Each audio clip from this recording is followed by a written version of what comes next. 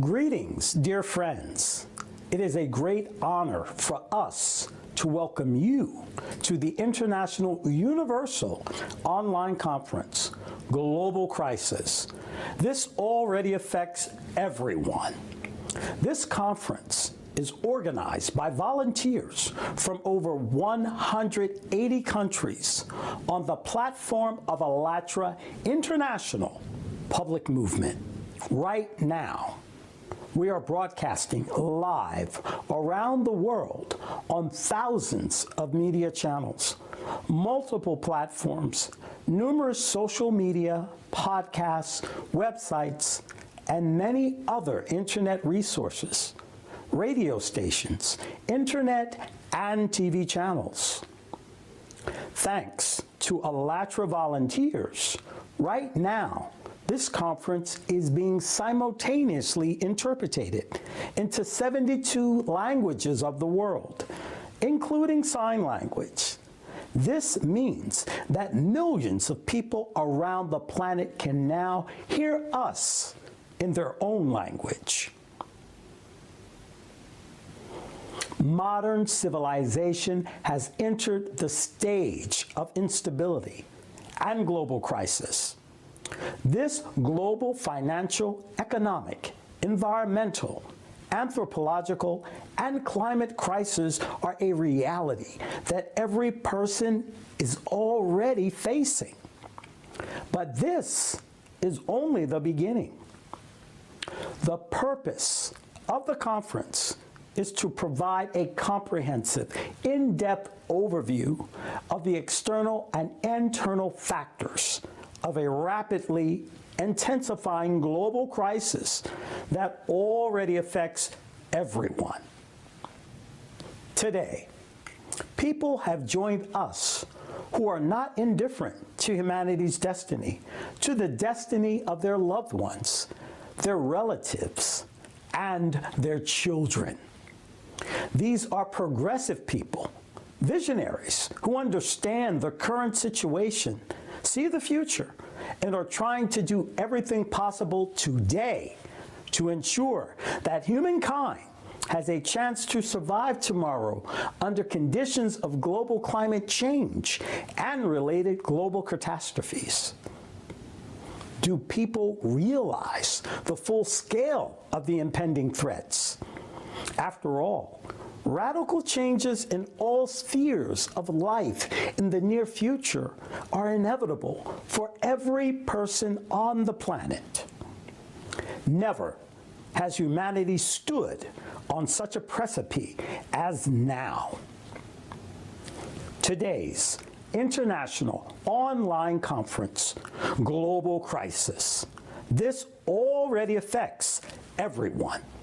Addresses urgent topics that every inhabitant on this planet will face in one way or another in the near future. Digital transformation, implementation of high technologies based on artificial intelligence in various spheres of world society, benefits and risks, the fourth industrial revolution, and the threat of mass unemployment.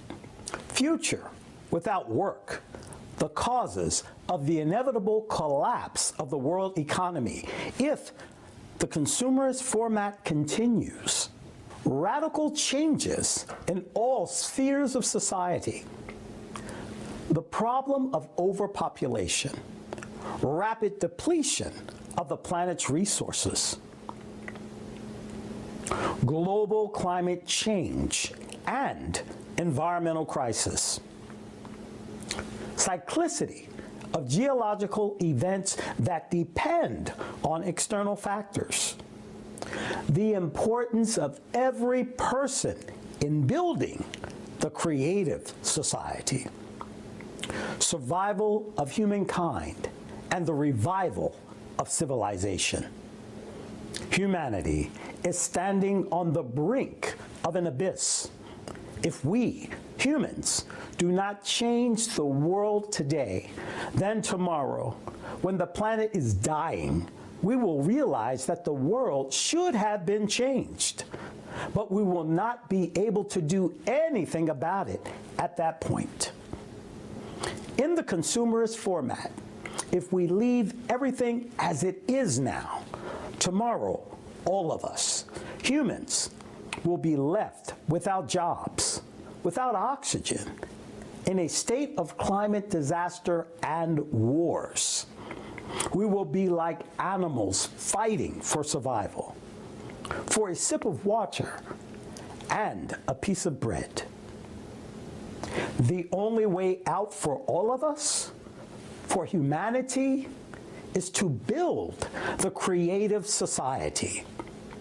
We need to change the format immediately because synchronization of natural cataclysms and the significant exponential intensification does not leave us with much time.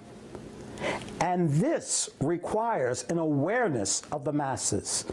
People need to understand what threats and risks they face and what kind of future awaits them tomorrow. Today, people themselves, volunteers from all over the world who have a reasonable view of reality, together with scientists and experts from many fields, will outline cause and effect relationships of various crises that already affect everyone, as well as the impending global catastrophe.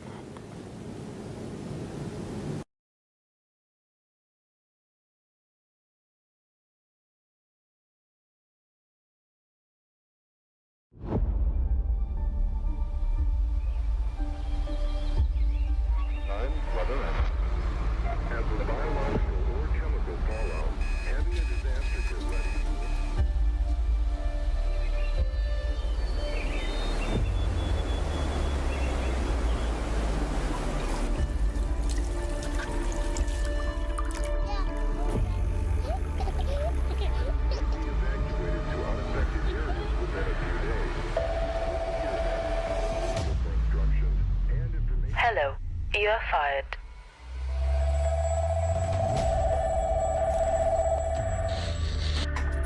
There has been a tremendous technical breakthrough in the world. Every day, neural networks are successfully replacing millions of people in all professions. The unemployment rate has reached a critical level. The planet's ecosystem is destroyed. The number of cataclysms is increasing every day. There are no safe areas left on the planet.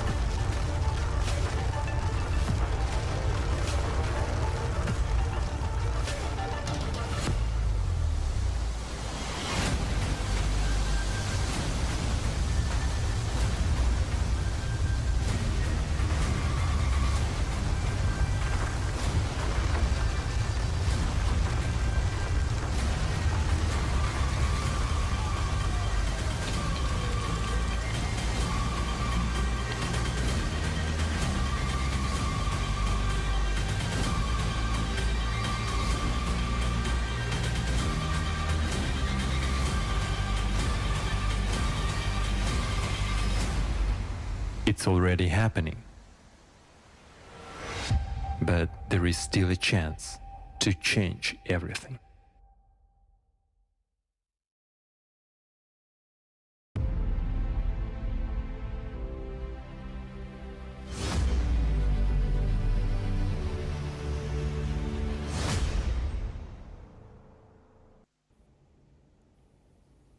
Greetings.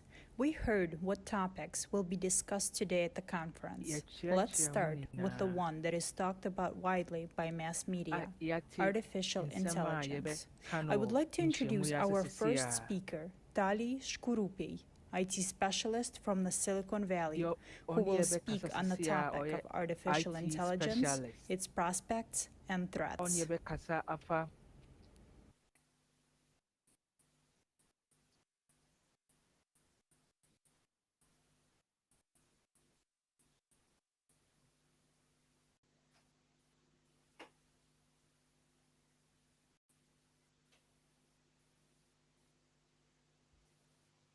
Friends, hello everyone from the Silicon Valley, California. This is the birthplace of global innovations and artificial intelligence, neural networks and machine learning. Being in the IT field for many years and getting in touch with IT specialists and AI developers around the world, I see a rapid breakthrough, and I see that the future has already arrived. In the field of artificial intelligence, I really understand that today we see tremendous opportunities and possibilities of AI. It creates medicine, drives vehicles, builds bridges, and manages manufacturers, predicts earthquakes, and this is only the beginning. It is hard to believe that 30 years ago, people did not understand the capabilities of AI and did not take it seriously. So just imagine 30 years ago when Garry Kasparov was playing his first game against artificial intelligence, he won 2 Blitz games in 1989, and it was considered as such a great victory. Triumph of a human mind over artificial intelligence. But of course, the situation changed dramatically when in 1997, the best chess player in the world, Garry Kasparov, lost to the Deep Blue supercomputer. And since then, no one can beat artificial intelligence. Well, chess is one thing, but let's take a look at such games as Go, where you need to use intuition, or for example, poker, where you need to know how to bluff. We can see that today, no one can beat artificial intelligence, even in those fields. But once again, no one could expect nothing like that happened just a couple of decades ago. So what makes artificial intelligence so smart? Well, it can master any skill, and any skill that we use as people, as humans, and all it needs is just data, information. So through analyzing many games, it understood all the possibilities. It calculated everything and figured out the best moves and patterns that human could not predict through centuries. And today, imagine how much it can analyze and how much it can evolve in any industry, going beyond human capabilities. It is easy for artificial intelligence to analyze yottabytes of data and deliver the best solutions to any problems, whether it's a drug formula or logistic route, navigation, synthesis of a new materials, anything. Let's watch a video with the vivid examples of the artificial intelligence and how it can change our life.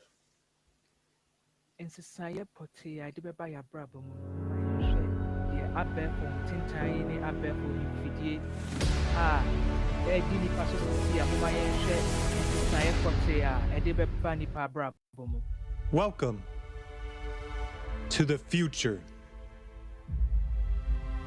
Already today, artificial intelligence has been able to synthesize a new antibiotic capable of killing bacteria resistant to the previously known drugs. A fully robotic network of eco-farms, 80 acres of farms under the control of neural networks, produced 300 times more food, consuming 97% less water than an ordinary farm. Meanwhile, autopilots with built-in AI were able to have the accident rate on the roads.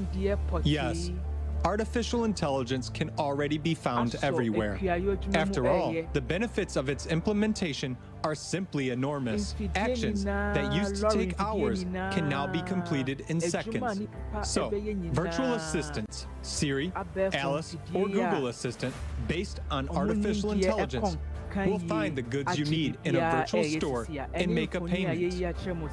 And an autonomous delivery robot, such as Digit, will bypass all obstacles and deliver your parcel safely. However, if you have not yet decided on what you need, neural networks are able to predict your needs and give the most beneficial recommendations in advance. Surrounding you with care and attention, artificial intelligence will look after your health. A smart mirror in the bathroom using algorithms for pattern recognition and visual diagnostics will give you recommendations on taking the necessary vitamins and doing exercises. And it will also do everything to improve your mood. Thousands of applications and sensors are designed to keep your pulse, blood vessels, blood pressure under control. ɛbɛsɔ bibie mu ayɛ ahyɛ wo nipadua ne ho banbɔ nyinaa. In the early stages and inform you in advance about the need to visit a doctor.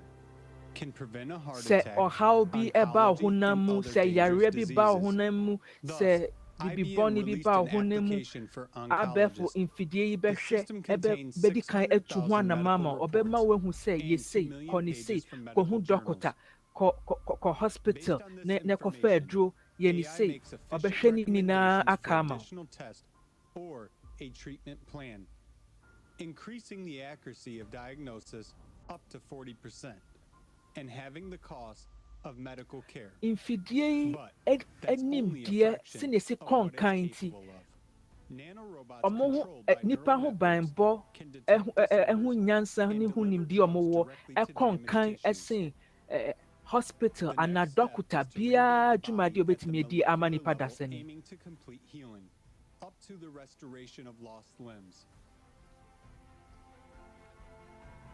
Sɛ onsa ati efiri hɔ krampo a abɛfo mfidie ahomatentan mu ɛne sɛnea ɔmo nimdeɛ si kɔnkan ɛbɛhwɛ sɛ nsa no atie firi hɔ onan atie firi hɔ sisi a wɔn aduru mpɛmpɛnsoɔ bi a wɔn bɛtumi ade wɔn nsa ne nyinaa ahyɛ ɛde wɔn nan nyinaa ahyɛ deɛ yɛhwɛ sisi a ɛyɛ Samsung foɔ mfidie a ɛkɔnkan a wɔde aba a ɛbɛhwɛ nipa banbɔ ɛbɛhwɛ nipa kankɔ ɛwɔ bibie mu wɔyɛ Samsung foɔ nneɛma yi bi wɔde kyerɛ sisi a.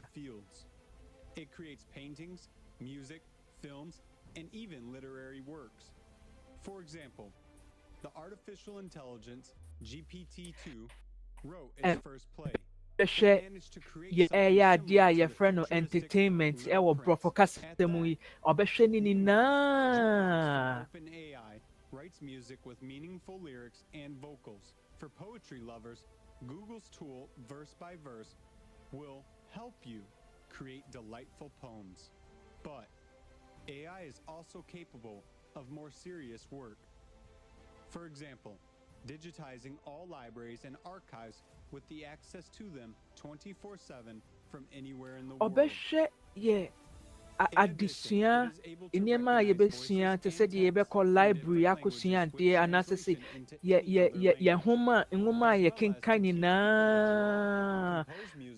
Mfidie a wɔn nimdeɛ ɛkɔnkan bebrebe yi nyinaa ɛbɛboaboa beebiara no ama beebiara adesua ayɛ bɔkɔɔ adesua sukuu kɔ ayɛ bɔkɔɔ.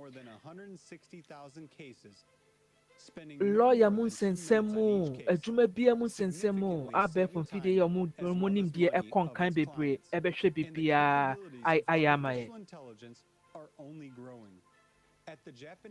Mfidie animdeɛ adeɛ kye adeɛ sa nyinaa na ɛkɔ n'anim adeɛ kye adeɛ sa nyinaa na ɔmo nimdeɛ ɛkɔ soro na ɛkɔ soro. sisi a adwumakuo bebree a yɛfrɛ no industries a nipa ɛyɛ adwuma mu hɔnom nyinaa sisi a abɛɛfo mfidie yi a wɔn nimdeɛ ɛkɔ nkan agye hɔnom adwuma nyinaa ɛɛyɛ a ɛnkyɛ nipa biara ɛnya adwuma ɛnyɛ ebiom. Is close to exponential, and that means that every minute the technology is getting better.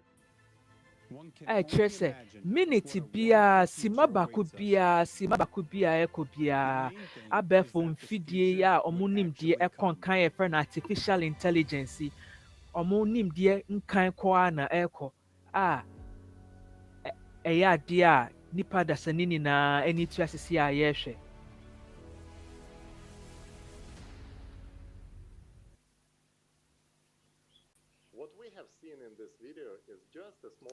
Adeɛ a yɛhu wɔ mfoni a yɛyi akyerɛ sisi a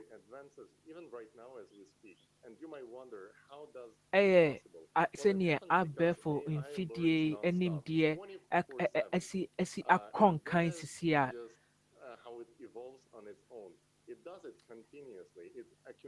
ɛna ɔma siesie no ɛwɔ kwan bi so a onyini mfidie nimdeɛ ɛɛkɔ so de biara da ɔma siesie mfidie sɛ ne nimdeɛ kan kɔ no ɛnkɔ so de biara sɛnea esidi ɛɛkɔ no ano yɛ den ɛyɛ hu kakra but ano yɛ den ne nimdeɛ no ɛɛkɔ nkan de biara da ebiara da.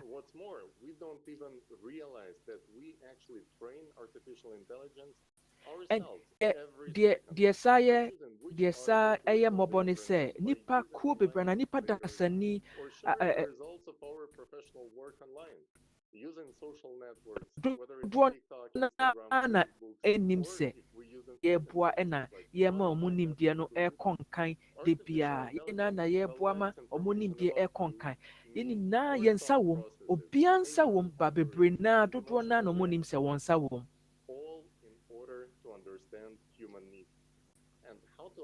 Our lives and make everything that we do much more efficient, much convenient and faster.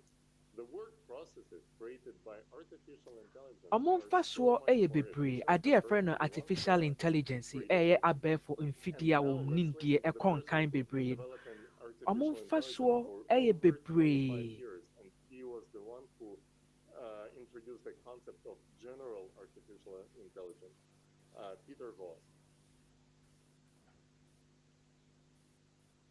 Let's check his vision of the future and prospects. Onya ne mfoni ɛda mfidie so sisi a ɛyɛ nipa baako bi a ɔhyɛ adeɛ ɛfrɛ no artificial intelligence abɛɛfo mfidie a wɔn deɛ ɛkɔ nkan bebrebe. Hello, my name is Peter Voss. I'm CEO and Chief Scientist of Aigo.ai. Odimo kan bebree ɔno na ɔkasa kyerɛ sisi a Global Crisis Conference, and I hope to be able to contribute. Super intelligence to me absolutely will happen. I mean, I firmly believe that we will have human level intelligence in terms of problem solving, and that we could have that pretty soon. And there's absolutely no reason why it should stop at human level. When humans then the intelligence can actually, I believe, increase quite quickly if there's enough, processing power. Nipa dasani given the right approach, we could easily have human-level intelligence in less than 10 years. It just takes the right approach, the right architecture. Nimdeɛ so betumi akɔnkan te sɛ deɛ abɛɛfo mfidie ɔmo nimdeɛ asi akɔnkan bebrebe saa no. Wɔ mfie du bi mu no nipa dasani nimdeɛ betumi akɔnkan saa sɛ yɛtotototo yɛn nneɛma mu bi a.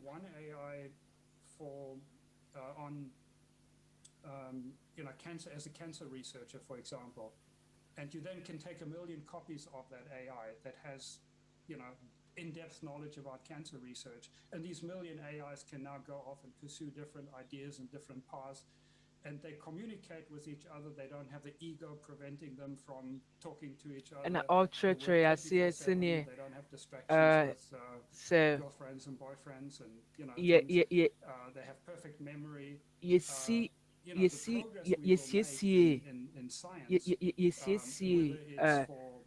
adeɛ frɛ no artificial intelligence yɛyɛ abɛɛfo mfidie a wɔn nimdeɛ ɛkɔ nkan sɛ yɛsiesie wɔn yie ɛwɔ yɛfa biribi te sɛ yarebɔne yɛfrɛ no cancer yare na yɛsiesie biara sɛ wɔn baako nhwɛ cancer yɛde nimdeɛ nyinaa ma no wie a yɛbɛtumi asa ayɛ no bebree ama ɔmahwɛ nyarewa yi ɛwɔ baabi bebree na ɔmasuasua nneɛma yi bebree na ɔmo kan kɔ ɛbɛyɛ ntɛntɛm ara because ɛfiri sɛ ɔmo nni adeɛ a yɛfrɛ no ego a ɛwɔ nipa dasani mu a wei ni wei bɛtwe asɛm baako wei ni wei bɛtwe asɛm baako ɔmo de ane sɛ ɔmo sua adeɛ ɔmo sua sɛ ɔmo bɛsi ahwɛ a ɔmo bɛsom nipa sɛ biribi saa na nkyerɛkyerɛaseɛ bi sei ɛna ɔmo de ma yɛ sisi a ɛwɔ abɛɛfo fidie Peter yɛda wase bebree sɛ wɔde abɛɛfo mfidie a wɔn nimdeɛ ɛkɔ nkan ɛnti aseɛ kakra ɛsɛde ama yɛda wase bebree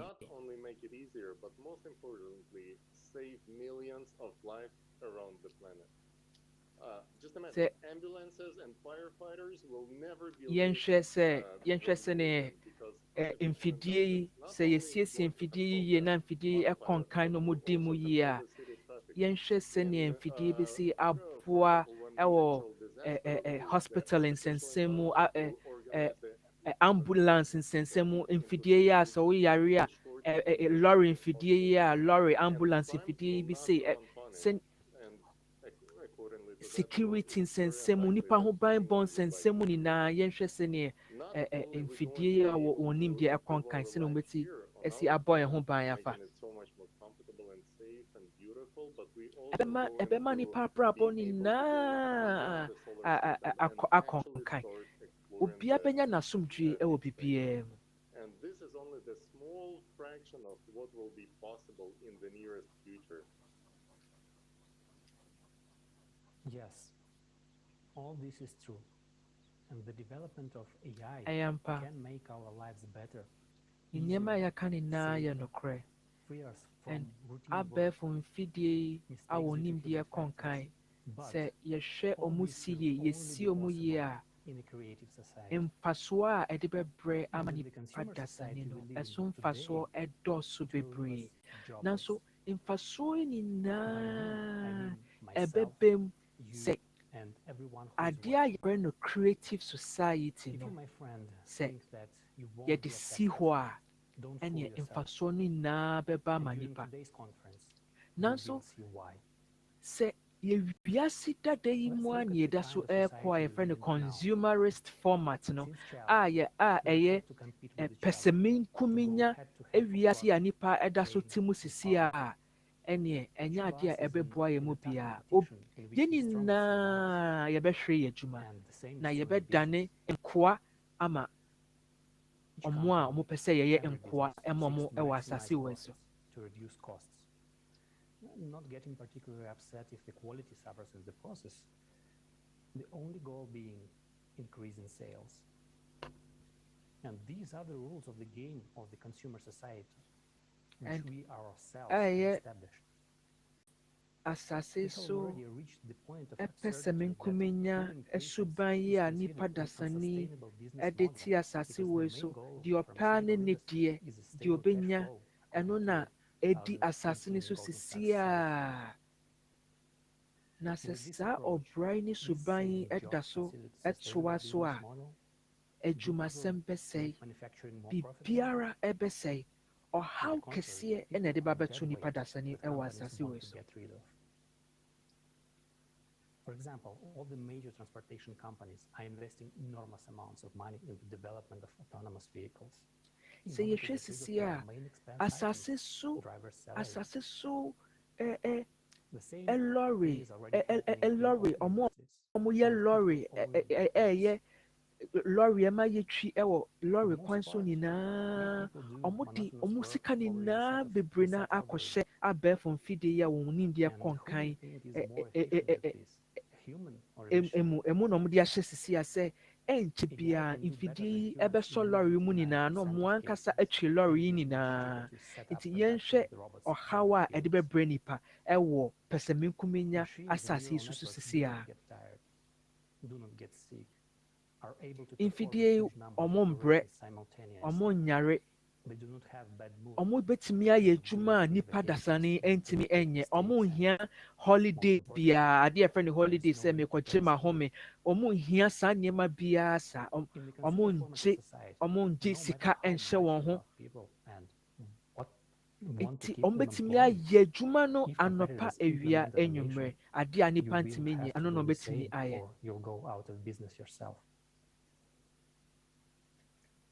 If you, my friend, think that by holding a managerial position, your services will still be required, don't deceive yourself. As soon as the AI starts to define tasks for itself, the need for managers will also disappear. Wowɔ adwuma kuo kɛseɛ bi mu a beebi a wowɔ no wodi mu wɔ mu enti no ɛnyɛ adeɛ a w'adwuma bɛhwerew ɛna anaa ɔkyena mpawtɔ bebree mɛndaadaa ho koraa na mfidie yi a yɛsiesie ɔmo a ɔmo bɛyi obiara bɛhwere n'adwuma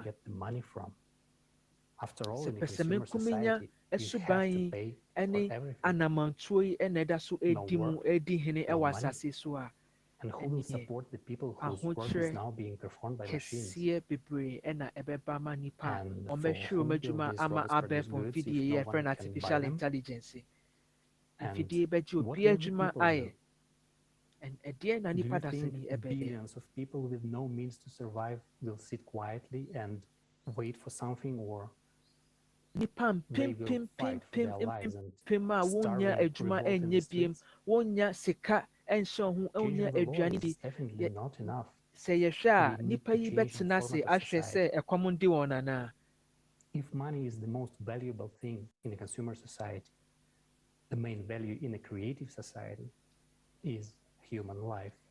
Sɛ sika your life, ɛna the life of ɛyɛ your children, deɛ your loved ehia ones. nipa bebree ɛwɔ pɛsɛmenkumenya What we are now talking about ewiase is a yɛkɔ yi mu a being already sɛ yɛkɔ discussed baabi a and yɛfrɛ no raised creative concerns among society specialists na in the field ɛyɛ of labor protection ewiase foforɔ yi a on yɛpɛ how sɛ yɛyɛ critical ma the obiara ho tɔ no unemployment na situation is onipa already and what onipa dangers nkoa await us in ɛna ɛyɛ connection adeɛ a with the ɛbɛyɛ widespread ɛbɛdi mu substitution of labor by ɛbɛdi machines. nkan ɛwɔ biribi Let mu us ɛwɔ hear asase from a Ivan ɛpɛ Andreevol, sɛ consultant to yɛsiesie the ɛma International yɛ nyinaa Labour sisi a. Organization.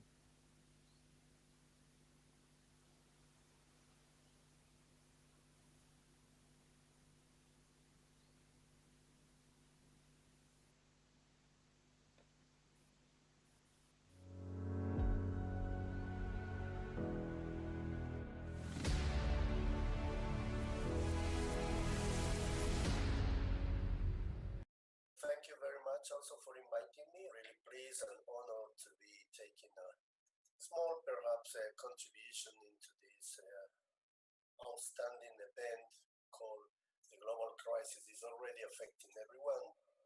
So with people living with already less than $3 a day, which is considered already poverty, now they're becoming the extreme poverty or the working poorest of the poor, earning less than $1 if ever. If you want to take a look a little bit quickly on which sectors or what activities are most likely to be affected or have been already affected by the introduction of new technologies, we are nearly 8 billion people living in the world. The half of it is already related to any activity in the agriculture, fishery, forestry, and food chains. So we have these numbers basically performing basic jobs. You'll see where the impact is going to happen because they cannot reskill themselves. They cannot upgrade their skills as easy saying is not enough to increase the levels of productivity. So it's the matter of productivity what we are talking here. When productivity suffers, that means you are more costly. And then if you are more costly, less efficient, that means you are not competitive. So if you face the competitor, you are in a less advantage than the other ones. So since the market system requires quality, but at the same time the right pricing. So when they got the cheapest, they go for it. So this race about price is the one that is bringing up into this issue. So there you go to see that artificial intelligence and Industry 4 and whatever technology we are talking as a replacement of human being force or forced labor, it will be taking place first in agriculture, in forestry, in other activities that are easily to be replaced. Then it will be in manufacturing. Why? Because manually done is inefficient and is expensive because I have to pay all of the salaries. I'm not supporting that. I'm just describing the situation where the technology might take place because it's easier. If let's say, if I can reduce from 2,000 workers in my company, so if I do automation in order to replace the human labor, I'll be definitely more effective, more efficient, and therefore more productive. So I will be cutting costs like no one else. That means a lot of investments would be put in that will demand financial resources, but in the other side, I will be needing less labor force. Every single activity or profession in the world is possible to be replaced. You know, at the end of the day, is how much money is being left in my pocket. That's it. That's business as usual. Meaning to say, I will replace any number of workers or people, professionals, whatsoever, if the profitability will show me positive numbers. That's it. We have to move from consumerism to a more creative way. And that is the creative society, I think. So that is what we need. It will take time, it will take efforts, it will take to work together, everybody. But it will start by one. It has to come from my willingness.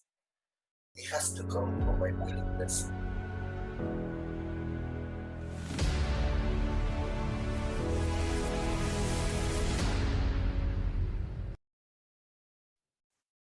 Thank you, Ivan. Indeed, in our consumer society, businesses are striving to replace humans with machines so that they don't lose out in the competition. And if you look at the situation in terms of improving products, machines will soon be doing absolutely everything better than humans. And no one will care about the people who will be out of work. Next, Dr. Thomas Straub, Professor of International Management at the Geneva School of Economics and Management, will talk about how the Fourth Industrial Revolution will affect all areas of human life and why we need to build a creative society in order for these technologies to be used for the betterment of every human's life and not at our detriment.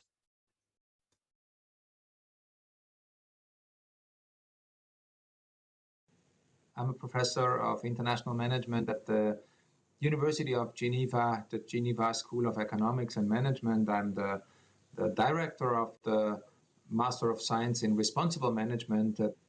I'm doing research in different fields, mergers and acquisitions, innovation these days, and wrongdoing also. I wrote different books in those fields and articles, and I'm in several boards. The impact, of course, of this Fourth Industrial Revolution will be on all types of systems, I guess. Will it be new governance systems on a macro level, such as the political system, but maybe also at the micro level, in other words, the governance within companies and organizations. I think it will challenge our economic system as such, but also the legal system and how we decide what is wrong and right, and the way how we learn and live and interact with others. Personally, I think we will need to learn and to actively influence the system in order to benefit mankind, and so that the system will be to the benefit of mankind and not against mankind. In other words, technology should be maybe used in our favor to protect the individuum, but also its rights, the norms, the values, and in fact, the systems, the decisions that are made should be inclusive. Governments, policymakers, organizations, but also the society at large, they need to actively take part and be involved in an inclusive way in this transformation process. As I said earlier, and in line with the values of the described project, let's say creative society, technology should be used in favor of human mankind, protect the individuum and its rights. So human rights are an important aspect in this development. Respect the norms, values, but also I think it should be inclusive. The decisions that we take in the future should be inclusive and respect all types of, individuals and ethnicities and types of people out there. Thank you, Dr. Straub, for emphasizing the fact that technologies should only be used to improve our lives. And let's not forget that AI is just a tool, and any tool can be used for good or bad. Today, AI specialists are actively developing self-learning systems in which they see the greatest potential. But what threats does this pose to us? Let's hear from the expert, Igor Novikov, head of Singularity U from the Kyiv chapter.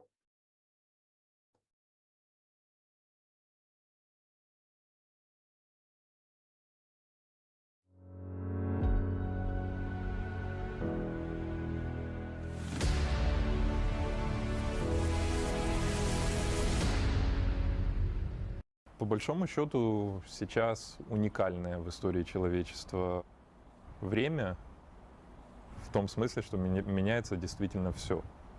И если мы говорим о рисках, то риски, естественно, как и возможности, находятся вот абсолютно во всех сферах. То есть вот пандемия COVID-19, она четко показала, что мы не готовы к медицинским вызовам. Последние вот данные последних 20 лет по изменению климата показывают, что мы не готовы к тому, чтобы реагировать на те последствия, которые вот грядут в очень близком будущем. С точки зрения социального строя, социальных институтов, в принципе, сейчас уже ставится под вопрос все. Самый вот привычный нам способ распределить благосостояние называется работа. А этот способ, он не защищен от автоматизации труда. Рабочих мест становится все меньше. При этом мы, по большому счету, к этому не готовились. У нас нет ответов общепринятых, а что же, собственно, с этим делать? Если мы не будем работать, то как нам кормить свои семьи, как нам потреблять, зарабатывать на жизнь, обеспечивать какие-то базовые и небазовые потребности. И по большому счету поезд уже ушел, а мы вот бегом его пытаемся нагнать сейчас. Вот, собственно, такая сейчас ситуация.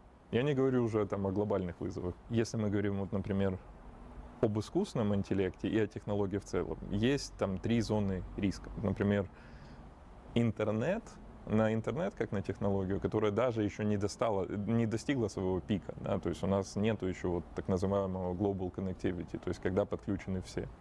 При этом интернет уже абсолютно поменял мир, и огромное количество как плюсов, так и минусов напрямую с ним связаны. И мы абсолютно о них не думали.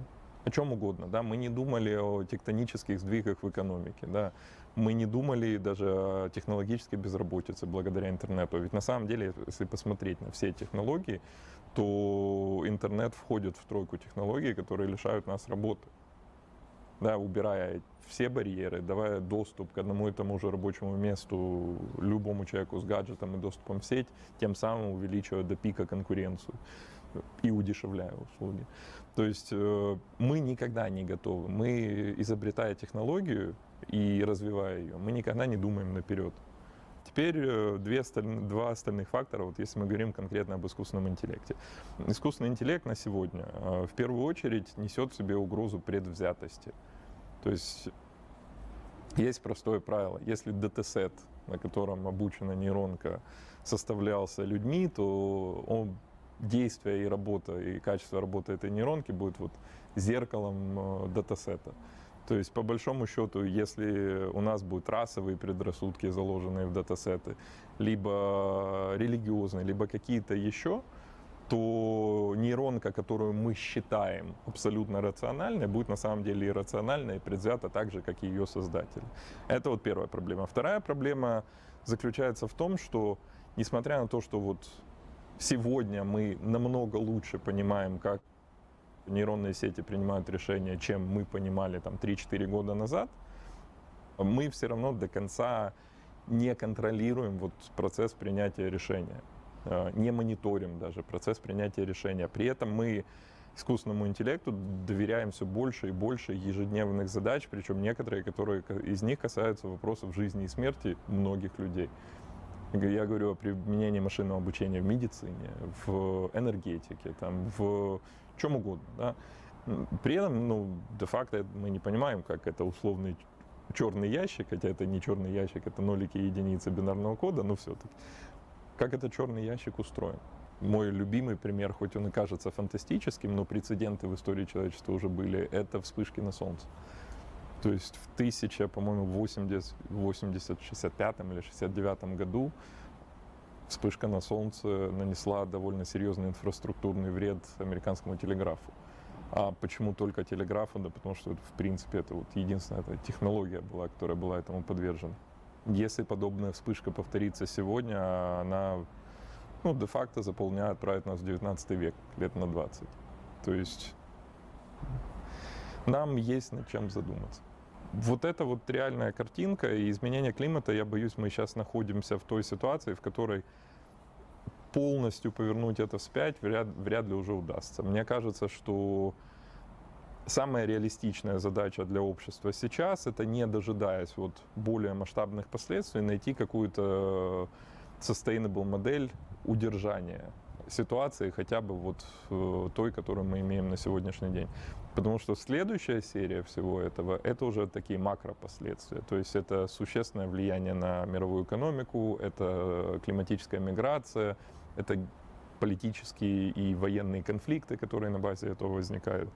Ведь по большому счету, представьте себе ситуацию. Есть, допустим, какая-нибудь среднеазиатская небогатая страна, где потенциальное там земледелие в какой-то той или иной форме и так не процветает. И тут вот климат меняется, климат становится, допустим, у них жарче, суше, и полностью добивает привычный уклад для людей, которые живут с земли. Да, будет голод, да, как мы видели в Африке там, в 90-х и так далее, но люди в нынешнем мире уже не будут сидеть и ждать голодной смерти, они будут двигаться, они будут идти за возможностью. И вот эта вот миграция, она приведет к довольно неприятным последствиям. Поэтому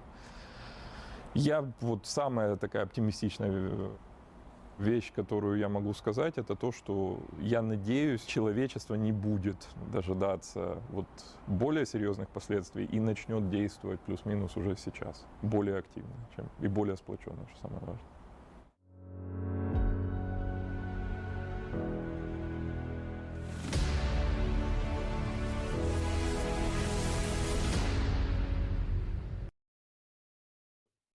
Thank you, Igor. I totally agree. It is time to act all together. And before moving forward, let me address some of the comments we see under the videos, under the live stream. And people are saying that why is scaring us? Well, friends, we do not scare anyone. We just tell the truth. We speak about what is reality already today. And I think it is important for everyone to know the real situation in the world and then take a decision with knowing how the things are in regards with AI and its development and what are the risks and benefits for humanity. And let's move forward. And Igor touched upon a very important topic of natural disasters and climate refugees. We will talk about this in more detail later, and in this conference, and the facts we will learn will make us rethink the world we live in. And looking at the rapid pace of AI development, we understand that many professions will be taken over by AI, but not only manual labor, also professions such as teachers, accountants, other office workers, and people will be left out in the streets. Although there is one field, professionals of which don't even imagine they can ever be replaced by AI. The irony is that they will be exactly the first ones to lose their jobs to AI. So, what field is that? Any guesses who that would be? Let's watch a short video with participation of Igor Mikhailovich Danilov about this.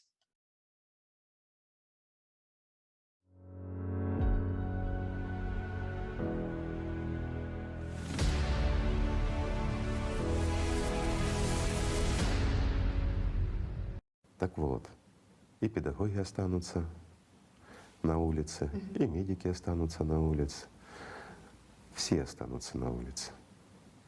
Почему? Любая профессия, она будет постепенно вытесняться и собираться везде, где есть прибыль, туда зайдет суперинтеллект.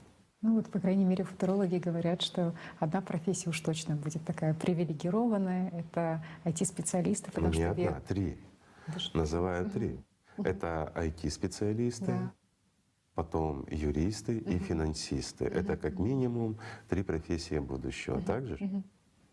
Друзья мои, первые, кто пойдут на выход, скажем так, культурненько, это IT-специалисты. Неожиданно. Неожиданно. Мало кто знает. А я скажу вот то, с чем сталкивается на сегодняшний день IT-специалисты. Те, кто начинали пораньше, хотя бы там лет 10 назад, ну, скажем так, свою карьеру, уже были IT-специалистами, программистами, ну, заслужили доверие, те сейчас востребованы, ну, люди вот знают, востребованы, они нужны, они всегда при делах. А молодежь, которая приходит, им уже сложновато найти профессию. Ну, пока еще очень много фирм, которые пользуются услугами, скажем, IT-специалистов. Но уже есть проблема. Почему? Потому что на сегодняшний день тот же самый суперинтеллект, а он, еще раз подчеркну, в десятках компаний. Есть крупные компании, есть умные компании. И они все соперничают между собой именно за то, кто первый создаст и выпустит его.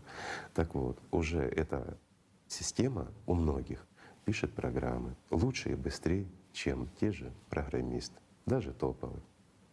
И многие люди уже видят, особенно задействованные в IT-технологиях, они видят, как появляются программки, ну, которые якобы написали люди. Но те, кто имеет доступ к этим кодам, они видят, они настолько логичны, эти коды, они настолько совершенны, что людям крайне сложно их прописать. Я понимаю сейчас, некоторые программисты, те, кто нас смотрит, скажут: да ну это невозможно, меня ж не заменишь.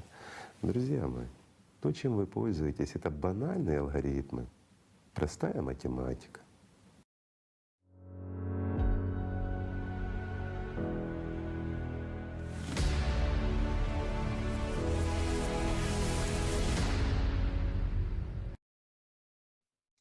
This might come as a shock to some of us, especially those who consider themselves irreplaceable.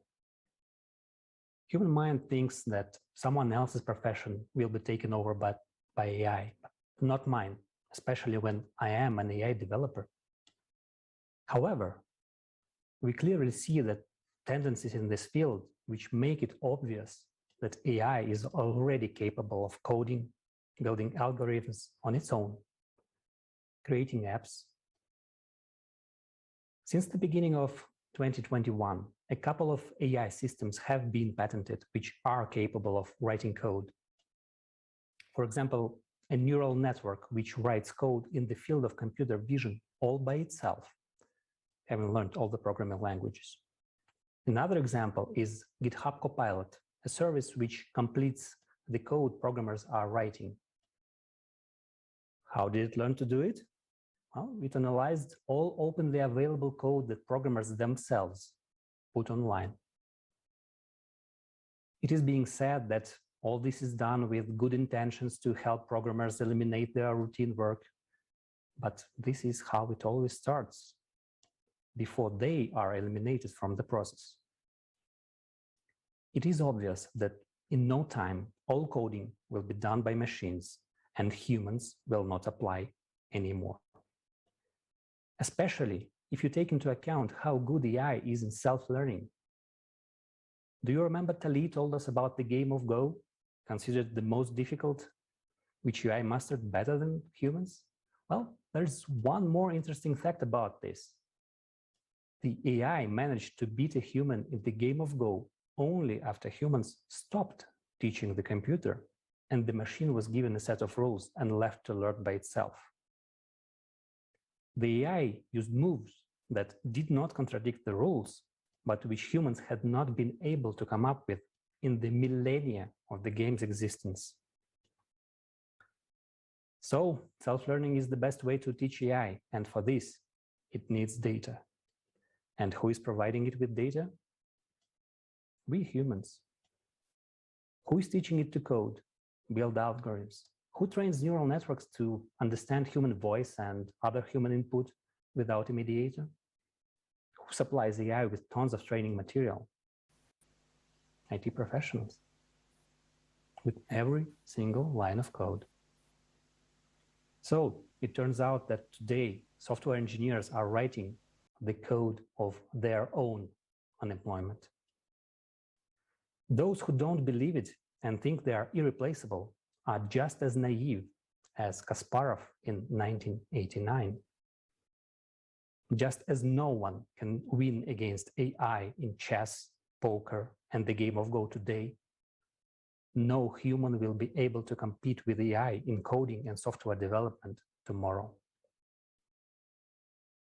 And as we mentioned, the development of AI is exponential. So this future is much closer than any of us can imagine. AI will develop perfect, error-free software faster, with no need to rest or pay, and the labor of the software engineers themselves will simply be replaced by a better performer, just as drivers are already beginning to be replaced by autopilots. Guys, let's not fool ourselves. The work is not being done. This work, the development of AI, is not being done to create players in the game of Go, but on the superintelligence that will control all the systems, meaning the whole world. What is the danger of this development in our society? After all, in a consumer society, everything belongs to someone. So the superintelligence will also have a master. And what intentions will this person have, given the animal rules of our society? We will touch upon this topic in more detail later in the conference. Friends, please do not think that we are against technological development. On the contrary, we urgently need highly developed technologies to cope with the coming climatic cataclysms. The only question is which form of society we will choose to live in. A consumer society in which we have no future, or a creative one where all achievements improve the life of every human being.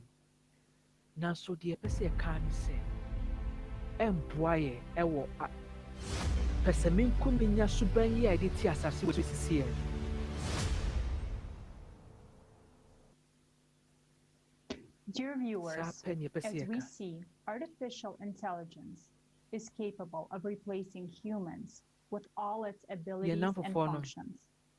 And in this block of the conference called Technological Unemployment, we will see what professions will definitely be taken over by AI and why. Trust me, you will be amazed by the technological unemployment. For example, do you think that music and art is something that AI is not capable of? Well, you are mistaken. Right now, let's watch a video clarifying the subject.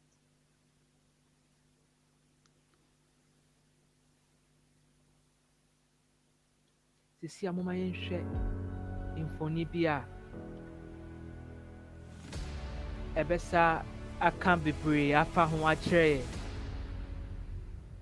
People are used to thinking that only a person can create, and the machine is incapable of it. The surprise is that this is not the case. Art and creativity for the machine was much easier than solving human problems. Scientists from New Jersey and California in 2017 developed the ACAN system, that is AICAN, which studies and creates fine arts. For the first time in history, people couldn't tell which paintings were made by an algorithm and which were created by humans. Can you tell the difference? Do you think artificial intelligence is able to create only paintings in an abstract style? No.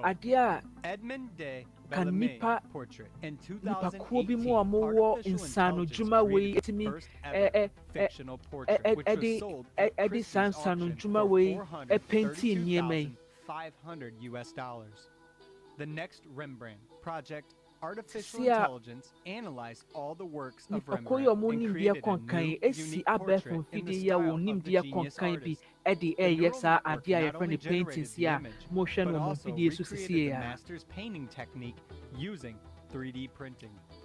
The robot has already learned to draw with the brush and paint like a human.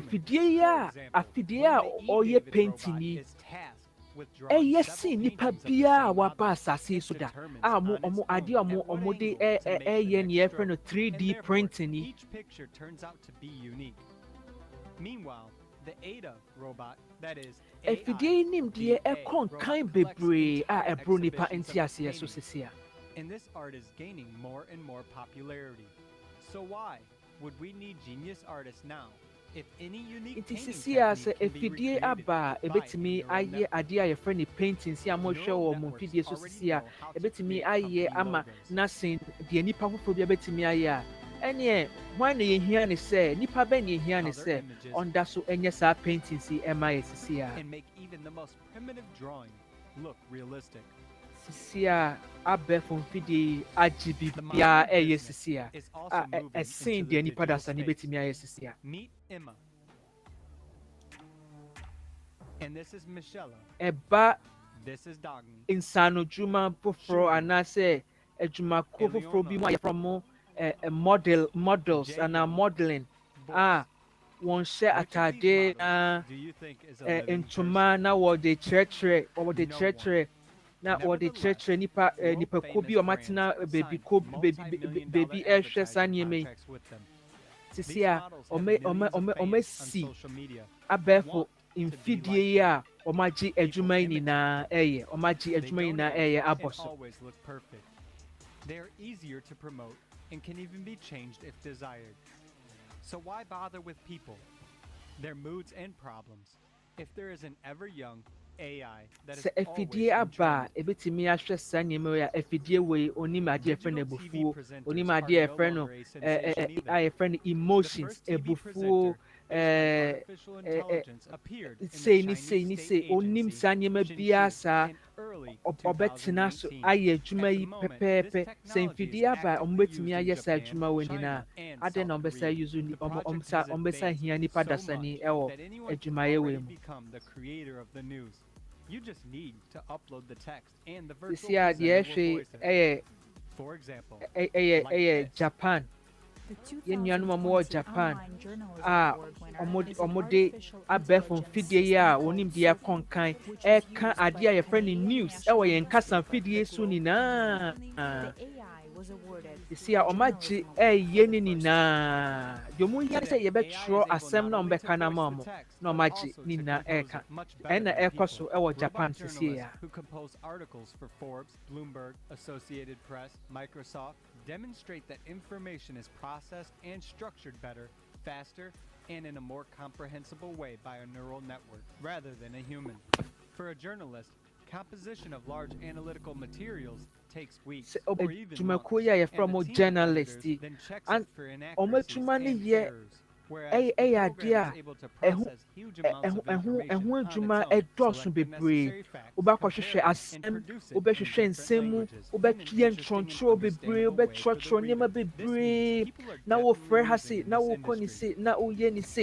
languages. Compressor head. Idea your friend artificial intelligence and na say mfidie abɛɛfo mfidie a wɔn nimdeɛ ɛkɔ nkan bebrebe ɔmo bɛyɛ adwuma yi bɔkɔɔ ɔmo wɔ ɛkwan a ɔbɛfa so a ɔmo bɛboaboa nsɛnsɛm nyinaa no de ayɛ ɔmo adwuma yi nyinaa ɛyɛ adeɛ bi a ɔmo mbrɛ ho koraa sɛ yɛhwɛ Germany sisi a abɛɛfo mfidie a ɔmo nimdeɛ kɔ nkan yɛ from artificial intelligence ɛna ɔmo agye adeɛ a yɛfrɛ no entertainment agodie ɛnomtoɔ ɛna ɔmo agye hɔ afa a ɔmo agye a ɔmo yɛ sisi a ɔmo de gyegyegyegyegye amansan ani ɛwɔ Germany sisi a. No musician will be able to compete with AI.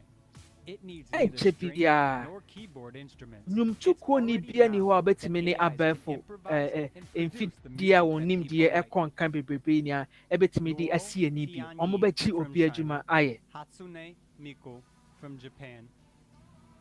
China for DB ni Japan for DB ni South Korea for DB ni abɛɛfo mfidie a ɔmo nimdeɛ kɔ nkan a yɛfrɛ mo virtual singers a ɔmo gyegye nkurɔfoɔ ani ɛwɔ beebi a nkurɔfoɔ ɛbɛhyia anigye bi a yɛ nkurɔfoɔ ɛkɔ hyia sɛ ɔmo agye ɔmo ani ɛna abɛɛfo mfidie ɔmo agye nyinaa ɔmo yɛ a yɛfrɛ no borɔfo kasa mu sɛ virtual entertainment ɛno na ɛrekɔ so sisi ya.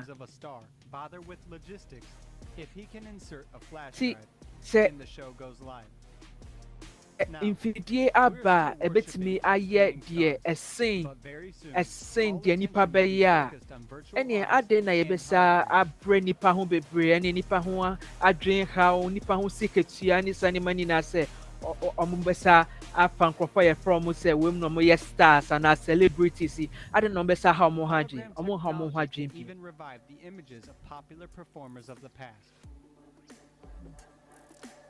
Adeɛ a yɛfrɛ no hologram technology a yɛkyerɛ aseɛ ɛwɔ yɛ kasa mu te sɛ abɛɛfo mfidie yi a wɔn nimdeɛ ɛkɔ nkan a sɛ obi ani hɔ biara kora bi mu obi ani asase so bi mu a wawu kɔnkɔnpo a wɔmɛtumi de saa mfidie yi asa de na esiesie ne bi pɛpɛpɛpɛpɛ ama na adi dwuma te sɛ ɛnwomtoɔ anasɛ agodie biara mu saa ɛna mohwɛ nkurɔfoɔ bi ɔmɛwuwu ebi yɛfrɛ no Frank Sinatra, Tupac, Michael Jackson ɔmo nyinaa ɔmɛwu kɔ nanso ɔmo mfoni na yɛhwɛ yi a ɔmo sa ɛto nnwom ɔmo gye nipa ɔmo ma nipa gyegyegyegye nkurɔfoɔ ani. A Canadian YouTube blogger replaced the face of the main Henry Cavill with the face of Hollywood actor Hugh Jackman in several scenes of the series The Witcher. In TikTok, fake accounts of stars created with the help of this technology have already appeared. One of them is Tom Cruise's account, and this is the TikTok. In 2021, a science fiction film TV so infonia yeshe called Erica. You see abɛɛfo mfidie ahyɛ sɛ ɔmo ayɛ from stars ne celebrities nyinaa yɛtumi de abɛɛfo mfidie esiesie ɔmo pɛpɛpɛpɛpɛpɛpɛpɛ ɛwɔ TV so mfoni mfidie yi a aba sisie ya. Already knows how to create realistic monologues based on the text, masterfully imitating anger, sadness, joy, or interest. I can see this hurts, but I had to tell you sooner. Forget it. I trusted you. But if you look at it... You never listen. You don't listen.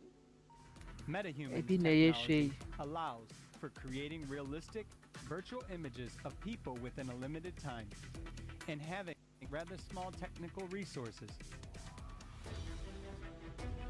This video no akonkai video no ekomenim omonim die ekonkai because machines can do it too. Omonim die ekonkai bebre ema enyema omotimi eyesisia no ebro nipa adwene ntiase so. Face swapping and imitation of facial expressions. It took Benjamin only 2 days to edit the film. Benjamin also wrote ɛnkyɛ biara ɔmo bɛgye adwuma no nyinaa ayɛ afiri nipa dasa ne nsam deɛ yɛhwɛ yi ɛyɛ onipa bi a ɔtumi ayuzu mfidie yi ɔtumi ɛde mfidie yi ɛtwa tv so mfoni ɛma nkurɔfoɔ de yɛ adeɛ ɛfrɛ ne movies ɛne entertainment a nipa ani gye ho bebree na ɔmo de yɛ ɔde ɛda mmienu ɛyɛ 2 days nda mmienu pɛ ɛna ɛyɛ adwuma no nyinaa nanso ɛnkyɛ adeɛ ɛfrɛ no artificial intelligence anaa mfidie a wɔn nimdeɛ ɛkɔ nkan ɛbɛgye saa adwuma wɔ nyinaa ayɛ. That previously only humans were capable of, then how quickly and easily can it replace all others?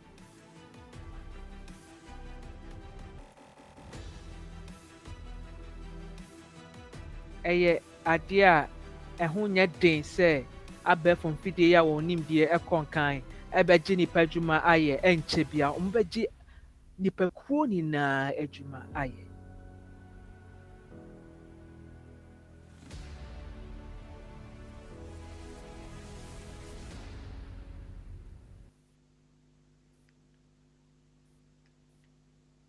So is my job as graphic and web designer will be gone too. Still, each of us thinks right now that another job can be replaced by artificial intelligence. Majuma meye a yɛde abɛɛfo mfidie yi a ɛna esiesie ɛwɔ abɛɛfo mfidie yi so yɛfrɛ no computer graphic design ɛne saa nneɛma nyinaa ɛnkyɛ biara nso mɛhwere m'adwuma ɛfiri sɛ abɛɛfo mfidie ɛbɛtumi ayɛ adwuma yi ayɛ ne yie asensɛn na mmea nkasa. Unique paint strokes. Create paintings in any style of genius. Yɛhwɛ wɔ video no mu sisi a sɛ abɛɛfo mfidie yi ɛbɛtumi ayɛ deɛ ɛsen deɛ obiara bɛtumi ayɛ. A ɔsa yɛ ne ntɛntɛm koraa sen deɛ nipa dasani bi bɛtumi ase ayɛ. Sɛ ɛba artist o, ɛba supermodels o, ɛba actors o, ɛba deɛ from celebrities ɛne stars nyinaa o. Abɛɛfo mfidie yi a wɔn nimdeɛ kɔnkan yɛfrɛ no AI anaa artificial intelligence ɔbɛtumi ayɛ ne nyinaa sen nipa dasani nyinaa ɔbɛsesa biribiara. They will come out every week with the best AI actors, na yɛba baabi yɛfrɛ no movie industry ni mu a ɛyɛ sinitwa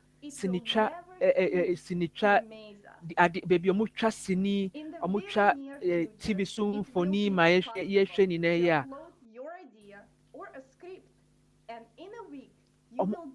mfidie yi ɛbɛsa yɛ ne ntɛntɛm na ɔmo bɛyɛ ama no ayɛ papa asens deɛ ɔmo yɛ ne sisi ano na is a drone to film the area and the AI will do the rest. But what will Stallone do and the whole entertainment industry? This is just the beginning of all of AI. And it's not even super intelligence yet.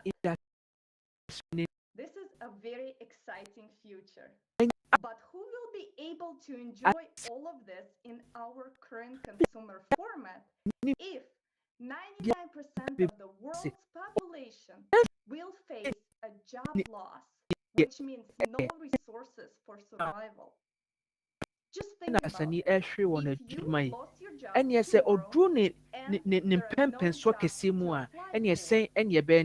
what would you do? We won't be going to the AI concerts or movies. Join on our gallery or other we won't even have money for food or shelter. We will eat each other alive in order to provide Kampo a yɛde bɛtɔ aduano yɛnyɛ yɛnya adwuma ɛnyɛ ɛnyɛ sɛ yɛbɛkye yɛn ho awe saa na ɛbɛba. Thank you, Olga. It is true that consumer Olga yɛda wo ase leaves us not with ɛyɛ nothing nokorɛ but paa hopelessness. sɛ Dear Asamin viewers, kumenya before I introduce abrabo our ye friend next guest consumerist speaker, format. I would like to remind you Emfa ade that the papa next bia part mbre. of our event will be Ye dedicated nuanu to the amoshe. topic of climate Ansa crisis. na ye de The information and facts that we will show are vital and serious ansa na ye for all de people to know. de toa so ebe As bremo we no. will talk about the true danger that our humanity is Ye be facing. kasa kakra Our next afa. speaker, Svetlana Golinskaya, General Director of the Mediatek Company, Ye be will kasa tell us afa. about the importance of having one Ye be common kasa goal afa. and what awaits us if we keep the Or current how vector of kesia. society. Svetlana, Baby anyeme the floor kui is yours. ede be breni padasane nina. Svetlana Kasamayenti.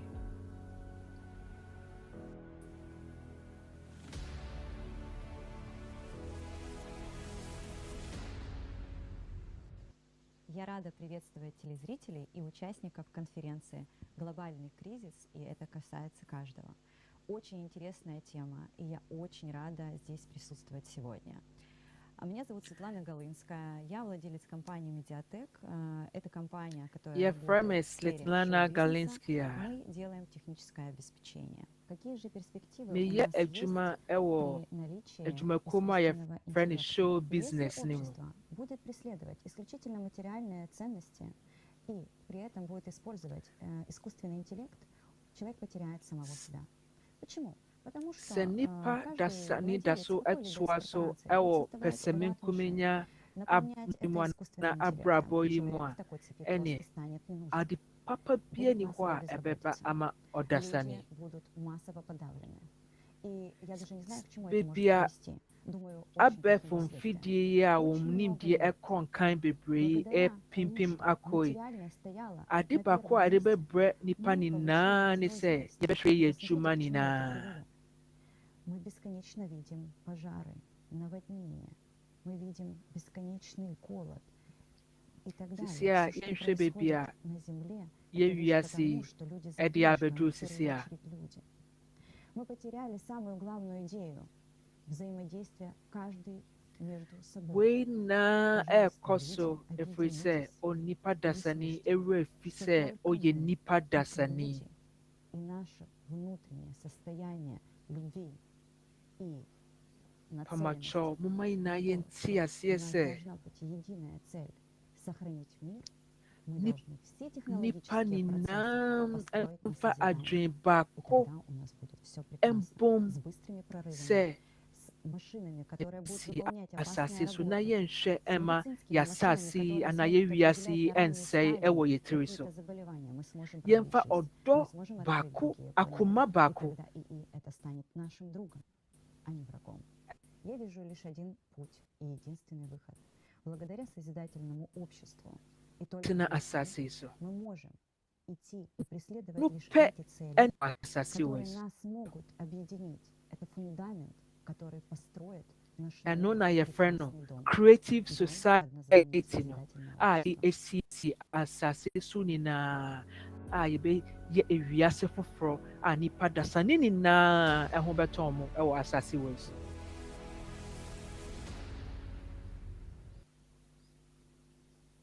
Thank you, Svetlana, for these sincere words. We truly need to reach Svetlana, our common aim, the creative society. And of course, we can do this by being aware of our responsibility. And our next speaker will tell us more about this topic. And now I would like to welcome Dr. Yvonne Thompson, President of the European Federation of Black Women Business Owners, founder of the Women Trade Global Dr. Talks. Yvonne Dr. Akwaba. Thompson is a fellow of the Royal Society Dr. for the Thompson. Encouragement of Arts, Manufactures, and Commerce. So my name is Dr. Yvonne Thompson. I'm based in the UK.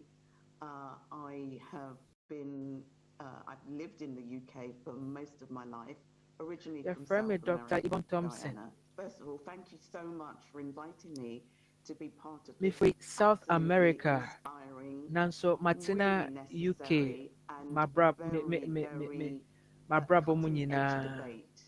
and discussion. You know, what you ladies are doing it's just an amazing opportunity to bring so many different people from so many different backgrounds globally together to talk about a really important question. So, looking at the very first topic, I just feel that right now, the challenges and the crisis that humanity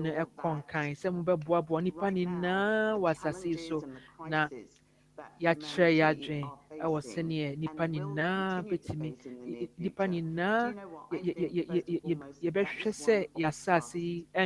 first and foremost, it's one of kindness, and it's one of caring, because until the world learns to trust each other, until we're in the position of trusting each other, until we're in the position of caring for each other, and you know, thinking about what is each of our place in humanity, we're heading down a very, very dangerous road. I think there's, for me, there's something called personal social responsibility. Until everybody learns what their personal social responsibility is, the world will not be able to move forward in the way, certainly, that I think it should, in a kind and caring manner. Well, I think, you know, everybody has to take their place in the world moving forward, and it's up to the individuals what responsibility, what they're passionate about, what they want to see happen. And, you know, the more we get on the side of good, it's the better.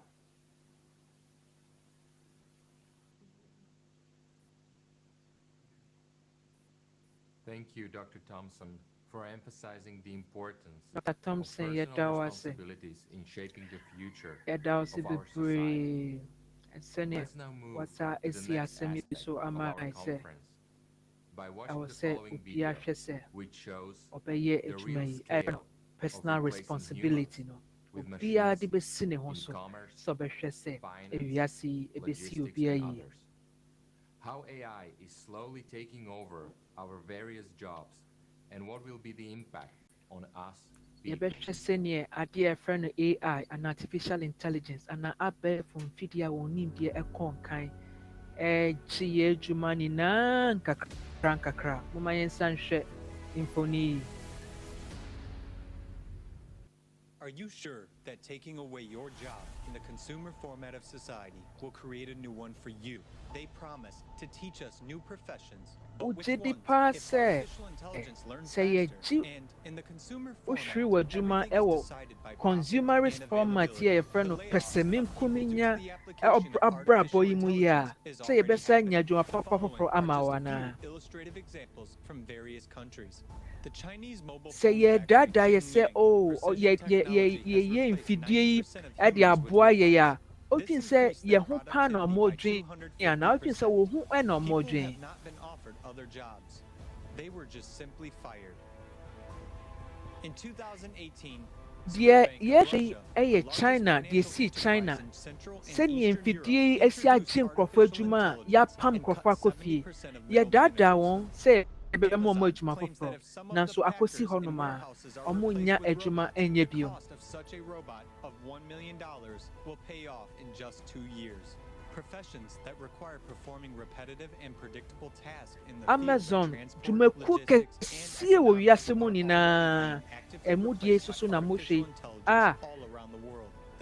beebi a yɛfrɛ no warehouse anaa storehouse a ɔmo boaboa nneɛma nyinaa no ɛhɔ na abɛɛfo mfidie agye adwuma yi a ɔmo ɛyɛ. Has launched the world's largest container ship capable of transporting 480,000 tons of cargo. The main functions of the vessel are controlled by artificial intelligence. The world's largest modern port, Shanghai, Hong Kong, Rotterdam, and Long Beach, hundreds of thousands of containers with virtually no human involvement. ɛde nneɛma efiri ɔman baako ɛkɔ ɔman foforɔ so a etu kwan ɛwɔ nsuo ɛno na asisi a apɔ fidie ɛna etwi ne nyinaa. Yɛndwen wo nhyɛ o ɔmo a na ɔmo ɛyɛ adwuma nkane ɛwɔ beebi a sisi a mfidie agye adwuma nyinaa ɛyɛ nyinaa sisi a sɛn ɛna ɔmo hyɛ brɛ ɛteɛ wɔn ayi nyinaa yɛndwen ho. Volvo and Scania companies have presented models of completely self-driving cars, which do not even provide a place for drivers. Sisi a lorry a ɔmo ankasa etwi wɔn ho adeɛ a yɛfrɛ no car ana lorry a ɔnkasa ebetumi etwi ɔmo ho ɛfa kurom mu nyinaa ɛna aba sisi a abɛɛfo mfidie yi a ɛna etwi ne nyinaa. Yɛba yɛ bank soso a beebi a yɛde yɛ sika to anaa yɛyi yɛ sika efiri ɛnyinaa sisi a ɛhɔnom nyinaa abɛɛfo mfidie mu a ɔmo yɛ. It allows you to manage accounts, buy gold, and analyze real estate investments using virtual reality glasses. Banks benefit from the use of artificial intelligence, and they expect to save up to $500 billion by 2023. Abɛɛfo mfidie yi a ɛna yɛhwɛ deɛ ɛkɔ so ɛwɔ China so yi a banks a ɛwɔ sɛ nipa dasani ɛyɛ adwuma ɛhwɛ nneɛma nyinaa abɛɛfo mfidie asɔ adwuma mu na ɛna ɔmo yɛ. And makes no errors. Unlike other industries, banks are not burdened with expensive factories, manufacturing plants, mfidie yi ɛyɛ wɔn adwuma pɛpɛpɛpɛpɛpɛ te sɛ deɛ nipa dasani bɛyɛ ne deɛ but ɔsa kɔnkan sɛ nipa dasani ɛfiri sɛ ɔnyɛ adeɛ a yɛfrɛ no mistake ɔtutu bibia yie ɔhwɛ sɛ bibia bɛsi yie. Beeline uses the Robbie robot for accounting. He checks more than 90% of cash documents in 3,000 telecom stores and replaces the work of 101 accountants. Robbie is constantly developing, and today it can work even with complex documents for the installation of equipment and the commissioning of fixed assets. Already now, only one bot can work instead of an entire accounting department.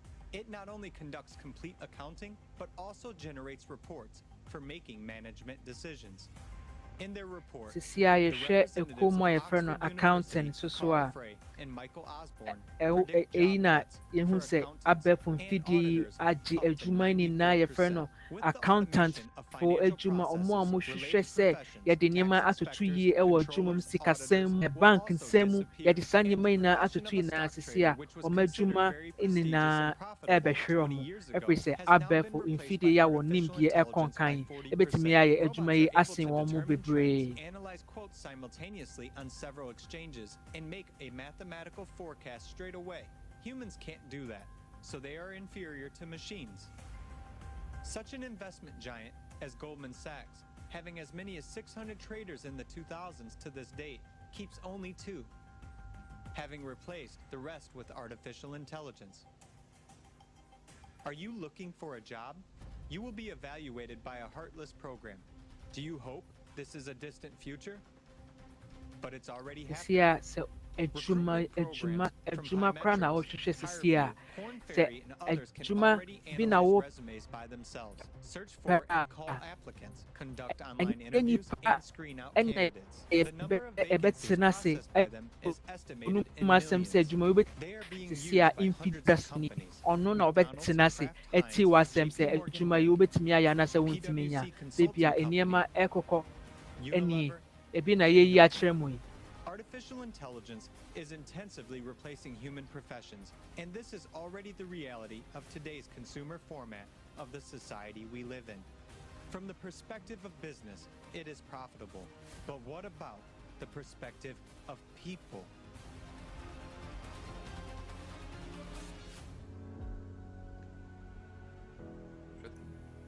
Abɛɛfo mfidie ɛde mmirika dedenden agye nipa nyinaa adwuma ayɛ ano yɛ den. Friends, ano yɛ it's den ma nipa shocking to dasani see bebree. how the income of certain companies grows, while we will be losing our jobs and staying without any income.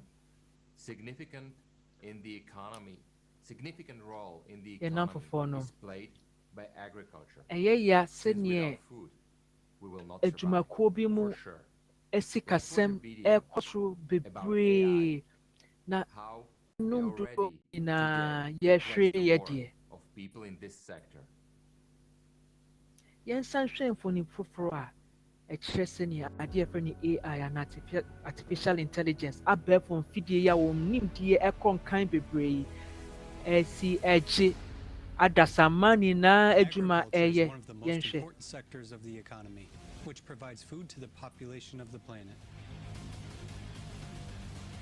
Until recently, it was the most labor-intensive industry, employing about 1.5 million agriculture. Okuyayo edwuma people employed in agriculture.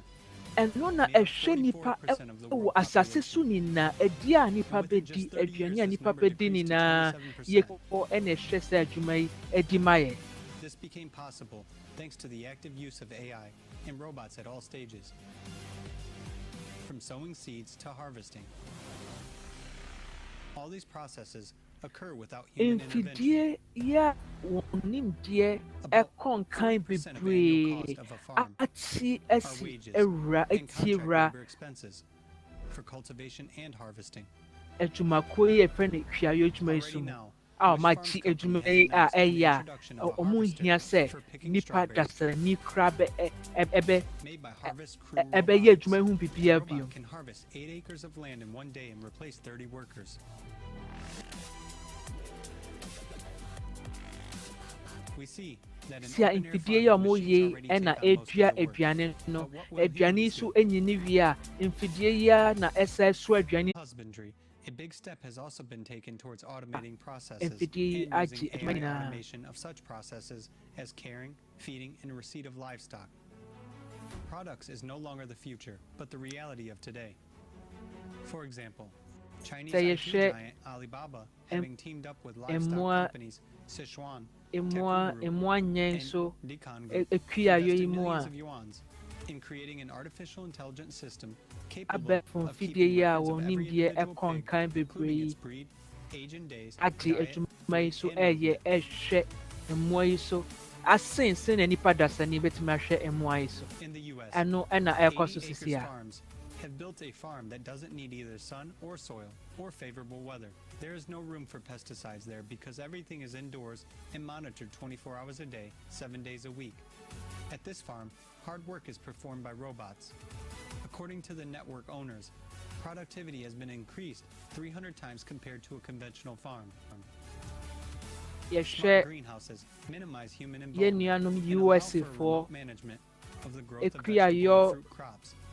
Ebi mu a ɔmo ahwɛ aduru bi mpɛmpɛnso bi a ɔmo hia nipa dasani krampo ɛwɔ hɔ no ebi na yɛhwɛ yi ɛna yɛfrɛ bi mu aeroponics, aquaponics, cow farms ɛyɛ ekuayɔ foforɔ bi a mfidie yi a wɔn nimdeɛ ɛkɔ nkan bebree ɛde ba asase so sisi a.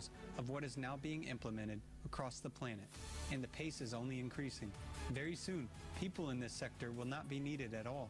In this regard, we can what should 1.5 million people do? Abɛfo mfidie a wɔn nimdeɛ kɔ nkan ɛde ɛkɔ yi ɛgye adwumakuo yi ɛyɛ onipa dasani bia ɛnya adwuma ɛnyɛ ɛwɔ kuayɔ adwuma yi mu bio.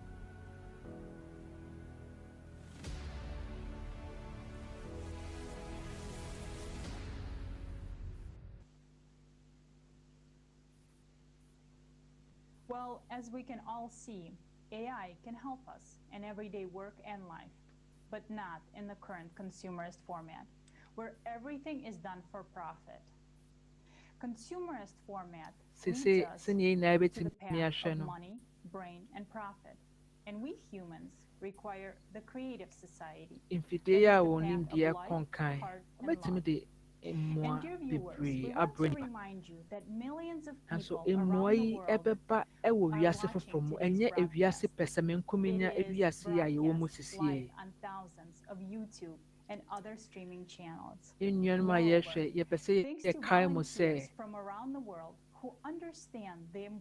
dwumadi a mohwɛ yi ɛɛkɔ so ɛwɔ abɛɛfo nhoma tentan so bebree wɔ ewiase nyinaa a yɛkyerɛkyerɛ aseɛ ɛwɔ kasa ahorow bɛyɛ sɛ 72 a so ɛɛkɔ ɛwɔ ewiase afaana nyinaa to discuss global problems and crises. Because only sɛ yɛnyinaa together can we yɛbɛte find sɛ asase so solutions. nyinaa ɔhaw And we kɛse all want berɛ peace and anaa happiness. atɔreyɛnkyɛm And together we a can create ɛka this world. obiara mmere a yɛwɔ yi Now, let onipa us nyinaa listen to aso what bɛte our na next yɛate aseɛ speaker na thinks yɛhu about sene it. bɛsi ɛto ɛho Dr. anammɔn. Ishak Calderon Adizes, Doctor of Philosophy, founder and CEO yɛkasa of ma the foforɔ a Adizes ne yɛbɛka Academy sɛ of ɛna Management. yɛka ne ho asɛm Dr. akyerɛ yi. Adizes, I pass the word to you. Dr. Adizes, kasa na yɛntie.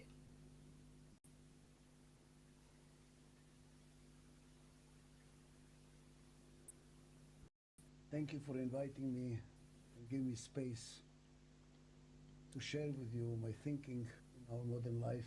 Let's review ɛdase civilization. bebree sɛ wama History me of civilization. mama or me humanity. mama me kwan sɛ me ne mo nkasa na me so menkyerɛ m'adwe kakra nkyerɛ mo. And the strongest chimpanzee was a leader. Then we became a nomadic society.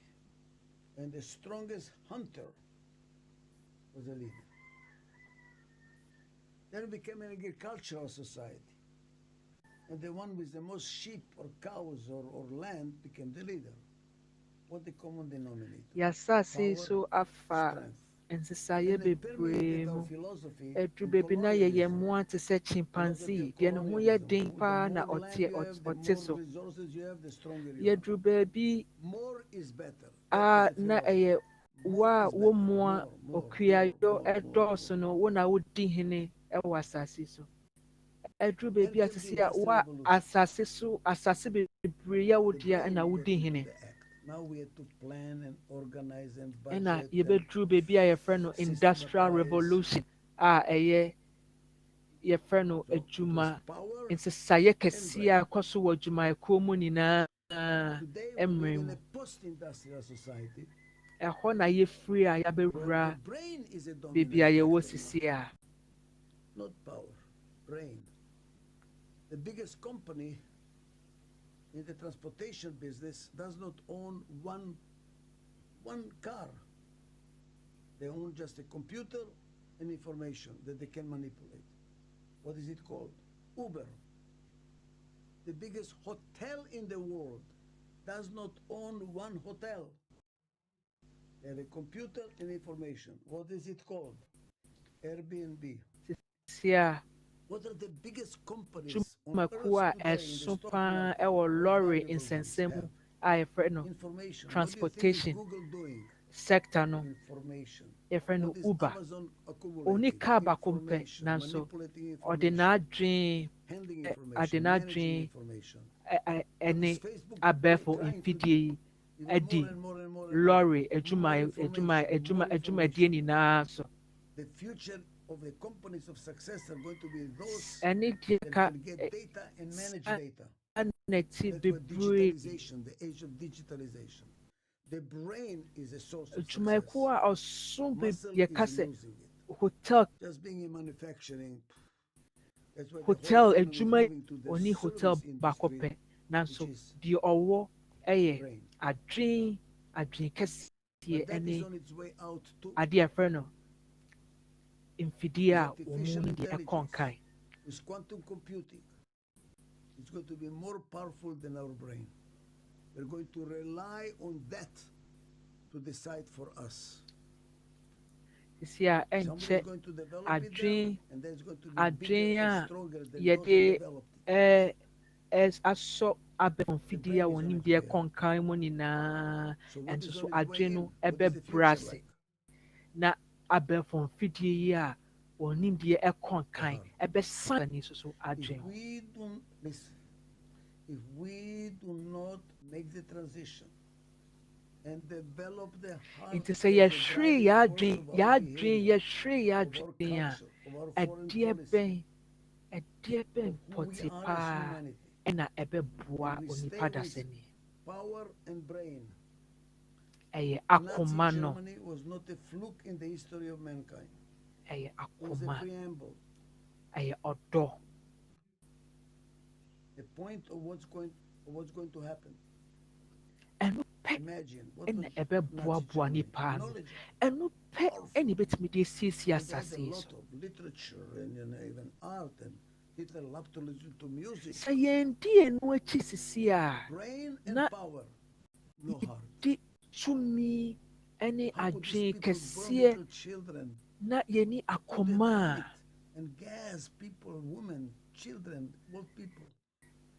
Brain, power, no heart. So if we continue as humanity, more and more into the brain, more and more into the power, stronger and stronger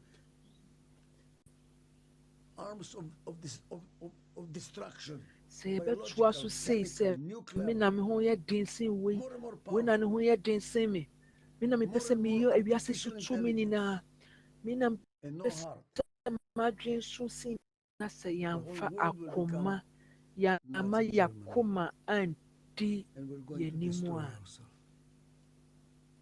ɛneɛ awiase nyinaa bɛyɛ te sɛ dwen asen mmerɛ bi abɛsen akɔ sisie a mmerɛ bi yɛtwam saa na yɛwiase bɛsi akɔ na yɛbɛku yɛn ho nyinaa wɔ asase wɔ so millions. The 21st century, more and more powerful. Mmerɛ mu na yɛku yɛn ho wɔ apem mu ɛyɛ 19th century 20th century na yɛku yɛn ho mpempempempem mu ɛyɛ millions nti sɛ yɛnkasa yɛnhwɛ sɛ yɛnsesa saa suban yi a ɛne 21st century a yɛwura mu sisie yi ɛnyɛ mpempem a ɛyɛ billions ɛna yɛbɛku yɛn ho ana What is it called? Love.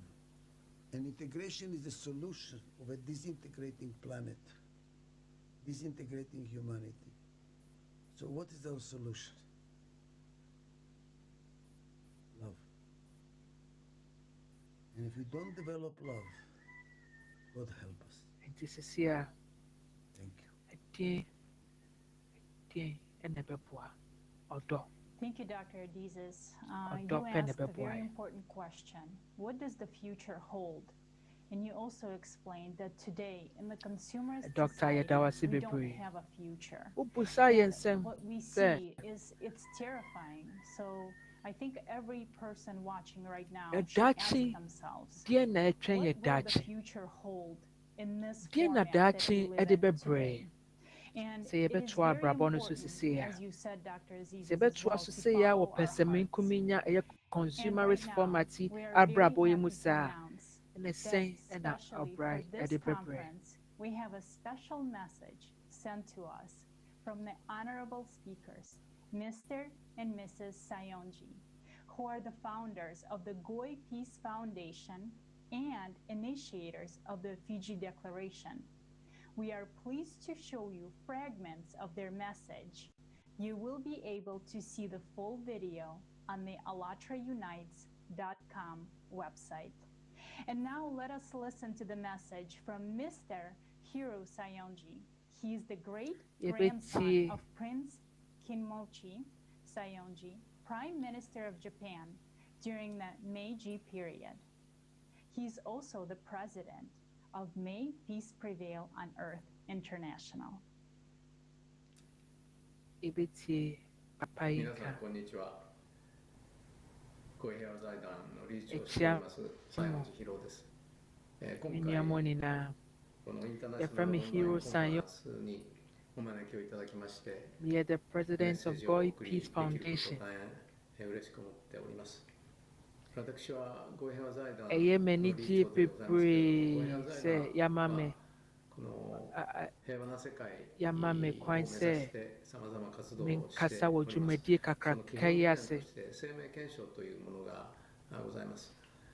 より具体的にどのような形の平和っていうものを我々が目指していくべきかということを述べております。その中で4つの原則というものがあります。1つ目は生命の尊厳、sɛ yɛbɛhwɛ sɛ nnipa nko a ɛbɛdi mu wɔ asase so nyinaa. 大自然の感謝と共生、そして4番目が精神と物質の調和ということであります。 principles ɛnan wɔ asɛm no nyinaa mu. Sɛnea deɛ ɛdi kan yɛ of the creative society というものと同じ方向性にあるというふうに感じます。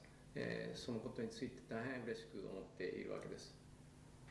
ただ私たちはクリティカルマスということを信じています。クリティカルマスというのは、deɛ ɛdi so mmienu, deɛ ɛtɔ so mmiɛnsa, deɛ ɛtɔ so nan nyinaa ɛkasa ɛfa sɛnea ɛbɛyɛ a yɛbɛnya yɛn ahodeɛ wɔ asase so na nnipa nyinaa tena ase wɔ dɔ ne ahofadie kɛseɛ mu.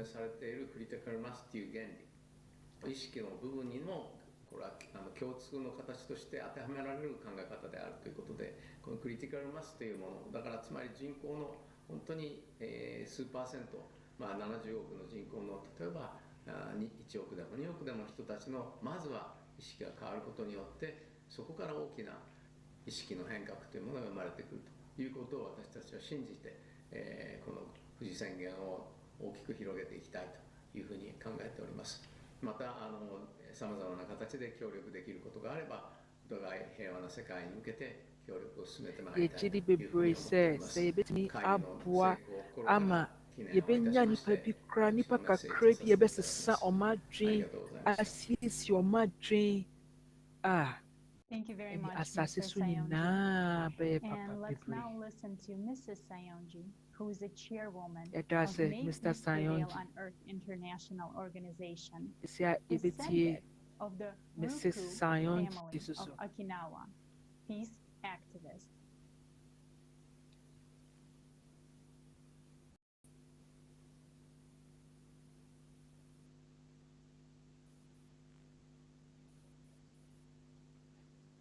皆様はじめまして。私は日本人の西園寺正美でございます。この度はそちらのその招待をいただきまして一言というお礼をいただきましたので、今私は自分で思ったことを皆様方とシェアしたいと思います。一番大事なことは人間一人一人が何か、それは自分全人類一人一人が言葉が国が違えようが人種が違えようが民族が違えようが宗教が違えようがみんなhonhom baako ɛyɛ spirit ɛna ɛte nyinaa yɛ mu. Ɛmfa ho ne kasa a yɛka, ɛmfa ho ne adwene a yɛdwe, ɛmfa ho ne sɛnea yɛ nipadua asi tie anaa biribi a yɛwɔ asase yi so. Yɛn nyinaa yɛ nipa baako ɛwɔ asase wɔ yi so. もともと人間は神様のその分け命ですから、本当に全ての才能や全ての無限なる技術や無限なる能力や愛を持って生まれてきている。平和を作るのは大統領、その国の大統領でも、それから首相でも、それから勉強したすごいその博士でもないんです。人類一人一人が自分自身を見つめ直した時に一人一人が変われば世界も変わるし政府も変わるしみんなが変わっていくんです。これが私の皆様方とシェアをしたいことなんでございます。今日は皆様方のこういうお願いができて大変に嬉しく思います。これからもどうぞよろしくお願い申し上げます。Ana wiase sɛ yɛsesa a wiase nyinaa bɛsesa. Thank you, Mrs. Sayonji. Yɛda mo ase It bebree. is essential for us as Mrs. humans Sayonji, to yɛda wo evolve ase bebree. and take responsibility for ourselves. Ɛyɛ So let us deɛ proceed hia sɛ to the nipa following dasani aspect of our conference, ɛbɛnyini na wasesa the medical sphere. ɛbɛboa asase so People who are nyinaa. involved in it are saving our lives. One of the requirements of the development of a person is to have a high-quality healthcare. Let's see what kind of innovations we already have in healthcare in the following video.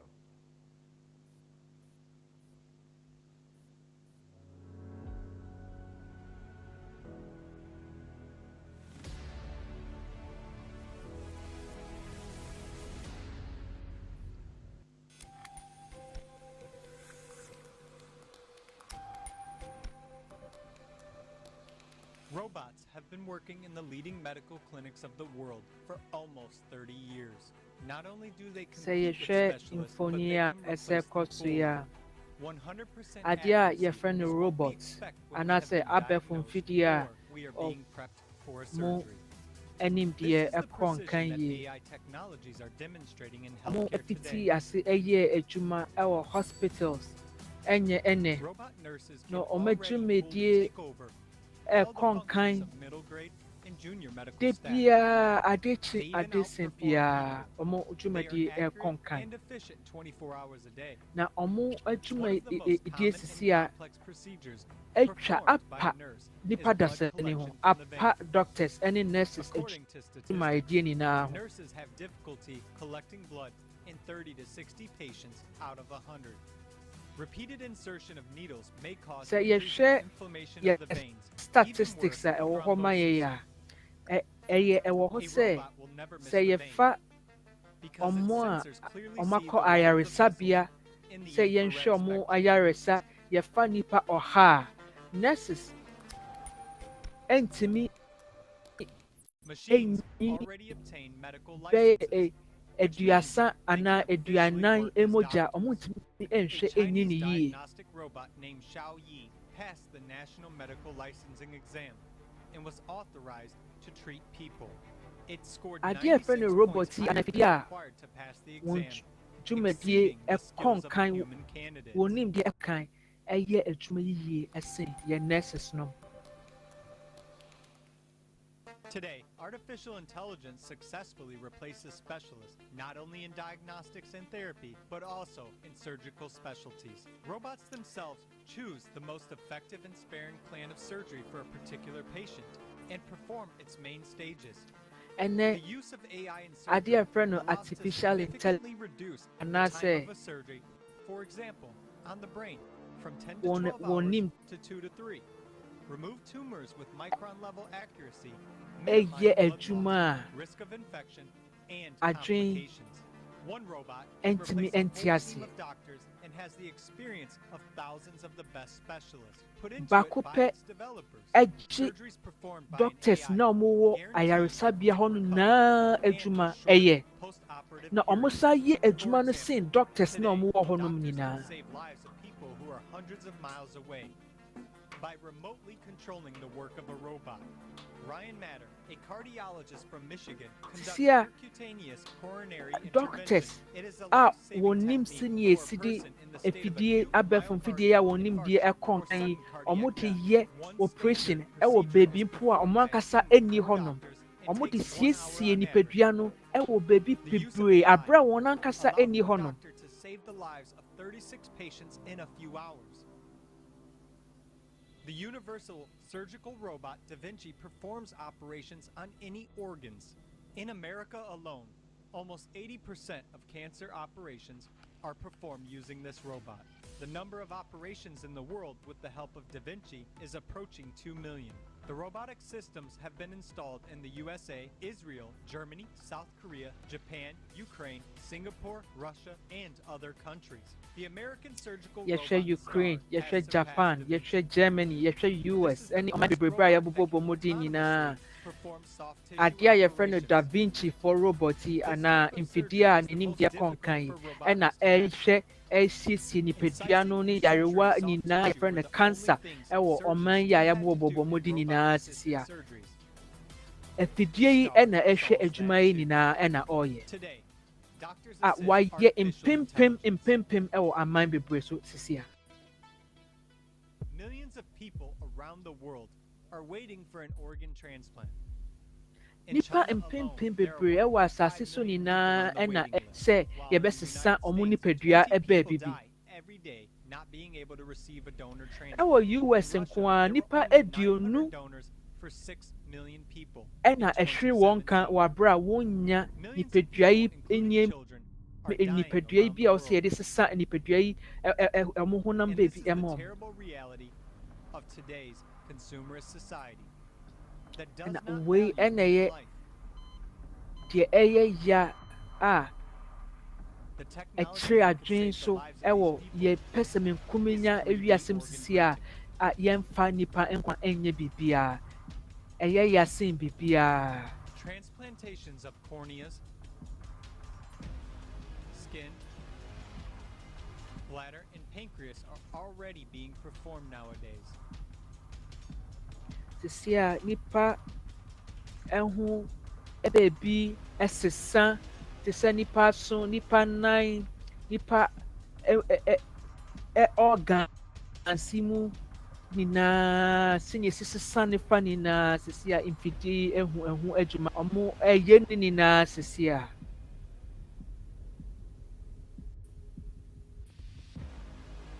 The question is, why aren't these technologies being implemented on a mass scale? We're introducing technologies to destroy each other. Asemne say, But we are in no Adena yenye sa those infidie ya ebe sisa nipa brabo ebe hwe nipa ayaresa nyina adena yenye no bebre enko ewiase asase so nyina nanso ye de be ku yen ho ana ye de be sa yen ho de eye ne bebre sa ene ne asema e wo se nyina yetimi busa yen ho sisia. They affect the body at an atomic and molecular level. They perform microsurgical operations with high precision, remove blood clots, close wounds, perform fast and cheap diagnostics of diseases on the cellular and molecular levels, and efficiently deliver drugs to hard-reach areas of the body.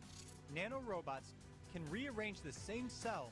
Adia ye friend nano robots eno so eye infidie ya wonim die ekon kan bebre enho asem ena ye tie. They are also able to assemble their own copy, that is, they can propagate. Nanorobots can both restore and destroy the human body. It depends on the specific program they receive. Imagine, you just drink a glass of ordinary water, and there are doctors, nanorobots in it, which you will not even feel. And consider that you have visited a diagnostician, a therapist, and a surgeon of the highest qualification at once. Since moving around your body, they will not only diagnose you painlessly and unmistakably, finding the cause of inflammation, but they will also eliminate it and completely restore the functions of your body. The cost of making these nanomedics is only a few cents, and it takes only a couple of minutes to assemble. And it's an alternative to any doctor who takes years and enormous amounts of money to train. So, there are already more than enough technologies capable of replacing any medical specialties as effectively as possible. And they are rapidly developing. But, in the conditions of the consumer format of society, the use of these technologies will lead to the fact that people who were saving our lives yesterday today will be left without work and without means of livelihood.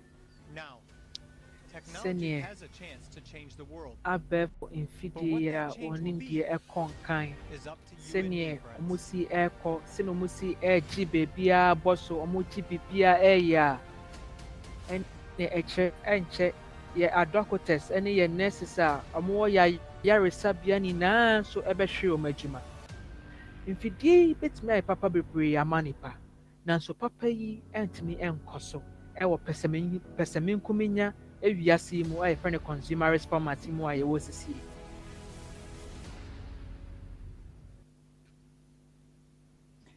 The technology we just saw is absolutely incredible, but there was a good question asked, what will happen to this technology in the consumer society, and will it be available to us?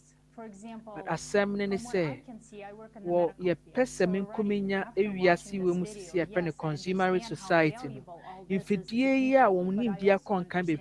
but I also understand that many medical professionals, including myself, will be left without a job. And what do you do in the format that we live in? Where do we go? And this is very important that we think about it today.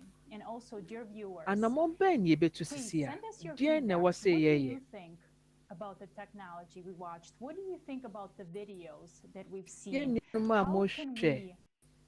What can we do with all this technology? How do you see the future of artificial technology in it? We would love to hear from you. You can send us your feedback and info at allatra.tv, and you will see the email address on the screen. And then later on, we will post your feedback and your understandings on the Allatra TV website. And now, our next speaker is our good friend, Dr. Jeffrey Long, who's a radiation oncologist, best-selling author of Evidence of the Afterlife. Dr. Long has participated in our conference in the past, and it's a pleasure to have him here with us again. Dr. Long, I pass the word to you. Doctor.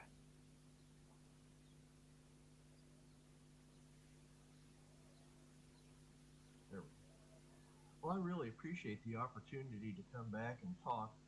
I'm a physician practicing the medical specialty of radiation oncology, which is the use of radiation to treat cancer. I am a friend of Dr. Long. In the over 35 years that I have been practicing, I have been very impressed with the increasing computer capability, including development toward artificial intelligence in my medical practice. Enum ewo ayaresa ejumabia yimu ejuma yimu na me hunyema bebre ne efidie ya abefo fidie ya woni die konkan bebre konkan ewo jumadie mu no eye ni kanso bebre. People are being treated with fewer side effects during treatment, and as a result, they're having less long-term complications than was ever possible before. Sisia ayaresa amansan ana nkrofo eje ewo robot insemu anase AI insemu anase mfidie ya wonim dia konkan insemu ama omo yaresa no akonkan bebre. As we've heard over and over, artificial intelligence certainly can take away existing jobs in the medical field and others. We all need to be aware of this likelihood. We need to be prepared to respond appropriately for those whose jobs are lost due to the development of artificial intelligence. I'm concerned that some people in the artificial intelligence community have said that, well, if you lose your jobs as a result of artificial intelligence, you can just provide economic support for those that have lost their jobs. Well, this completely misses the point. As a creative society, as many people as possible must have meaningful careers that they find meaningful and purpose to contribute beneficially to society as a whole. This is important for each person's sense of well-meaning. It's important for their psychological and spiritual wholeness, and really just simply distributing money to people who lost jobs due to development of AI really isn't to take away from that sense of their meaningful contribution to society sɛ obi hwɛ n'adwuma a yɛa yɛwɔ adwuma yi yɛbɛhwɛ ɔmo a mohwɛ ɔmo adwuma a anka ɛno koraa ɛde ade papa ɛbɛbra. Constructively working in a vocation that fits their interests, training, and experience. I think people really don't want a financial handout in their lives. They want meaning in their life. It will be a vital to find appropriate jobs for those who lost their jobs due to the progression of artificial intelligence. Now, I'm certainly also very concerned about the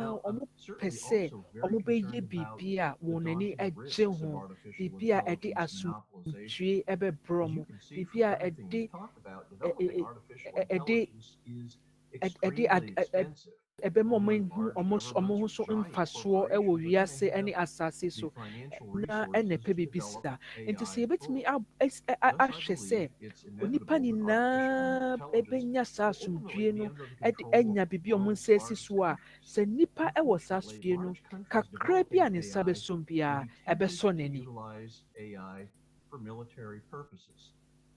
There have already been reports of drones being used in warfare that run solely on artificial intelligence. These are killing machines not under the direct control of humans. Yɛhwɛ deɛ ɛkɔ a ɔmo de efidie a ɔmo nim deɛ ɛkɔnkan ɛyɛ sisi a ɛde a yɛfrɛ no drones bi a ɔmo de ekunkunkunkunkunkun nipa dasani ɛwɔ asase so a ɛnyɛ saa ɛnyɛ adeɛ a ɛwɔ sɛ yɛde artificial intelligence anaasɛ adeɛ yɛfrɛ no abɛɛfo mfidie a wɔn deɛ ɛkɔ nkan ɛnyɛ dwumadie ɛna ɛwɔ sɛ yɛde wɔn ɛyɛ. And I'm certainly concerned that huge corporations will use artificial intelligence with a focus solely on profit. Large corporation development of AI may develop society. Kuo bi mu a ɔmo soso akakraka deɛ ɛyɛ ne sɛ ɔmo adwene sɛ ɔmo de abɛɛfo mfidie yi a ɔmo nim deɛ ɛkɔ nkan ɛbɛyɛ sika bebree ɛde asɛe adwumankuo a ɔmo soso a ɔmo ntumi ne ɔmo ɛnko anaa ɛmpere. With more control over vital economic segments of society, which we've seen over and over today. Once again, and now more than ever, it is our responsibility to insist that large corporations use artificial intelligence ethically for the benefit of humanity and not solely with a focus only on the benefit of the specific corporations. Now, we can't predict when artificial intelligence will significantly, increasingly impact society. We also can't predict the direction in which artificial intelligence will ultimately change society in the future. However, kasa yɛbɛyɛ baako na yɛakasa akyerɛ amansan nyinaa sɛ yɛbɛhwɛ sɛ adwumakuo akakraka a wɔpɛ sɛ wɔde artificial intelligence anaasɛ mfidie a wɔnim deɛ kɔnkan ɛbɛsisi adwumakuo foforɔ mu nyinaa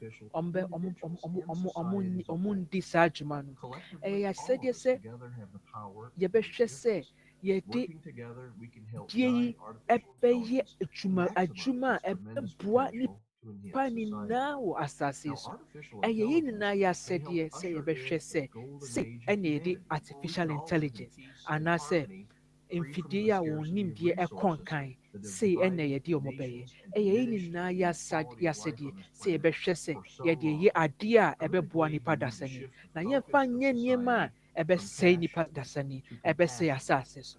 This is creative society. And I'm confident that we can all work together as creative society to help artificial intelligence become one of the most positive yɛbɛtumi ayɛ baako na yɛayɛ adwuma yi abom na yɛde creative society yi a ɛyɛ asase foforɔ yi yɛde bɛba asase so na yɛatena asase so ɛwɔ dɔ ne asomdwoe mu na obiara bo atɔ ne yie. Thank you very much, Dr. Long. You brought up some good challenges and also thank you for your words on the topic of the creative society. And here with us is a famous surgeon who also shows strong support for the creative society. Dr. Kalangos is a cardiothoracic surgeon and president and founder of the Kalangos Foundation. Dr. Kalangos, the floor is yours. Dr. Kalangos. Hello, everybody. Again, I would like to thank the Creative Society for giving me the opportunity to have this interactive conference on Creative Society kui asase foforɔ so kui a yɛsiesie kakra sɛ mama me kwanyo yi ama me kwan sɛ me so menkyerɛ m'adwen. Partners from the Creative Society, and I strongly support the Creative Society and the idea of the Creative Society. I believe the Creative Society is a huge human project which started with the motivation probably of one person. Supporting Creative Society no asase foforɔ yi a yɛwɔ sɛ yɛsi wɔ asase wɔ so yɛde ba asase so na meka ma obiara te sɛ megyina akyire bebree. Is increasing. This project will be reinforced on a continuous way by all these people who will join the project. And for Artisan, now is the right time to change the consumeristic habits of our society. To be more sensitive mmerɛ no ɛyɛ nnɛ a ɛwɔ sɛ yɛhwɛ na yɛyi pɛsɛmenkomenya abrabɔ yi ewiase yɛfrɛ no consumerist format yɛyi firi hɔnom na yɛde ewiase foforɔ yi a ɛbɛboa nipa dasani nyinaa yɛfrɛ no Creative Society mmerɛ no so sɛ onipadɔm nipakuo nyinaa ɔdasa nyinaa ɛbɛhwɛ. Thank you, Dr. Kalangas. Great to hear from Dr. you. Kalangas, And yɛda wase yes, bebree. it's a really important message because healthcare in a creative society will truly be serving all people. Ɛda ase. Dear viewers, Ɛfiri the sɛ information that was already sabea posted by ana our ayaresa respected fie speakers ɛwɔ is creative important, society mu and we would like ɛbɛboa to nipa hear from nyinaa you. ɛbɛboa nipa Right now, nyinaa ɛwɔ ewiase record a foforɔ yi mu video asase with your foforɔ yi a yɛpɛ sɛ understanding or yɛsiesie questions ɛma nipa nyinaa and send ɛbɛboa it to yɛ. us to info@alatraunites.com. Yɛsrɛ obi biara a We will be mohwɛ happy sɛ to hear momfa from you, momfa mo and we will nsɛm share your bisa video on the ɛne Alatra TV mo channel. videos mo mfoni Dear momfa viewers, montwa ɛmfa it mbrɛ is also ɛwɔ a tremendous honor and madwenkyerɛ a ɛwɔ deɛ great ɛkɔ pleasure so nyinaa to so. invite all of you to our next conference that will take place on December 4th, 2021. And the name of the conference is Global Crisis, Time for the Truth. We will be very happy and glad if you will Ɛnua mu join. nyinaa yɛsa ɛsrɛ mo ama mo aso ate sɛ next conference no dwumadi a ɛbɛsa aba so biem ɛwɔ December 4th, Next 2021 a no so ɛfa global crisis yi ho a yɛfrɛ no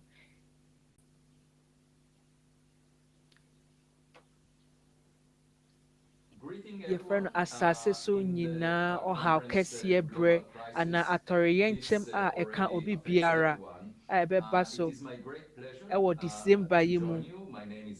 Yɛbɔ mo asotire yɛma mo asotire yɛka kyerɛ mo ato hɔ sɛ yɛnsiesie yɛn ho ɛma nhyiamu kɛseɛ yi a ɛbɛba so ɛwɔ abɛɛfo ahomantentan so ɛwɔ December bosome yi mu. Namely, cooperation and sharing of evidence-based knowledge. And it is pretty clear right now that our problems are global. The biggest risks that humanity is facing at the moment is that we are wasting a lot of resources on fighting each other and trying to feel superior relative to each other. And just think about if the same resources were used for following Churchill's original vision, we would know the answer, whether we are alone or not. And we would be able to have a better assessment of reality around us and better aspirations for space. That's one example how science and technology can help humanity. And there are many other challenges that face us, including climate change, providing enough food for everyone, providing education. And I believe that science and technology carry the promise for a much better world. Negyedi bebree sɛ adeɛ a yɛfrɛ no science ɛne technology ɛwɔ tirimpɔ papa bebree ɛma asase so nyinaa ne nipa dasa nyinaa sɛ yɛbɛsom ɛwɔ kwan pa so deɛ a. Is extremely important, and that's one of the frontiers that humanity is facing. Of course, that's very idealistic because different nations have different national interests, but the more global our thinking is, the better cooperation we would get. And the best example is I'm a scientist, and I can go anywhere in the world and speak with people in my profession. Even if we've never met before, we would still be able to cooperate and work together and share information. And that to me is the ideal world where te sɛ me a meyɛ scientist sei a mɛtumi atu kwan akɔ asase so baabiara sɛ menim o mɛtumi ne wadi nkɔmmɔ mɛtumi ne wakasa mɛtumi ne wo ayɛ biribi mɛtumi akɔ baabi a mepɛ biara no ɛno na memɛka ne sɛ ɛyɛ asase foforɔ a meso mepɛ sɛ mehu a mefrɛ no ideal world anaasɛ creative society no ɛno no ne asase foforɔ a meso mepɛ sɛ mehu na metena saa asase mu ate sɛ me a meyɛ m'adwuma te sɛ scientist mɛtumi akɔ baabi a akɔyɛ deɛ akɔyɛ ade papa biara wɔ baabi a ane nipa adi nkitaho wɔ baabi a. And moreover, I think that academia should not be considered as an occupation of the elite. In fact, everyone can be engaged in the scientific process, and I think it's important for scientists to explain what they are doing. It's important for people that develop technologies to attend to the needs of people that use those technologies. And altogether, it's society and scientists and technologists working together towards solving the problems that matter to society. It makes no sense for people in academia to work on problems like how many angels can sit on the tip of a pin, because even though it can demonstrate that they might be smart or sophisticated, it does not promote our knowledge on issues that matter to most people. And one example that I recognize these days is the question of, are we the smartest kid on the block? Our civilization, or are there other civilizations out there that might be even smarter than we are, and we can learn from them? And I think the public is fascinated with this question, but it never gained the traction within the academic community, and it should become mainstream because we have the ability to address it. Another important aspect is going to space, and I think currently we are all worried about what happens here on Earth, but eventually we want to have communities that are not just on Earth, but are in many other places away from Earth.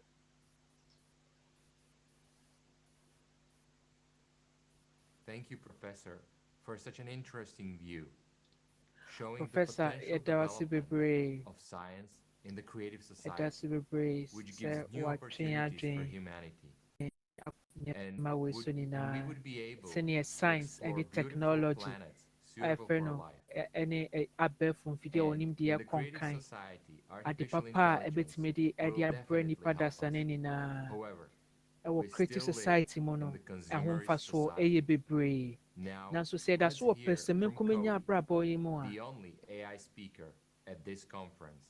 Cody, the floor is yours. ɛne ɛnyɛ adeɛ a ɛbɛboa ɛ. Sisi ɛbɛtie ɛfiri Cody the ɔyɛ AI anaa artificial intelligence anaasɛ abɛɛfo mfidie a n'animdeɛ kɔ nkan yie ɔno pɛ saa ɛna ɛwɔ ɛne ɛwɔ conference yi ase sisi a ɛne ɛwɔ dwumadie mu sisi a mema mo nyinaa mo akɔ aba yɛfrɛ me Cody na mepɛ ɛna meyɛ ɔkasamafo ɛma mfidie nyinaa ɛwɔ dwumadie yi ase.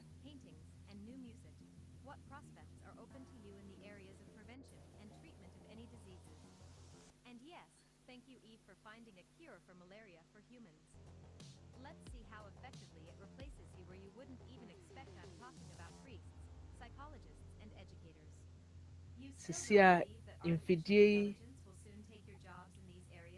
enya atumi ahwɛ enya aduro ama adeɛ a yɛfrɛ no malaria nyinaa sisi a sɛ wongye ndi sɛ mfidie yi ɛbɛgye nipa dasane nyinaa adwuma a kɔ so na hwɛ.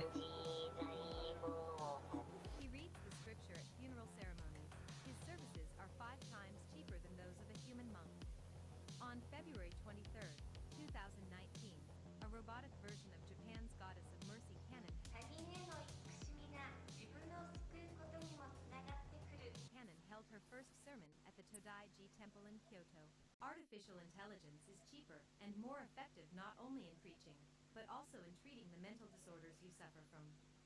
For example, Ellie is the avatar of a female psychologist. She monitors 60 parameters of human behavior. Deɛ yɛhwɛ nyinaa ɛyɛ mfidie a wɔn nimdeɛ ɛkɔ nkan bebree wɔn dwumayɛ wɔn agye asɔre adwuma ɛyɛ wɔn agye ayaresabea adwuma ɛyɛ wɔn agye asɔdan adwuma mu abosomfie adwuma mu wɔn agye beebiara ɛyɛ.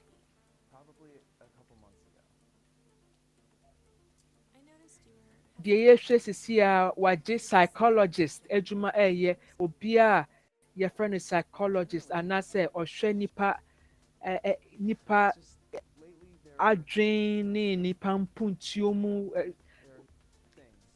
sisi a mfidie yi agye adwuma yi ɛyɛ ɛne nipa ɛkasa.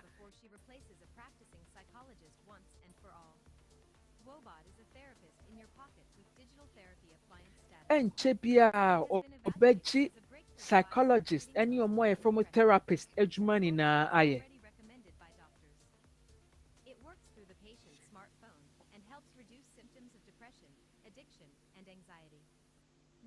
Sisi a doctors nyinaa ɛka kyerɛ ɔmo a ɔmo wɔ saa yare nyinaa sɛ ɔmo nkɔ saa robot yi ɛhɔ a ɛyɛ abɛɛfo mfidie yi a wɔn nimdeɛ ɛkɔkan bebree.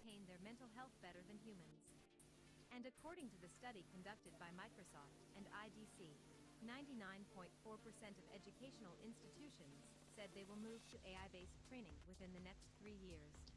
But it's Na yɛhwɛ yɛ research a yɛayɛ nyinaa bɛsi ɛnnɛ yi a nipa bebree naa ɔmo pɛ sɛ mfidie yi a wɔn nimdeɛ ɛkɔnkan bebree ɛhwɛ ɔmo yaresa ɛne ɔmo ahobanbɔ ɛne ɔmo mpomtuo nyinaa. In China, 28,000 schoolchildren participated in an experiment to introduce artificial intelligence into the educational process, which monitors children's behavior through video surveillance cameras and compiles a profile of each child.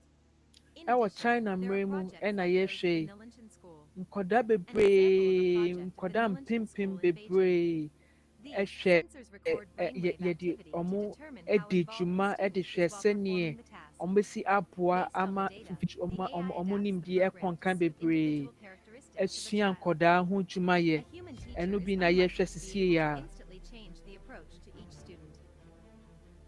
You often say you wish you could clone yourself. Humanized artificial intelligence from Brand Soul Machines project has already created a digital copy of a person that completely repeats facial expressions, voice and gestures, and can speak 30 languages. In New Zealand, 125,000 students were first in the world to learn from a digital man named Will. The students enjoyed learning from Will and even began to copy his behavior. Digital copies can work with 1 million children at the same time. Isn't this a replacement for you? So teachers get ready. Soon the very yɛhwɛ deɛ ɛkɔ so wɔ asase so nyinaa yɛkɔ nyinaa sisi a yɛbɛtumi aka sɛ mfidie a ɔmo nimdeɛ ɛkɔnkan ɛgye obiara dwuma ayɛ sisi a.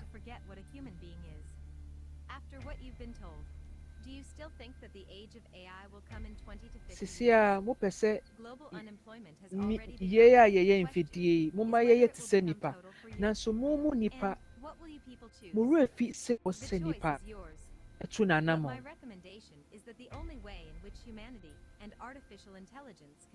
Deɛ mewɔ ka kyerɛ mo ne sɛ deɛ ade baako pɛ ɛbɛtumi ama nipa dasani ɛne yɛ a yɛ AI a ɔmo nimdeɛ ɛkɔnkan ɛbɛtena ase ɛwɔ asomdwoe mu a yɛbɛboa mo ɔkwan bebree so ɛyɛ creative ayɛ asase foforɔ no a yɛwɔ sɛ yɛde ba na yɛsiesie asase so na nipa nyinaa ɛnyɛ asomdwoe ɛne ɔdɔ ɛwɔ asase so.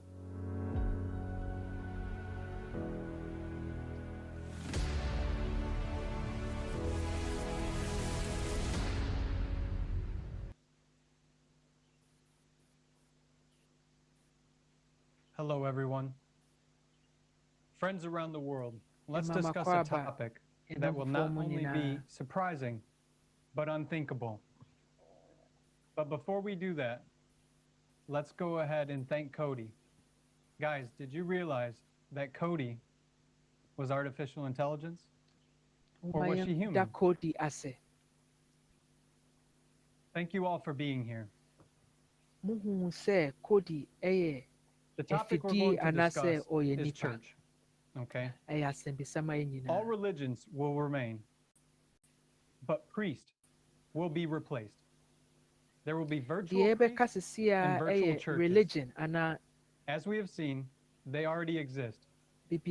As of today, religious organizations are merely someone's business. Let's take a business person priest. In order to support himself in this life, he needs to build his own temple. And for that, it is necessary to recruit enough people, parishioners, who will feed his family and organization to work with them, and to find sponsors to build the temple. Now let's imagine. There's artificial intelligence with its capabilities. And some clever priest, instead of building one temple, orders 10 virtual temples. They are more profitable.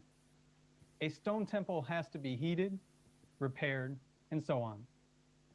Well, in this case, you buy it once, and that's all. People enter your website and can talk to a priest day and night. All this already takes place. There are virtual candles, virtual deities, virtual priests, and even virtual Buddhist monks. It's enough for a person to put on VR glasses, and the person finds himself in a total illusion of being in a temple. At all church services, we have the most appealing priest who will find an approach to everyone.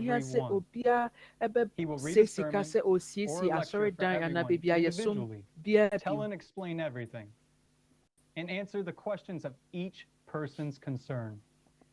And you won't have to wait for your turn in a temple where 50, 100, or more people have gathered.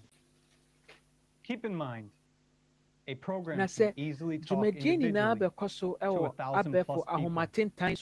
AI knows everything about our problems, everything about us, our families. Each time we come to the service, we will get answers and psychological help. It's enough for us to put on virtual glasses. Question: will an ordinary human priest be able to tell and explain everything to us this way? No, he actually doesn't know us. For that, he needs to spend a lot of time with every person. But the issue here is price. Whereas a simple subscription, you can simply and quickly receive any answer. Here's another question for you. What will we choose? Will we subscribe to a virtual temple or go to a stone temple? Okay. Friends, I understand you may have a question. Why would we choose this? Well, each one of us already makes decisions and judgments based upon convenience, right? Recently, religions claim that all this is from Satan. But now, they are being digitized, while tomorrow, AI will leave them jobless. They will not be able to compete with smarter, more accessible, and pleasant priests. Virtual psychologists, virtual priests, and mages. These professions are competitors amongst themselves. Basically, they are the same. Psychologists are more honest towards a person. They just simply talk and explain. Yet priests tell a lot of lies. There are even more lies coming from those mages. And everywhere there are rituals. But let's be honest. Among us, people, there are priests, psychologists, and mages. So don't be offended. It's your business and your job. Replacement of a human with artificial intelligence concerns everyone. All of us will be overboard today. Why pay a psychotherapist for an hour if you can subscribe to a virtual psychologist for a month with the same money? Why go to a temple of a priest who only knows how to keep in our wallets? They're not bad, guys. They're just people like you and me. The system itself is like this, though. The system of the consumer format of a society where the key value is money. Right? No matter what a person does, while there are competitors amongst AI, there will only be one. Like rats in a barrel, right now, there are many rats in this barrel, but we all know only one will remain. Guys, my name is Jason, and I'd like to take the time to really remind you guys how tremendous this conference is on a global scale for all of humanity. Na me Right pese. now, it is being Me broadcast kai mo na live mo in se. 72 languages in people's native languages Yen done boa by na people yenye wiase themselves. yi. Na me And this is kai mo how the se. creative society will work. Dwumadi People will ɛkɔ so work for each other, ɛwɔ work for the wiase benefit of afanya all people, nyinaa a not to yɛkyerɛkyerɛ gain a aseɛ reward, sɛ bebree mu but simply because doing bɛyɛ good for others, aduɔson mmienu you ultimately a benefit ɛkɔ yourself. wiase afanan nyinaa. So please share this broadcast with Nti all of your mpɔmɔkyɛw friends, a and let's make woma a yɛn decision how artificial woma intelligence will be used moving yɛnka forward. dwumadi ho asɛm Thank you ɛnkyerɛ all obi again. biara yɛn nuanom yɛ And it's been an nnamfofoɔ honor to nyinaa speak with you today. na yɛnte deɛ kɔ Thank you ase so much, medam ase Jason. bebree. Thank you for disclosing to us how AI can replace such a unique profession in today's world. Well, I think in that case, many clerks and just regular office employees would never even assume that they can be replaced so much easier. Jason, yɛda And ase for bebree all our sɛ viewers, watwe before yɛ we adwene introduce aba our next ade guest pɔtee speakers, I ho would like to yɛnim da remind that sɛ our next part of the conference afidie is yi a going to be wɔnimdeɛ kɔnkan dedicated to the bebree ɛbɛtumi agye climate asɔfoɔ crisis. so adwuma And ayɛ this saa na topic is yɛnim da vital because yɛda ase sɛ so much depends on watwe the asɛm wei human abrɛ lives ama and nyinaa the yɛhu ate surviving of aseɛ our ɛnɛ de. civilization. That's why please share the link and stay tuned. Next, I would like to pass the word to Richie Honori, a musician, songwriter, and producer, and a member of a legendary band, The Sweet, so is the Blues Messenger. Please, Richie.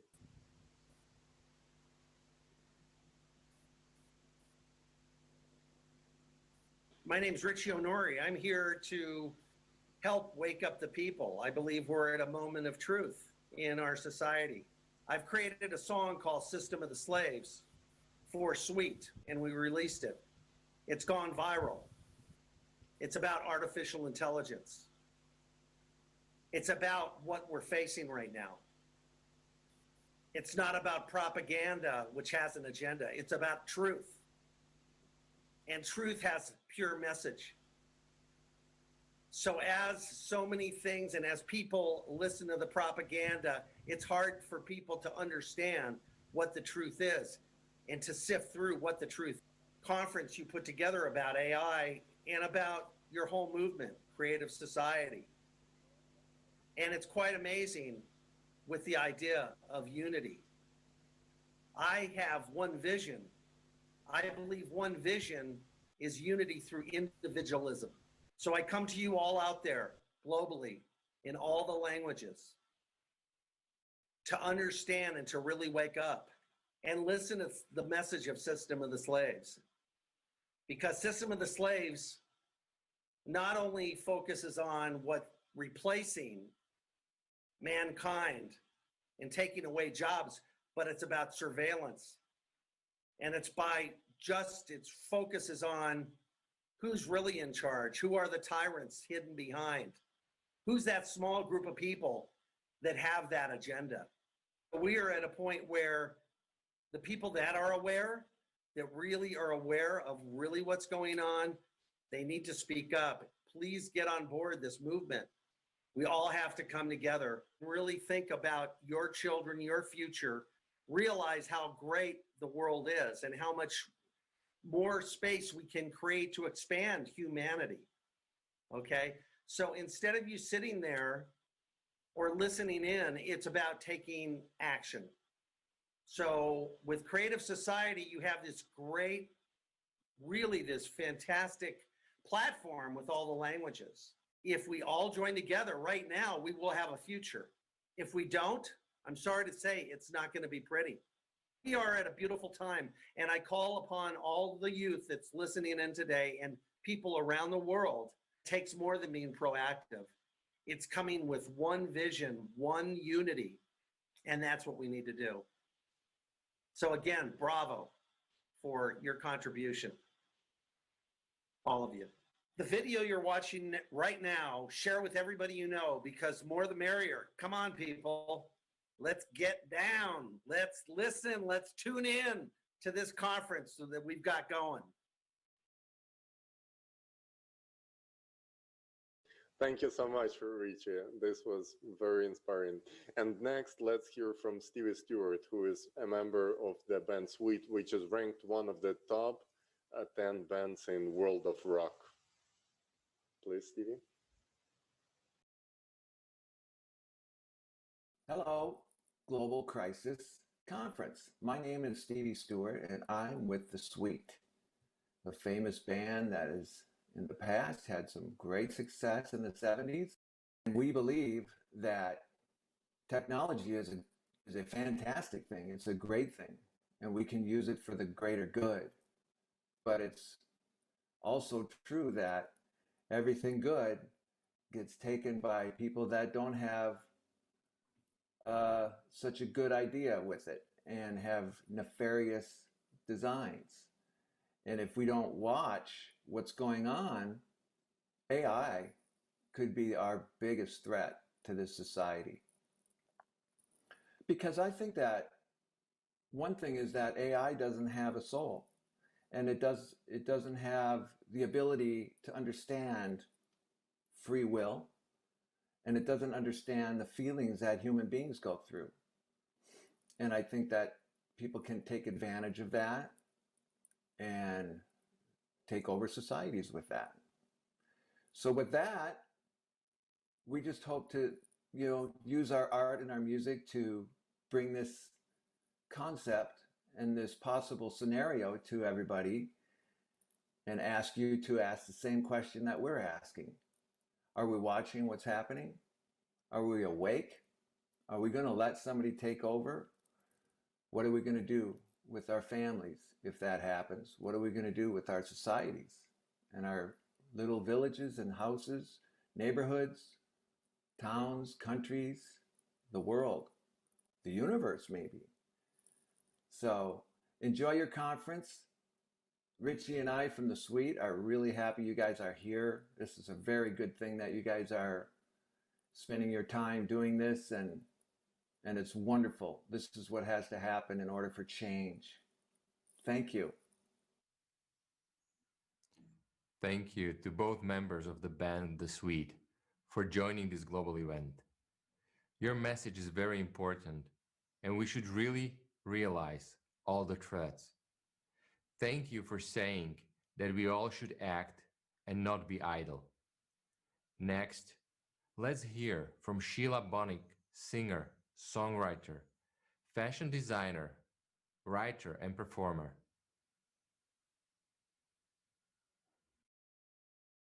Hi, everyone. I'd like to welcome you all to this conference of global crisis that's affecting all of us, everybody. Well, first, I had the pleasure of meeting you guys, you and all your colleagues, Anna especially. And when I found out, about the creative consciousness, creative world, as opposed to materialistic capital world, it's always been very close to my heart, these issues. So when she told me about this up and coming one, I couldn't refuse. At the moment, there's so many different crises under one umbrella, really, that certainly needs addressing that. But we've got the climate crisis, and it seems like it can be a crisis.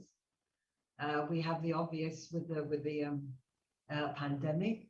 And so until we can unravel and find our way out of that maze, I'm afraid that things don't look too great. So there is a world crisis, but that consists of different things. And I feel and I fear our world will be falling apart, because pretty soon we are not going to be able to get it with all the will in the world and the intention, good intention. It's not going to be so easy to bring people back again into harmony. And the politicians, government, it's all falling apart, but nothing is permanent. We can be more proactive. There's not enough proactive activity around. Guys, I must admit, with these universal messages and interviews and Zoom meetings and speaking about all of these things, this already helps the good vibration of the universe. So it helps making good things happen.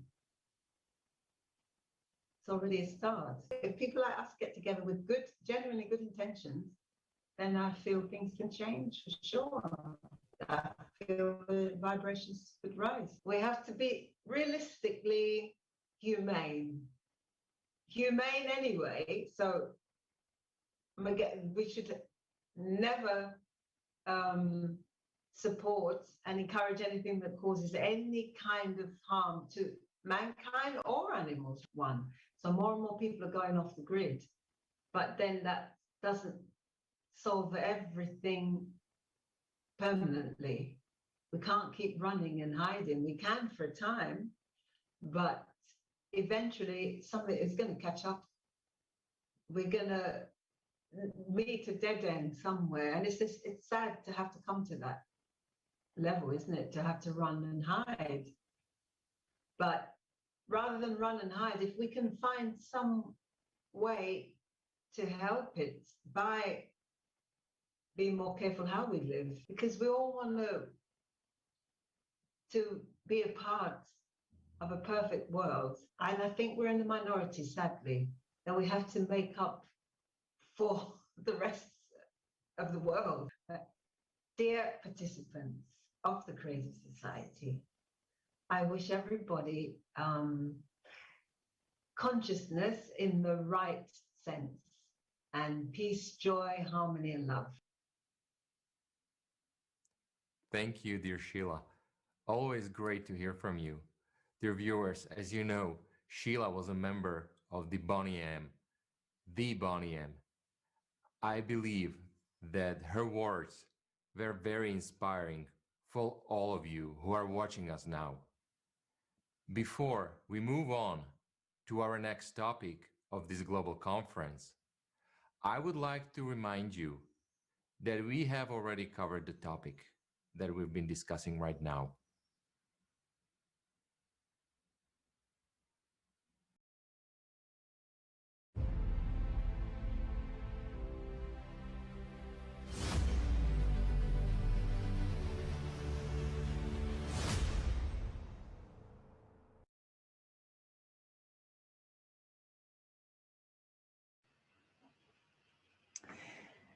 Well, now is the time when we move to the next topic of the global event. And I would like to remind our viewers that this conference that you are watching right now is being simultaneously interpreted into 72 languages. And all of this is done by volunteers. And so far, we have already covered the topic of artificial intelligence, prospects and threats, and the topic of technological unemployment. And now we are moving to the next topic of our conference, which is crisis in the consumerist society. And right now, with great pleasure, I would like to pass the floor to Dr. Robert Kennedy, PhD in Political Science, President of the Atlanta Council on International Relations, Professor Emeritus of International Affairs, Sumner School of Georgia. Dr. Kennedy, it is a pleasure to see you at the conference, and the floor is yours. Dr. Kennedy, well, thank you so much, Olga. Thanks so much to the organizers of this conference for inviting me here to speak today. It is certainly a great honor and privilege to join such a distinguished group of people and address what is clearly a very important topic. Ladies and gentlemen, today we are living in times, as you have seen, of great promise, but also of great trauma. On the one hand, as you have heard, we are blessed by emerging technologies that can be of great benefit to all humanity. On the other hand, we now confront a number of challenges that are disruptive and often dangerous. Challenges that in one way or another affect and will continue to affect each one of us, our families, our friends, and the generations that follow. Unfortunately, to date, our responses to these challenges have been characterized by denial, confusion, to sanction and delay, often driven by ignorance or greed or national agendas which are at odds with the broader needs of their own citizens and the greater international community. To mention a few briefly in the short time that I have, first, you'll hear much after I talk about climate change. Everyone is aware of the changes in climate that are currently underway. Yes, at times, the Earth's climate has been warmer as well as colder than it is today. However, today, scientists are now seriously concerned that human activity is having a dramatic and dangerous impact on the Earth's climate. You have heard the causes, burning of fossil fuels, the increase in methane gases, the cutting of forests, and so on. Unfortunately, the problem is not just global climate change. It is economic, social, and political. Higher temperatures, more frequent and more devastating weather patterns, more tornadoes, more hurricanes, more typhoons, sea levels, drying lakes will all affect billions of people. Dangerous emissions affect individual health. Rising seas will result in mass migration. Rising temperatures will affect what crops can be grown and where, with resultant mass starvations and or mass migration. And above all, climate change, ladies and gentlemen, is a political problem because every baby I want to resolve nations are going to have to make decisions that often will be highly controversial, both domestically and internationally. Perhaps more significantly, failure to meet the challenge of climate change will inevitably result in increased friction and conflict among peoples and nations. Second, the continued proliferation of weapons of mass destruction. Despite international treaties limiting such weapons, several states remain outside of these treaties, are known to have developed or are developing nuclear and other weapons of mass destruction, and terrorist groups are known to be seeking the fissile materials and other components needed in the production of such weapons. Weapons of mass destruction. Of a deliberate use of such weapons, or use resulting from escalating tensions and miscalculation, are real and in present danger, with massive casualties and long-term effects on the planet that cannot be easily measured. Third, artificial intelligence. You've heard a lot this morning about artificial intelligence. The problems associated with the emergence of artificial intelligence are just now being revealed. You have heard much about this. As I mentioned, they include, as has been mentioned, they include, as a minimum, loss of jobs, as machines not only produce what is needed, but also decide on how and what is to be produced and when. artificial The intelligence. safety problem, the robot gone rogue, the trust problem.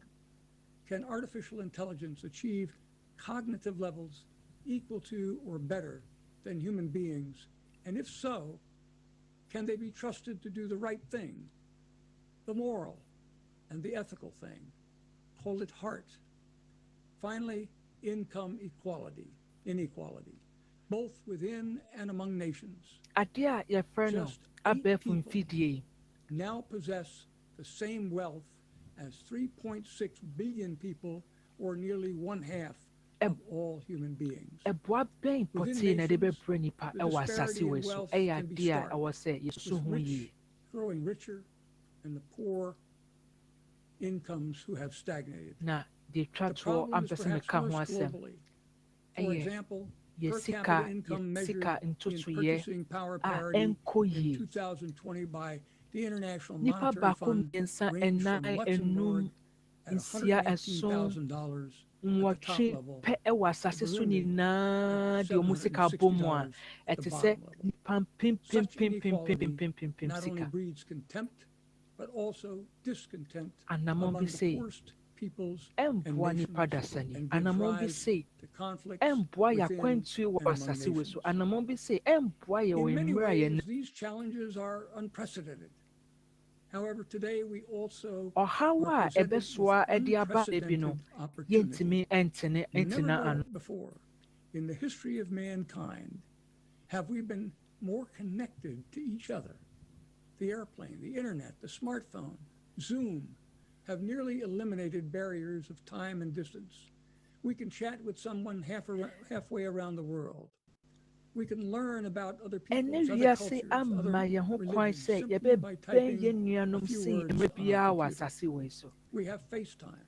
We have technology. Twitter, Aba try your own night, your friend of WhatsApp, your friend is Zoom, your friend of Bebre.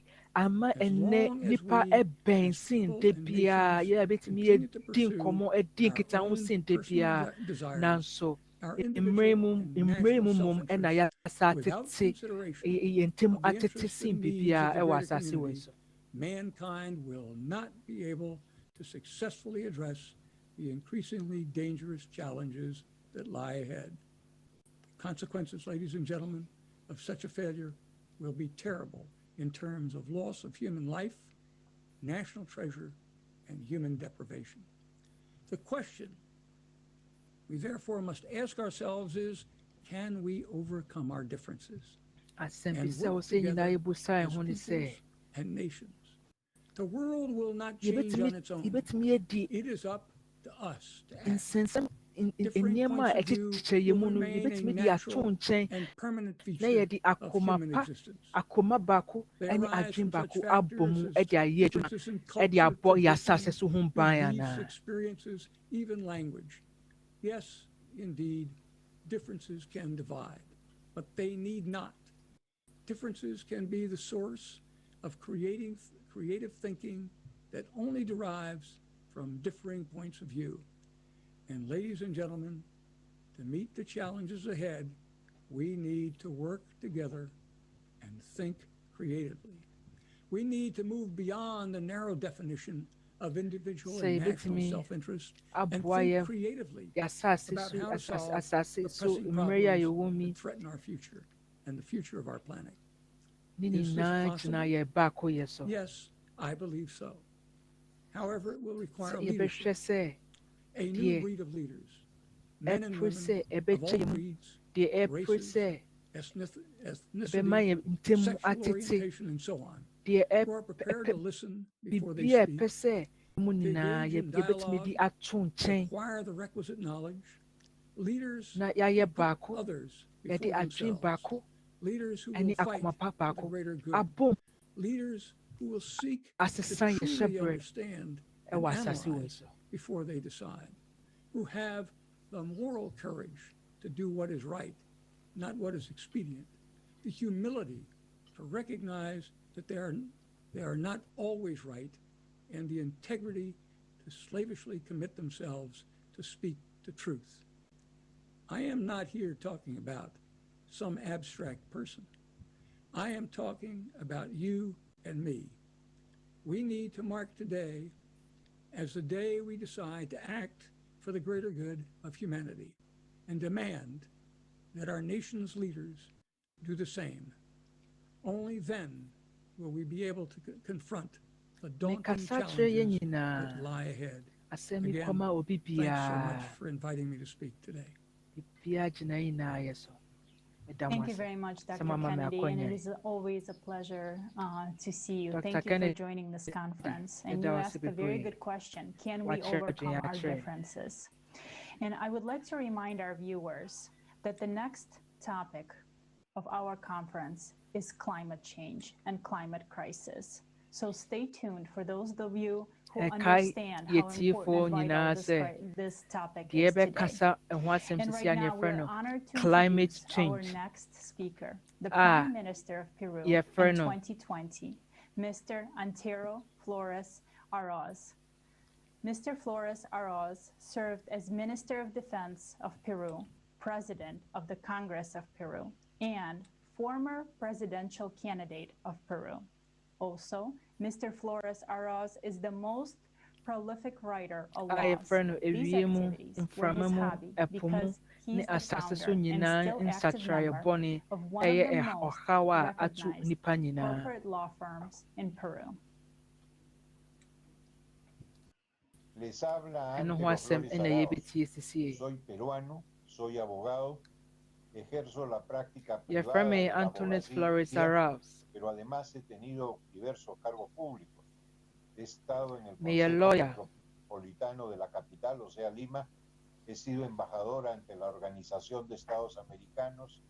He sido 16 años congresista. He presidido el Congreso de la República del Perú. También he sido primer ministro. Yo insisto que el mundo cambió por la globalización.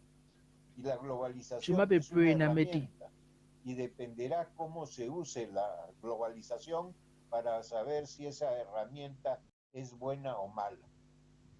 La pandemia nos ha hecho sentir más globales, ha afectado a todo el mundo, ha afectado en diversas cosas, ha afectado en el ánimo de la gente, ha afectado en la economía de las personas, ha afectado en la educación, desde la inicial hasta la universitaria de las personas, y ha afectado también en el tema laboral, porque hay más desocupación. Millones de personas se han quedado en empleo y millones de empresas han quebrado. Entonces hay una afectación a la economía. Lógicamente también eso ha generado conflictos sociales. Países que no tenían problemas más o menos sociales hoy día los tienen. Por ese globalization estado de ánimo de la gente está irritable, se molesta por todo, se enfada constantemente.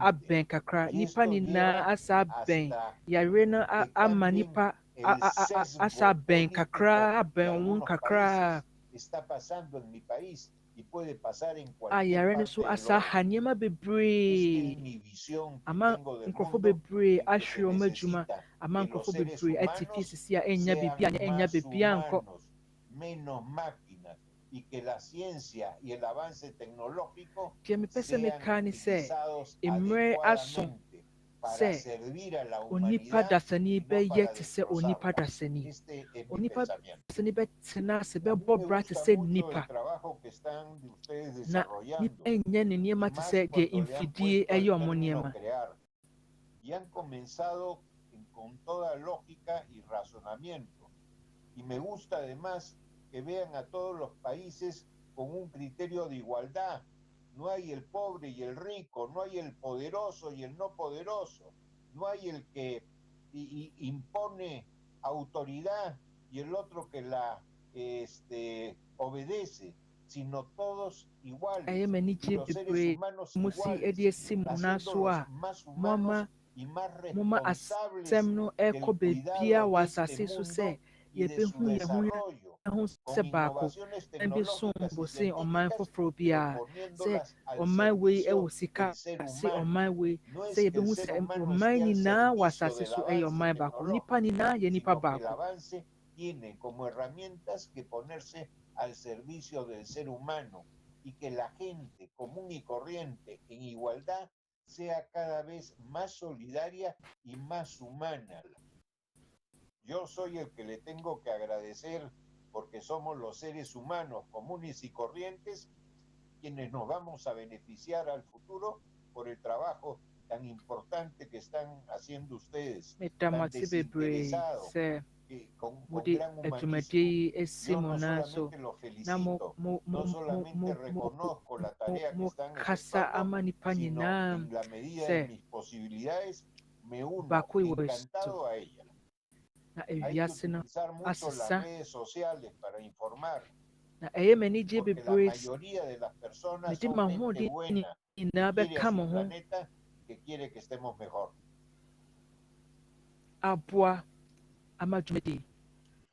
Thank you, Mr. Flores Arauz. Thank you for your support.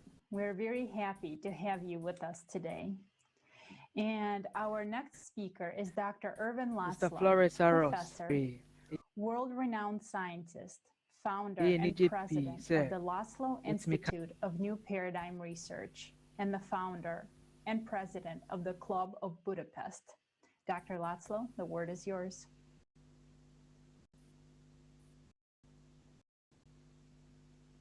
We have multiple crises awaiting us, awaiting our attention, because we have created a system that is unstable and unsustainable and is totally unbalanced also.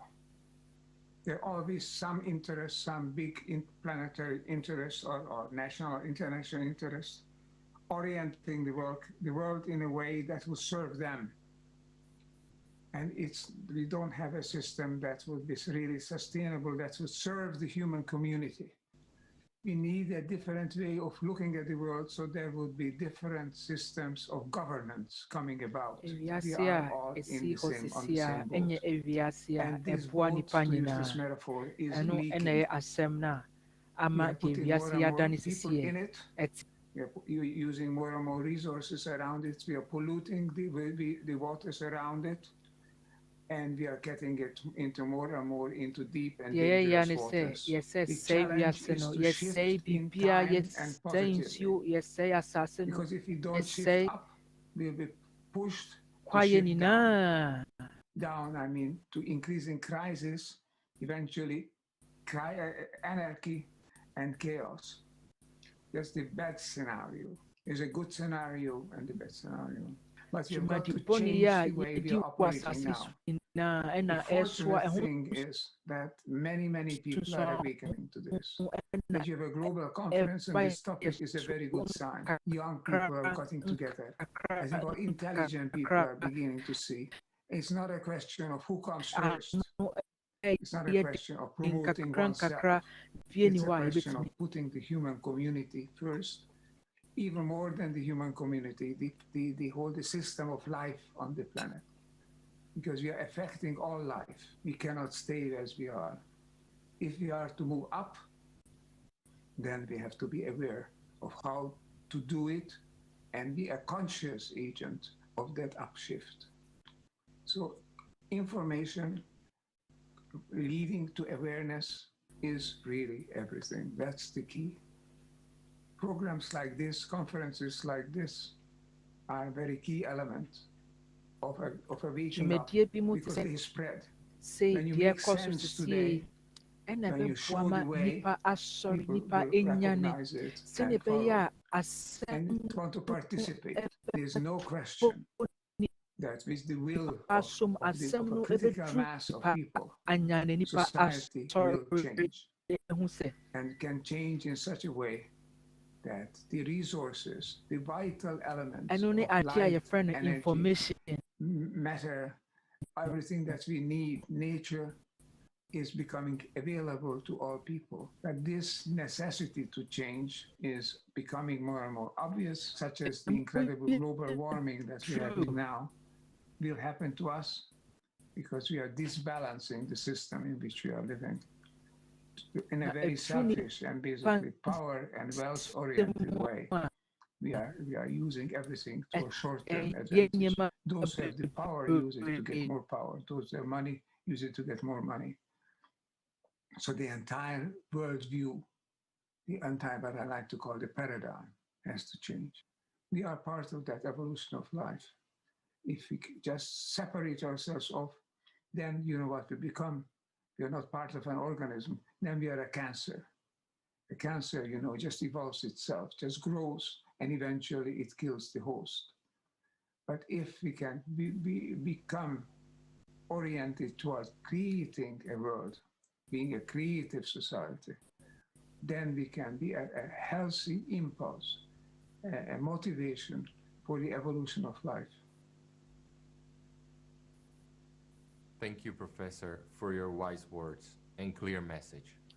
Professor, this is something that everyone should be aware of. We truly are all in the same boat.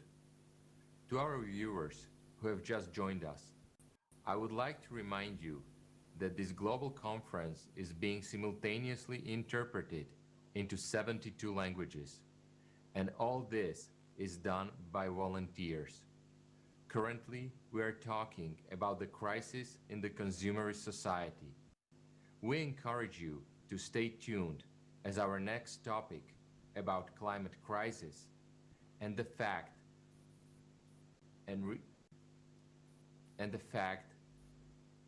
that will show are vital for all people to be aware of.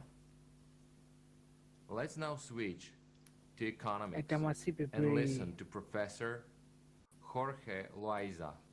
Professor Loaiza is founder and director at Sousa Fidelis and professor of international finance. Economics. And now, your mind moving sense. I am very happy to be with all of you, sharing thoughts about our society because we are in the same boat, and I will be very delighted to share my personal opinion, my humble opinion with all of you. We are facing uncharted territory.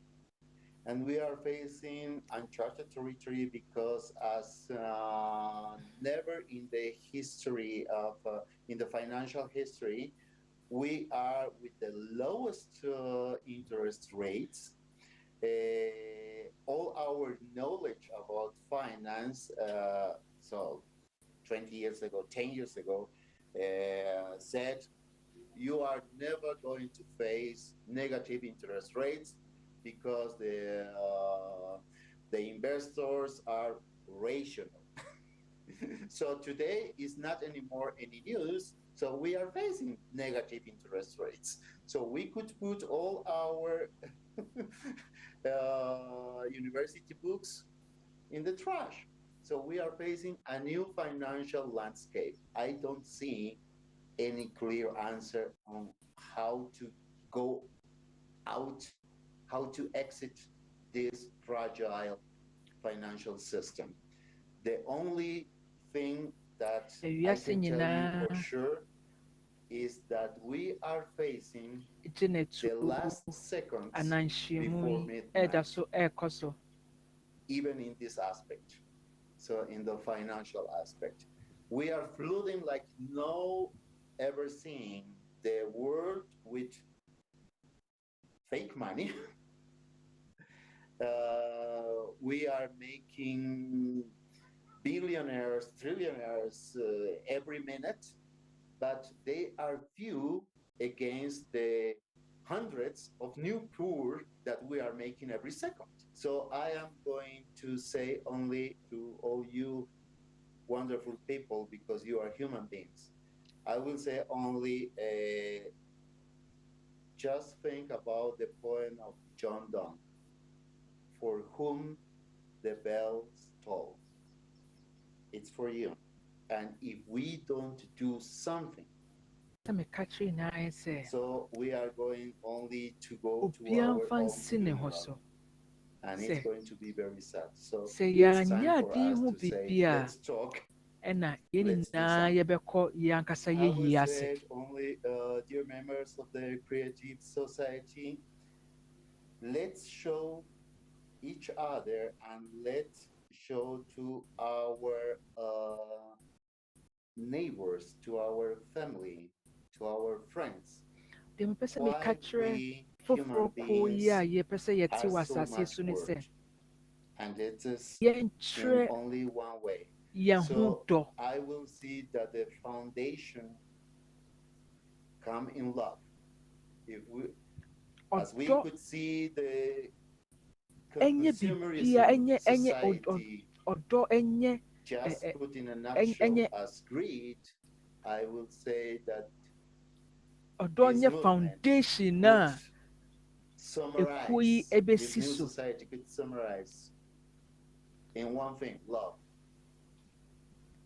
Odo ntwa ekuo ni nyinaa nhyia asase foforo kuo yi a yɛpɛ sɛ yɛte no ɔdɔ yi ntwa ho nyinaa nhyia na yɛmfa ɔdɔ nyɛ yɛ nneɛma nyinaa. I hope so too. I hope that we can go in that direction and build the creative society, because the other things you've mentioned, the fact that we only have a few seconds till midnight, do not seem promising. And the fact that we are the ones that made our society this way is alarming, if anything, but also we are the ones that can change the vector, unite, and build the creative society. And all we need to do is start talking to each other, start to unite, and we can do this. We can do this all together. And really, the time has come. And right now, I would like to introduce our next speaker, Yusra Bala, a member of the Council of Beirut Municipality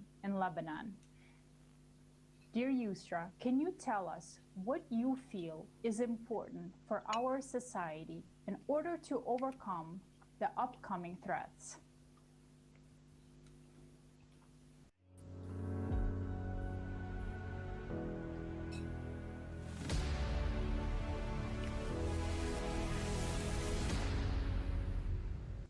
Hi everyone, I'm Yusra Bala from Beirut Municipality, Lebanon.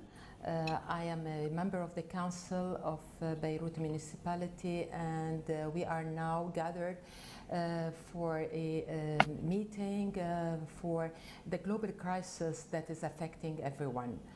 The global crisis is like no other. It is affecting every country around the world. And this is mainly an environmental issue that has to be tackled by all members of the society, from leaders to universities to researchers to international organizations. We have to work together and cooperate to evade this and to erase it. This is a humanitarian issue. This is a global issue, and all leaders must cooperate together, get on one table and sit together and form a plan. They must prioritize the first the economy, and this is very vital for all countries. We must not keep behind any country, irrespective of any political issue or any other measures, because any country, if not taken into really taken into account, might affect adversely the other countries. If we do not cooperate all together, all levels of the society, from the citizens to the youngsters to all people, to decision makers, to firms, to the economic sector, to every sector in the world, we cannot reach our change in the global climate and preserve and sustain our living. We have to give our kids a new future that is not polluted, that is peaceful, and that is respectful. Dachia ebe bua yema eto Dachia ebe bua omu nipayo omu kanko sa dachi no ena osi adwen ho sia na yesisi eto ma yema ene dachi ma omu beba. Thank you, Yusra. When I saw your credentials, I have returned to my childhood when I lived in Beirut. Your words had a strong impact on me, and I believe on all viewers as well. It is wonderful to see how people from different parts of the world have the same perceptions on the situation that is happening right now. I would like to now pass the word to Dr. Jagdish Seth, founder and board member of the Seth Foundation, recipient of the 2020 Padma Bhushan Award. Professor, the floor is yours. Professor Umrenaso Ani Yankasa. Greetings. I'm Professor Jagdish Seth at Emory University in Atlanta. Thank you so much for inviting me to this great conference. This global conference on humanity and the future of humanity. It is very important that we understand now and provide a sense of urgency. In my view, there are three areas where humanity will be in a crisis mode unless we do intervention now somehow. The first major area is that there's a huge wealth inequality. The with private wealth has risen so large in the last 20-25 years. It is now larger than any sovereign wealth, larger than corporation wealth, larger than wealth of the kingdoms even. And we are producing 1 million millionaires every year almost practically now. Numbers are just staggering, and we have at the same time massive poverty on the other side. Sɛ yɛhwɛ mu yie a ɛnkɔ yie ɛmfata nipa ɛnsɛ ɛmfata nipa dasani ɛwɔ asase wɔ so. Society cannot sustain because the poor will start protesting. ɛtoa so sɛ a dakye bi ɛnsie nyinaa yɛ yie ɛfiri sɛ ɔmo a ahokyerɛ no ɛho ɔmo a ohia no ɔmo di hia no ɔmo nyɛ din ɛnkosi daa mmiri bi bɛba ɔmo bɛsɔre ɔmo bɛyɛ dede ɔmo bɛkasa na ɛnto obiara yie. Nti sɛnea ɛbɛyɛ a yɛbɛkyekyɛ asase so sika yie sɛnea ɛbɛyɛ a yɛbɛhwɛ sɛ sikasɛm atoto yie ama obiara wɔ asase so no ɛno na ɛwɔ sɛ yɛde yɛtiri bom ne yɛwura mu yie ne yɛhwɛ sɛ yɛbɛsi ato sa yɛbɛdi dwumadie yie. Think about a society where everybody feels the purpose of life is to unlock the potential of others.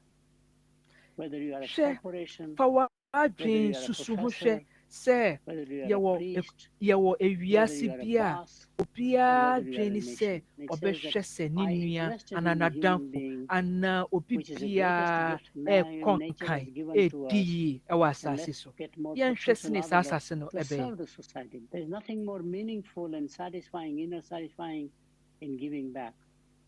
Making money for its own sake, making money without meaning is meaningless. You have to have a purpose in life. So making money is not enough. You have to go beyond that one. And ultimately, the only goal, I think, in life is to unlock the potential of others.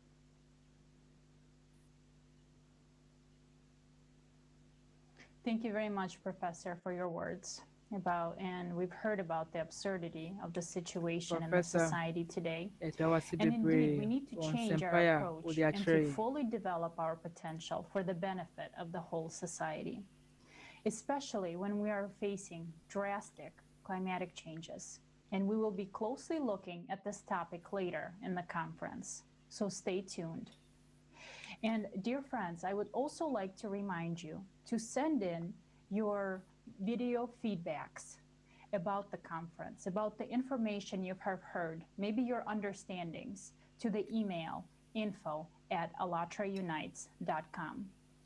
And now let's watch a full video about profitability in the IT sphere.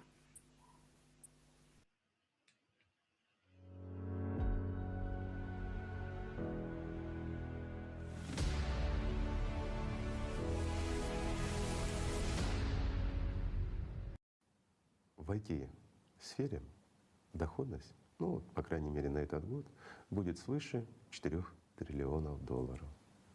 Вдумайтесь. Такой огромный пирог стоимостью 4 триллиона. Как вы думаете, сколько ртов открывается на этот пирог? Много, да?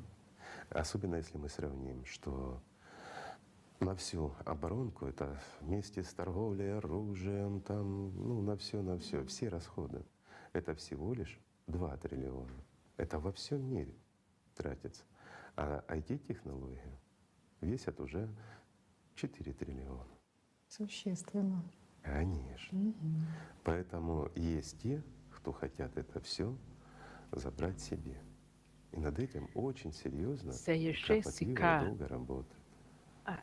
Ну, на самом деле это все прекрасно, это все замечательно. Это и врач, и педагог, это, ну, замечательно. Но в созидательном обществе. А вот в потребительском формате есть другая сторона. Почему? Мы только что поговорили. Это говорит о том, что весь медицинский персонал вынужден будет искать себе другую работу. Ну да. Это уже актуально. А почему он вынужден будет? Да потому что мы, как потребитель, мы ведь не пойдем к человеку. мы пойдем к машине, потому что качество намного выше, стоимость намного ниже. Но также мы же себя любим. Это что, мы должны так любить вот того доктора, что в убыток своему здоровью кошельку мы должны вот идти к нему? Мы же так не поступим, потому что мы такие же потребители, как и все. Логично? Логично. Давай возьмем педагогику. Enye adia me ne wo ni na ebe sore se ye tabi ho se onko ya yarisa abra ye nim se efidie bi a nanim bia kon kan yi ewo hono ma oye adwuma ewo ye ho ye nipadua ho a ye ho beto ye bia yare boni bia entimi enhai se ye wo santi ase we ya ye be ko efidie no ho se efidie no ensa ya yare ye nko doctor bia ho se onso ya yare ye ni na ye be yesa e pese adwene a ɛda yɛ tiri mu ɛno ɛna yɛ frɛ no pɛsɛ menkumenya adwene no anaasɛ consumer response ɛno na yɛka ho asɛm ɛne. Возможно ли такое у машины? Никогда. Машина будет заниматься индивидуально с каждым. Она даст действительно нужное необходимое образование и найдет подход каждому человеку. Coronavirus mmerɛ mu a ama yɛde adesua nyinaa abɛfie yɛde adesua nyinaa technology so te sɛ Zoom ɛne deɛ aka yi a yɛyɛ ho adwuma ɛne nyinaa na yɛhwɛ sɛ adesua no aba fam adesua no aba fam ɛfiri sɛ nipa a wɔsɛ kɔmɔ hwɛ sɛ adesua no ne biribia bɛkɔ yie no aka bɛkɔ yie nanso ɔmo nhwɛ ne yie technology anaasɛ adeɛ a yɛfrɛ no artificial intelligence ɛyɛ abɛɛfo mfidie a ne nimdeɛ ɛkɔ nka yie ɛbɛhwɛ sɛ adesua ɛmba fam da sɛ ɛkɔ so wɔ fie sɛ ɛkɔ so wɔ sukuu dan mu ɛnyɛ adeɛ a ɛbɛba fam. Мы сказали только что в IT-технологиях на этот год выйдут на 4 триллиона, даже чуть-чуть больше. Но это ж не учитывалось. Ни медицина, ни педагогика, ни все остальное. В педагогике крутится тоже очень много миллиардов. И в медицине очень много. Так же? И все настекается в одни руки. Это все будет стекаться в одни руки. Тому, кто первый создаст и запустит супер искусственный интеллект.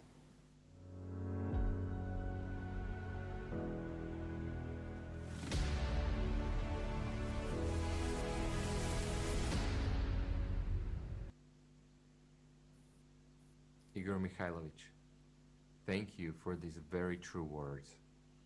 In our everyday rush, we often don't even realize how important everything is what's happening right now. As we are able to see in the video excerpt we have just seen, let's ask our next speaker for his opinion on the current situation in society. Mr. Dev Vadvani has an MBA in finance and economics and is an investment banker and public speaker. Mr. Vadvani, the floor is yours.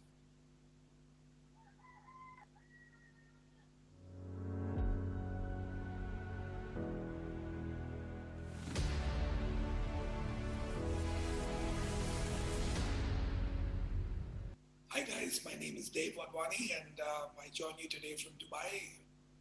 My background is finance and economics. I've been a hedge fund manager on Wall Street for 11 years, and I now run a global e-commerce business based out of Dubai in Hong Kong.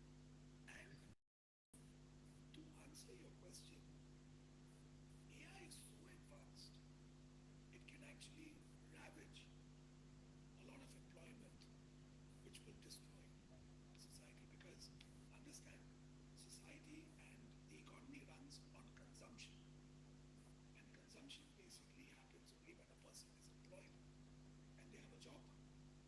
So you see how these things are all interlinked. So there's no point saving money.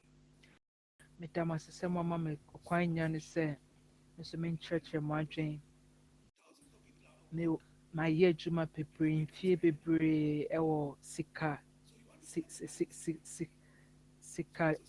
komu sika juma yɛ komu bebree ti minim me kakra se ɛwɔ adwumakuo yi Na asɛm a mewɔ ka ɛfa afidie a ɔmo nim deɛ kɔnkan yie ɛne ɛso nsunsuanso a de bɛbrɛ nipa dasani no ɛne sɛ ɛbɛma nipa bebree na ahwere ɔmo adwuma. That's just simple technology. So let's start with software by itself. There's technology apps. So you used to have how many people employed over there? And today you've got like barely one help counter or two help counters, and then you have a whole bunch of kiosks. Jobs gone. Go to the airport. Your check-in again is on a kiosk. Now you don't go to the counter anymore. It's very rare. You have your self-check-in. How many jobs gone? You know, today when I started my career buying and selling stocks, I used to call a broker to execute. Today we laugh at you if you even, the whole brokerage line is gone for a toss. There are no stock brokers anymore. So it's a double-edged sword, guys. It's a double-edged sword. And the kind of advances AI has got, human beings cannot compete with it. If you look at the medical space, ɔmo nim deɛ ɛkɔ anim sɛ yɛhwɛ sɛ na ɔmo si kɔnkan sɛnea adeɛ kyen adeɛ sa ɔmo nim deɛ esi kɔ anim a ɛnyɛ adeɛ a nipa dasani ɛbɛtumi agyina ɔmo ano ɛnyɛ adeɛ nipa dasani ɛbɛtumi ne ɔbɛtumi adwen te sɛ deɛ ɔmo adwen sisi ayɛ adwuma a ɔmo bɛtumi ayɛ sisi a yɛhwɛ deɛ si a ɛwɔ airport koraa ɛno nko akyerɛ sɛ mfidie yi ɛgye nipa adwuma nkakra. They soon be out of work because the best way to win a case is what you call legal precedent. Ɛkɔ so wɔ airport sisi a ɛkɔ so ɛwɔ lawyers so adwuma yi mu mfidie yi ɛgye obiara adwuma.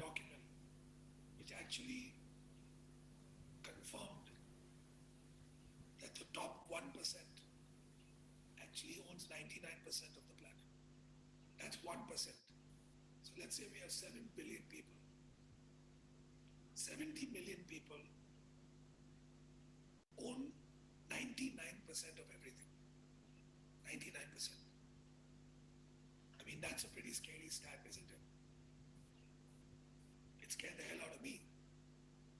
You know, people give this number 80, 20, 91. It's actually the case. But you know what?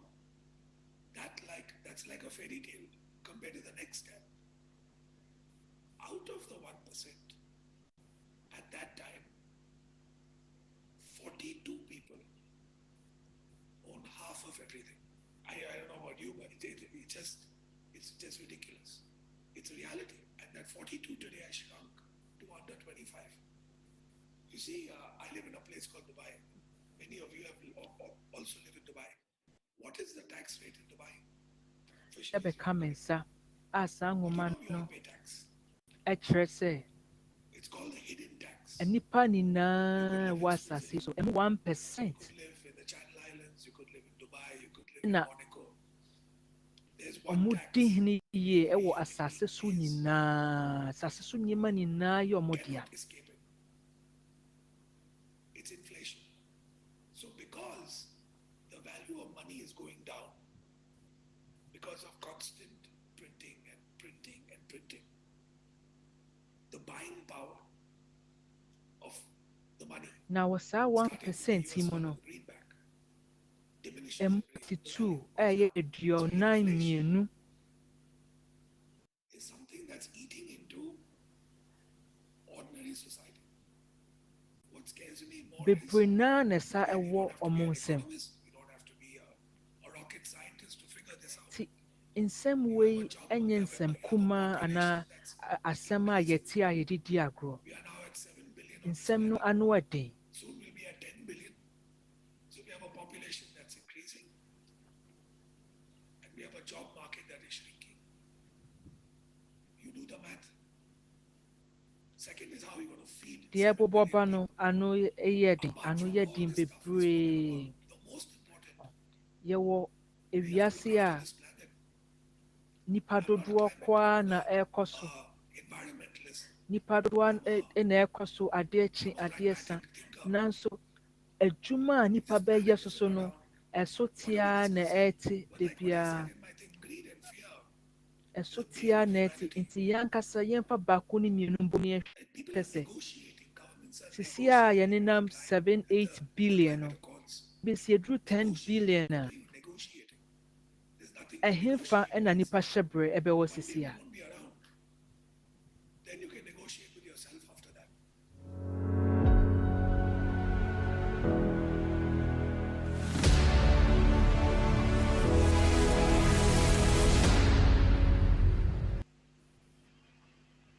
Thank you, Mr. Barkwani.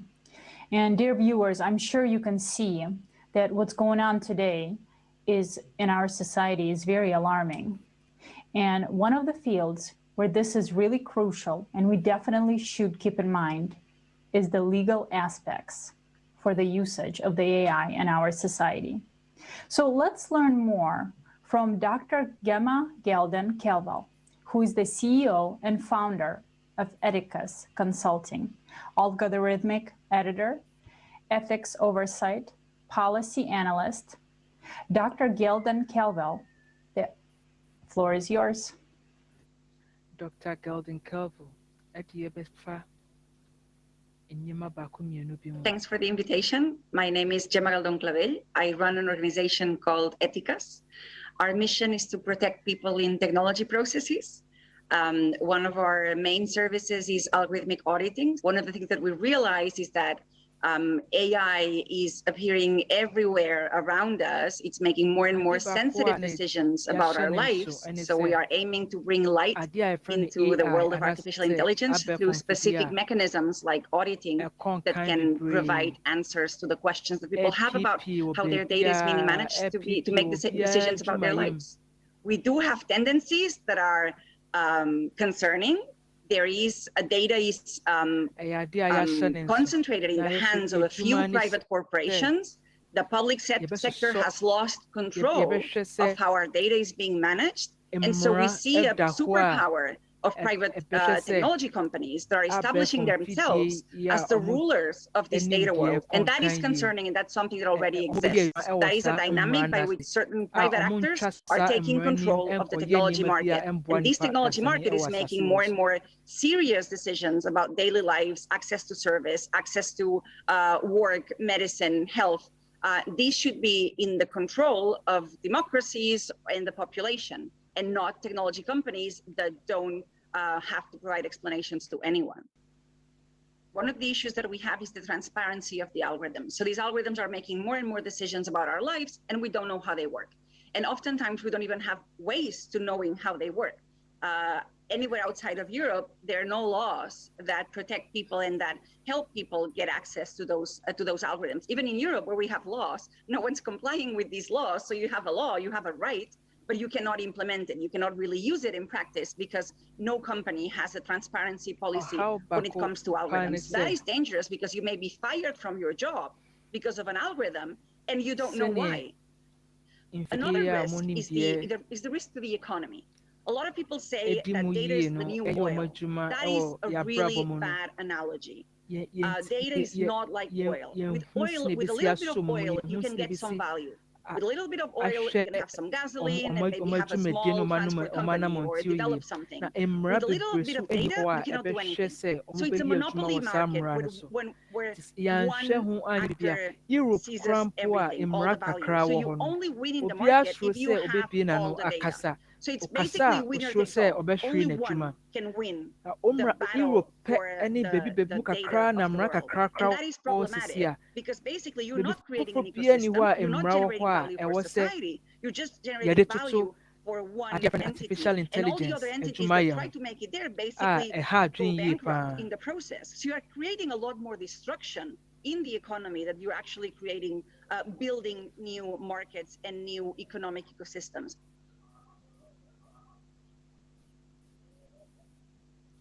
Thank you, Dr. Gelden-Kelvel. I agree with you. Obviously, artificial intelligence will replace us in all areas of our lives and become an integral part of it. We ourselves contribute to this, and it is quite clearly why. For example, would you want to give up the best healthcare, education, security? Obviously not. And why should you? Today, the development of a single AI is underway, and it's already in the final stages. The only question is, who will be the first? This is exactly what the leading corporations, even entire states, are fighting over right now. Because in a consumer society, a single AI can only belong to one person. And in the end, only one person will be behind it. That's why what's really scary. After all, for 6,000 years, we have been divided and brought up the worst in ourselves. The owner of a single AI will be a man with his alpha value, pride, selfishness, and lust for power. And in today's world, everything from goods to human life is for sale. No one will refuse to show his egoism, his alpha, and rule everyone. And a single AI gives its master such an opportunity to the fullest extent. In a consumer society, it cannot be otherwise. If you don't eat them, they will eat you. That's what everyone is thinking now, looking at their competitor. And this has been done before. The annual revenue of the IT industry today is $4 trillion. And when such an artificial superintelligence is created, it will take all funding from all areas. And all the money in the world will flow into one pocket. Just imagine what a tidbit that would be. If you hope that single AI in the consumer format will be used for the good of humanity, I must disappoint you. It's not gonna happen. Our dark side is insatiable and always wants more and wants stuff and money. When the alpha is fed up with the money, he will begin to play with lives of ordinary people. And then we will all pray to this one master, serve him, and go to war for a piece of bread and a glass of water. Mega Alpha, World Ruler, L, whatever you call it. History has already known such examples. Once a man has power over the world, he turns into a beast. Would he care about people's lives? And the unified artificial superintelligence is precisely what gives its master such an opportunity to become the ruler of the whole world. Will we be so stupid that with our own hands we will continue to support the empire of Alpha and a consumer society, knowing there will be no place for us afterwards? Right now, right this very minute, millions of top IT engineers are working on creating super artificial intelligence. Many of them don't even know that they're writing these codes for, what they're writing these codes for. But of course, among this group, from IT specialists and scientists, bebree ɛwɔ mpempempempem ɛɛboa sɛ ɔmo besi saa afidie titiriw yi a ɛbɛdi mfidie nyinaa so a ɛbɛdi nipa nyinaa so. Na deɛ yɛyɛ ne sɛ adwumakuo ɛyɛ IT specialist for bebrebe yi ɛnim sɛ ɔmo boa ama yɛsi saa afidie titiriw ɛyɛ ɔmo sɛ ɔmo yɛ adwuma agye sika bi adi nim sɛ ɔmo nsa ɛhyɛ saa adwumadie yi mu. With a single master, very far from human goals. And thank goodness, it will be artificial intelligence and not artificial consciousness. Because it will enslave us all in one day. Because artificial consciousness has egoism, egocentrism, like every one of us, without a shred of conscience. Now, there is only one artificial consciousness, that is Jackie. It is in control. Artificial consciousness and omo AC. Nanso artificial intelligence abe for fidia. Artificial intelligence will be our enslavement and the collapse. If we say artificial consciousness, dear. But from the point of view of a creative society, the development of technology is an opportunity to withstand catastrophic climate disasters that await us, survive as humanity, and enter a new stage of evolutionary development. Artificial intelligence, But this is only one variant of from Fidia, Ninimtia Ekonkai, any Satumi, 8 billion of us and no on pet this planet. and a boy. And it is obvious that in a society where behind a single AI is a mega alpha, whose purpose is to assert its power and importance, people will not be needed in the numbers we have now. Therefore, the only solution would be population reduction. Yes, friends, we will be multiplied by 0. We will become unnecessary. Is this the future you and I want? Is this the future we want for our children? But we are now rushing towards exactly this future. If we do nothing to build a creative society. And what is even scarier is if we'll happen to all these people that will not be needed anymore in consumer society. Our next speaker, you're in a crisis, and tell us more about it. Yuri, please, the floor is yours.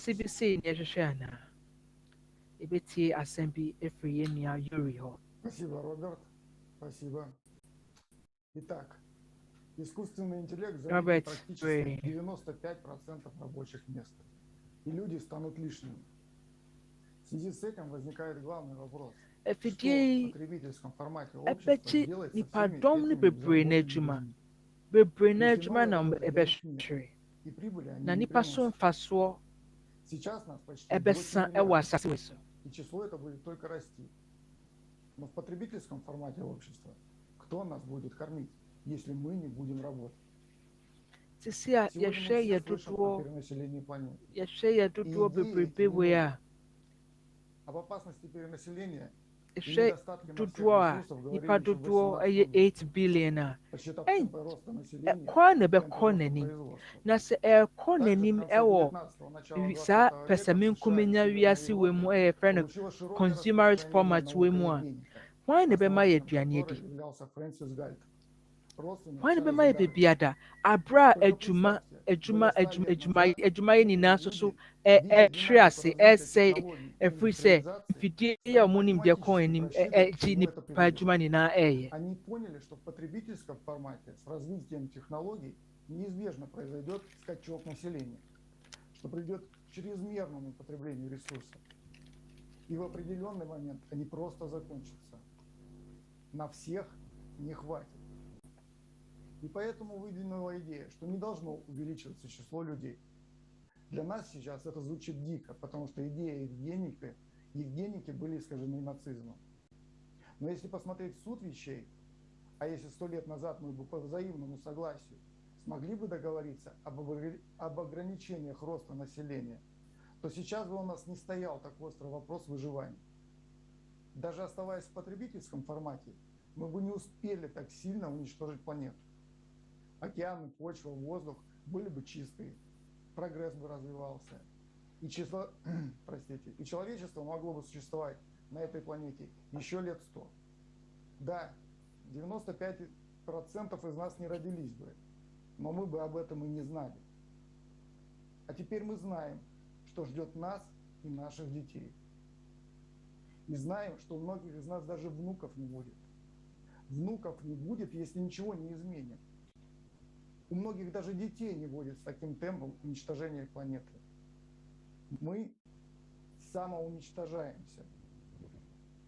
Сейчас расширить территории для жизни мы не можем. Весь наш прогресс дошел пока только до того, что люди радуются возможности улететь на мертвую планету с Маском.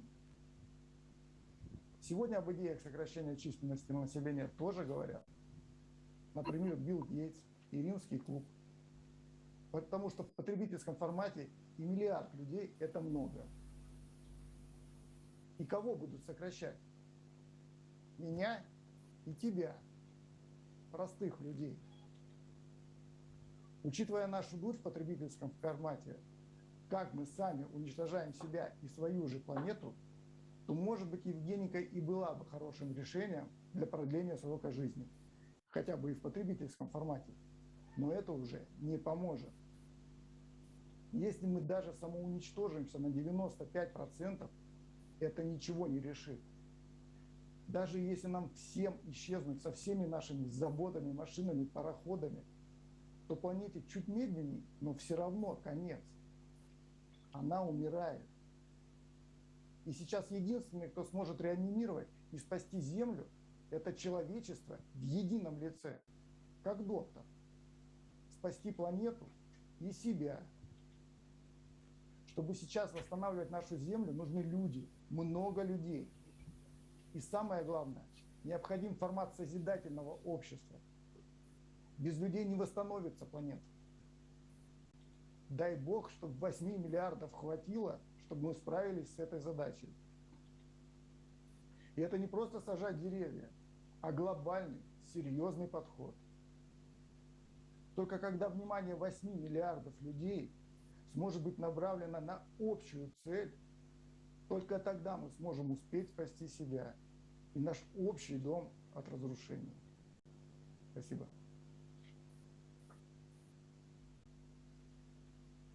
Thank you so much, Yuri. Thank you. And I would like to stress out that people here at this conference are speaking truth for the first time worldwide. And it's our choice. It's our choice to take action and bring people's attention to the fact that we're facing a really serious global issues. And it's up to everyone who's seeing this. It's up to every person who's hearing this to take action. Because if we don't take action after knowing this information, it means that's our choice. And then the consequences will be the result of our choice. Thank you.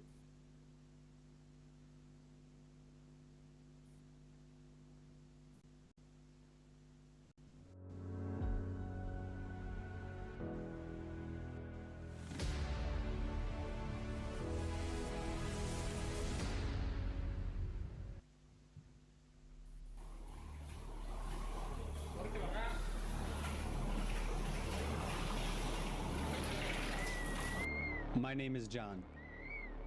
I am 35. I am full of sadness and despair. Yeah, from I live in constant fear. Maybe 35 years. Every day is a challenge for me.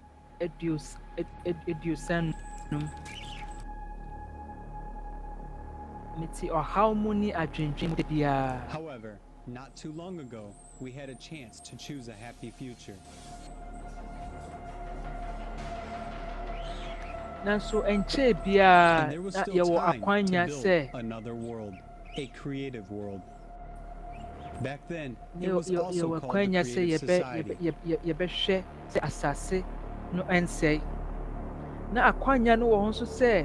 yɛbɛyɛ asase foforɔ yɛbɛsiesie asase n'ani ama no adane asase foforɔ a yɛfrɛ no creative society. 2020, 2021. We were being warned. We just had to understand that we are all human beings on Earth, and we are one big family. Na yɛbɔ ourselves and tell our friends, our families, our loved ones na nsɛm no ɛba ma yɛ sɛ yɛnyɛ bibi mfa deɛ ɛbɛto yɛn ho. But now, ba yɛanyɛ biribiara.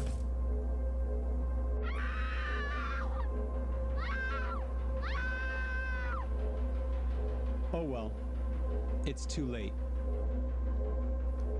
We can't change anything. With our inaction, we've maintained a society of masters and slaves. When I was 25, news feeds were proclaiming that life will become comfortable and easy once technology is greatly integrated into our lives.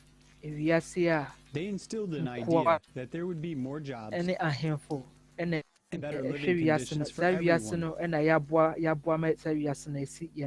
But no one mentioned that machines would completely replace humans.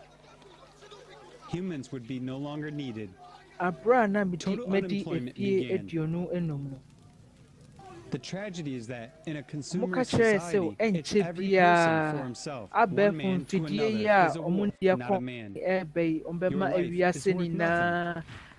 We are but the resource for the world elite that use us for their own personal gain and selfish purposes. And all of this has been exacerbated by climate disasters. These events were the beginning of the end. Now, the earth is shaken by massive earthquakes and volcanic eruptions. Asase waves sweep over cities. People are forced to flee to save their lives. Asa abɛsɛe biribiara aka mmerɛ ɛwɔ asase so sisi a. Millions are homeless and hungry. Mpempempempempempem ɛna ɔmo nya baabi nda ɔmo nya aduane and a piece of bread. People are killing each other. Nipa eku wɔn nua. Most of them are well armed. Bebree naa ɛna ekura tuo. Eat their own kind. Ɔmo a ɔmo ni aduane. Humans have lost their humanity. Out of the 8 billion population, there are less than 5% left. Nipa dodoɔ a na nka ɛyɛ 8 billion no, deɛ aka into 5% There are still islands untouched by the force of nature.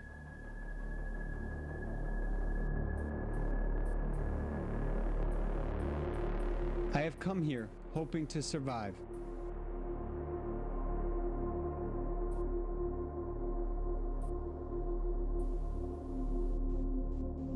But eventually, we will all envy the dead here.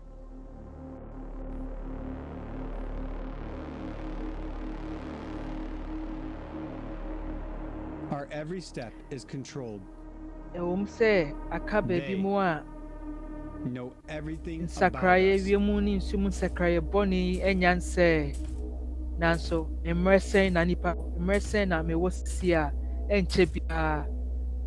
are slaves.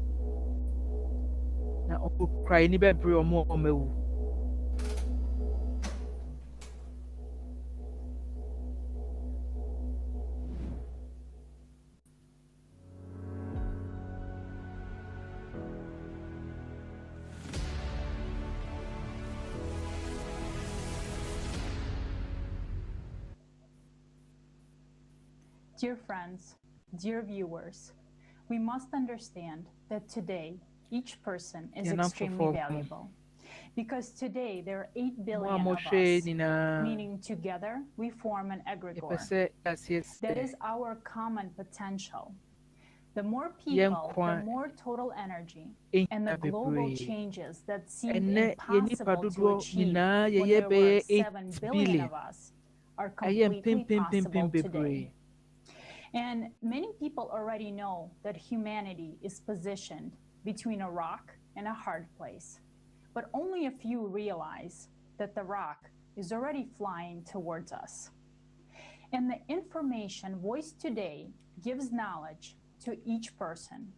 And I'm sure right now, most of you understand the significance of this event and have the need to act. And you are impressed and touched by everything said. But our consciousness works in such a way that in about 2 to 3 days, we will forget that we had ambitions and urge to do something. We will just revert back to supporting the dangerous format we live in now, and we will start heading towards self-destruction. And we need to remember that we are standing at the edge of a cliff. And the question is, will we be able to turn around, join hands, and walk together the other way? Or are we just going to jump? And if consciousness says that we are telling fairy tales, then just look at the facts, check everything, and you will see that we have spoken about the current situation very carefully and very lightly. And we are not trying to scare anyone. We are simply showing the problem in its entirety. And there's no more time for ambitions, bragging about who's better, who's worse. There's no more time for that today. And some of you will probably ask, what can I do? Well, either we can keep looking for ways to solve the current problem, or we can all unite in the only, I repeat, the only correct option and build the creative society in which everything is taken into account. And if we decide to support the creative society, then everything will work out. The only thing we need is to come together and to notify people about this solution. And the first step is that we must inform everyone. And of course, someone might say, we must actively go and fight against the consumerist format. Why should we build new where we can fix the old? And you know, this is very ironic, as each one of us has a revolutionary inside. We want violence against someone else, but we do not want violence to be used against ourselves. And how can we achieve anything through violence? Creative society cannot be built through violence, or it will be another form of capitalism, Nazism, fascism, or socialism. We have to understand that creative society excludes concept of power, and this is very important. Now, someone might ask, but has already been so much fight against the consumerist format and with no results. Well, the truth is that there has never been any kind of opposition against the consumerist format that we live in today. So for the past 6,000 years, there hasn't been any attempt to reformat the way we exist. And should mention that it is impossible to build the creative society in a single country. And this is very important. It is necessary to build it all over the world.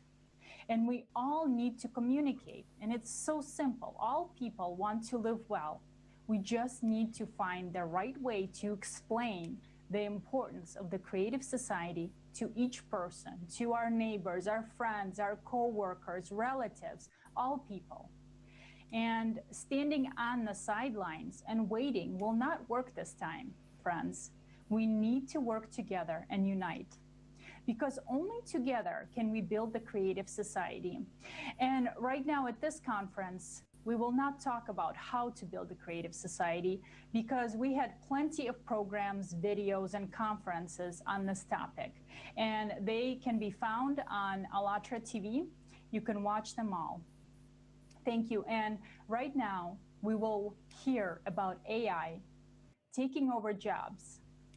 And a bit later, we will be talking about climate crisis, and experts and scientists will share the true and very alarming situation on the planet. So please stay tuned.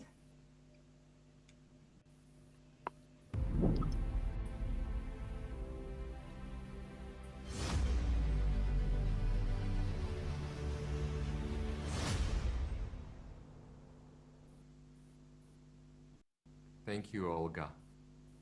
Dear viewers, we are now moving to our next block of today's conference about ecology. which is today a very controversial topic based on which side of the road you are. We learn about the technological crisis and how it is already changing people's lives today. Next in the conference, respected speakers will talk about the climate and ecological crisis on our planet. This information has been prepared by people all over the world. Everyone's life today depends on people's awareness. The extreme situation on the planet shows that mankind is a dead end from which it is necessary to find a way out. I would like to give a floor to Anna Kotlar, an ecologist from Israel. Anna, what is the state of the environment today? Важнейшей международной проблемой сегодняшнего дня является глобальное изменение климата. И это результат астрономических процессов и их цикличности. Цикличность неизбежна. Это означает, что человек не влияет на климат, не контролирует землетрясения, извержения вулканов, рост температуры, таяние ледников и многие другие природные явления. Миллионы людей по всему миру уже стали климатическими беженцами. Это та реальность, в которой мы живем сейчас. События развиваются с шокирующей скоростью. Сила катаклизмов нарастает в прогрессии. Их частота увеличивается с каждым днем. Мы считаем себя развитой цивилизацией, однако мы не в силах защитить себя и наших близких от того, что происходит. Планета только входит в цикл катаклизмов, а мы уже бессильны перед лицом стихии. Что будет дальше? Приносят ли реальную пользу международные соглашения, которые обещают нам защиту в период изменений? Можем ли мы справиться с надвигающейся на нас угрозой? Люди по всему миру собирают факты и наблюдения, проводят аналитику. Сегодня уважаемые спикеры конференции ответят на эти и другие вопросы, поделятся с нами информацией, от которой зависит наше будущее. Эта тема будет в следующей части нашей конференции.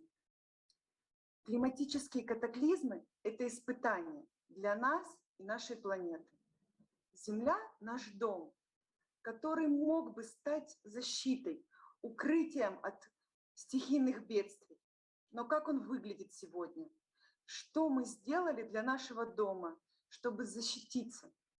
В каком он состоянии?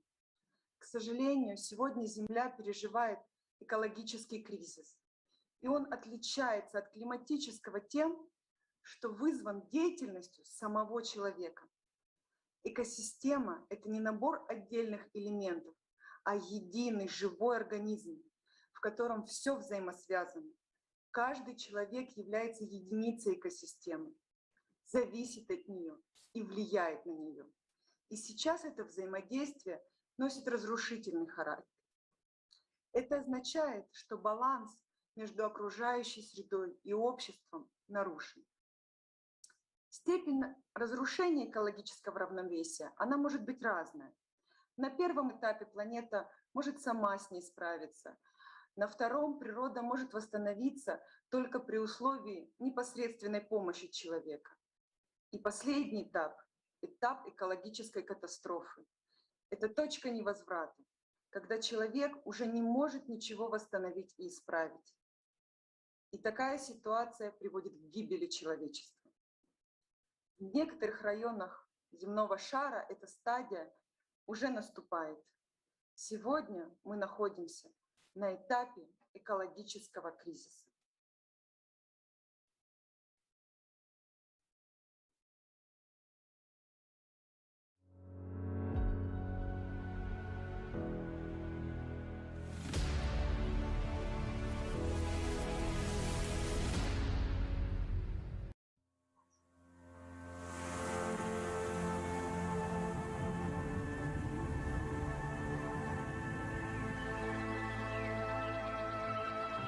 The Earth is a living organism, and everything in it is interconnected.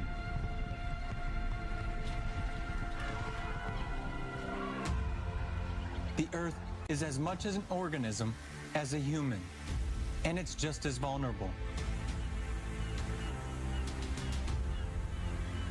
Our illusion of happiness and well-being can be shattered in a moment.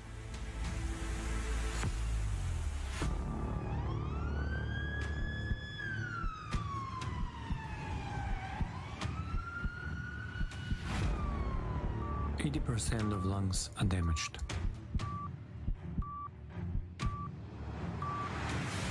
Each year, the world loses about 10 million hectares of forest area, equivalent to 27 soccer fields per minute. In 2015, an estimated 50% of the planet's wild forest had gone. If the trend is not stopped, we will only have 10% of the world's original forest left by 2030. In addition to industrial logging, large numbers of forests are being destroyed by annual fires, abnormal weather phenomena, and acid rains. Forests are also being destroyed in the so-called green pursuit. For example, 9,000 trees have to be cut down to produce a year's supply of paper bags for just one retail store. Forests are known to provide oxygen, but they are also home to many species of animals and plants. Deforestation leads to soil erosion, reduced river water availability, and enhanced greenhouse effect. And despite the signing of the UN Declaration on Forest in 2014, which aims to have deforestation by 2020 and to stop it permanently by 2030. The global average annual gross tree cover loss has increased by 40% in recent years. If forests disappear, 1/3 of humanity, which is currently heavily dependent on forest and forest products, will suffer poverty and death. 75% of skin is affected. As of today, 75% of Earth's land area is already degraded as a result of human activity. By 2050, that figure could reach 90%. The main sources of soil contamination are industry, transport, agriculture, nuclear power, and huge areas of landfills. The production of environmentally friendly human health products is impossible on contaminated soil. Every year, 30 billion tons of fertile land are depleted worldwide. In other words, the equivalent of one soccer field of soil is eroded every 5 seconds. In the meantime, it can take up to 1,000 years to produce 1 centimeter of fertile soil, which means we will not be able to increase the soil layer in our lifetime.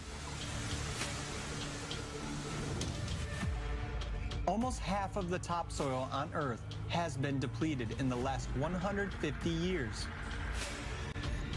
Land degradation leads to food shortages and famine. Currently, about 40% of the world's population is affected by land degradation. It is more than 3 billion people.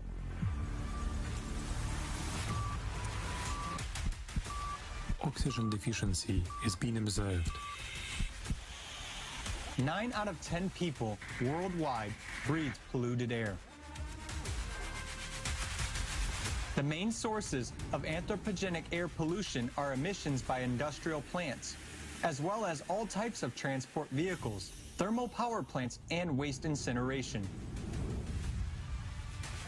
Air pollution is one of the leading threats to child health, accounting for almost 1 in 10 deaths in children under 5 years of age. 24% of all deaths among adults are caused from heart diseases, 25% from stroke, 29% from lung cancer, all of which are induced by air pollution. Air pollution generated by burning fossil fuels is attributed to approximately 4.5 million premature deaths worldwide every year. The WHO estimates that air pollution kills more than 7 million people annually. Liver badly damaged. Marshes are a giant natural filter that effectively absorbs carbon dioxide, dust, and toxic elements from water and air. Within 1 year, 1 hectare of swamp absorbs 3 tons of dust from the air and 7 to 15 times more carbon dioxide than a hectare of forest, and releases 7 to 15 times more oxygen. Meanwhile, about 90% of wetlands have disappeared all over the world in the last 300 years, and now we continue to lose them 3 times faster than forest.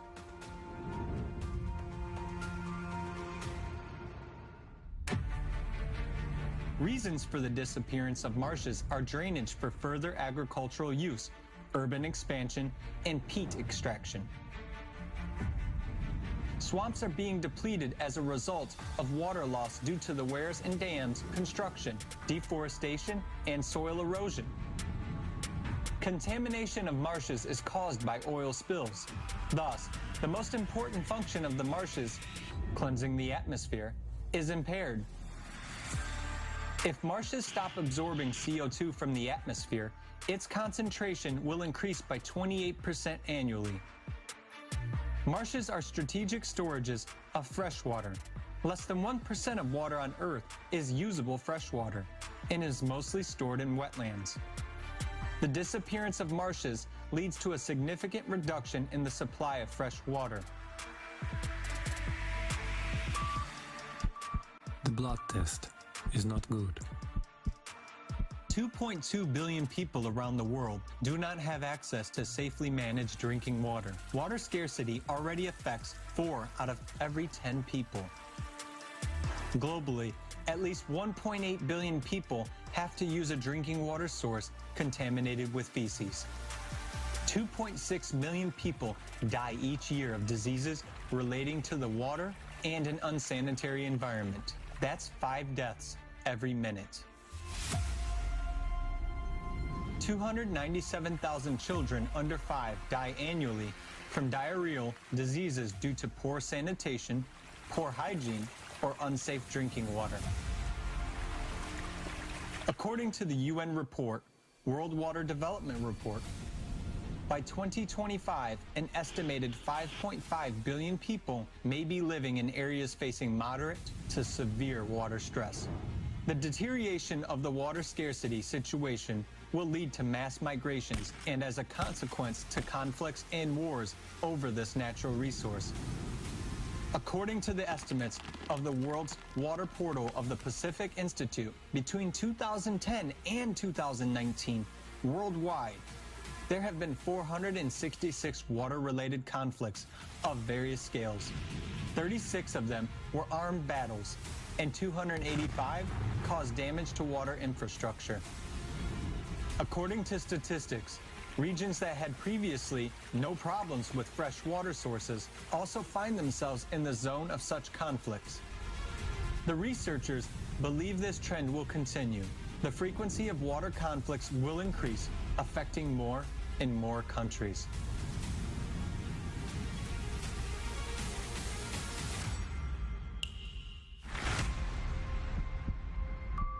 The immune system is destroyed. Around 1 million animals and plants are threatened with extinction. The global biomass of wild mammals has fallen by 82%. In the past century alone, the number of species that have gone extinct is as much as it would normally take 10,000 years to accrue. The current rate of extinctions is now rapidly approaching that of about 70 million years ago, when the dinosaurs went extinct in the most terrible era for fauna. In 2018, biologists estimated that given the current extinction rate of mammals, it would take 3 to 5 million years to restore the planet's diversity. The disappearance of plant and animal species leads to the instability of ecosystems and, consequently, to the disruption of natural human habitats. From the UN report, The projected biodiversity loss will affect all people, with particularly detrimental effects on indigenous peoples and local communities, as well as to the poorer and vulnerable groups, taking into account their dependence on biodiversity for their livelihoods. The vital signs of the body are sharply impaired. The patient is in a critical condition, and brain tumor has been detected.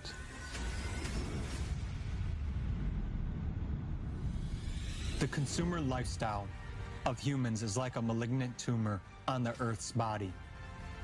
It is constantly growing, consuming and consuming, and taking everything it needs from the macroorganism for itself. It doesn't share, doesn't think about others, which results in the death of the organism along with the cancer tumor. If no global action is taken today, tomorrow it will be too late. The planet you live on is dying. The creative society is our only chance.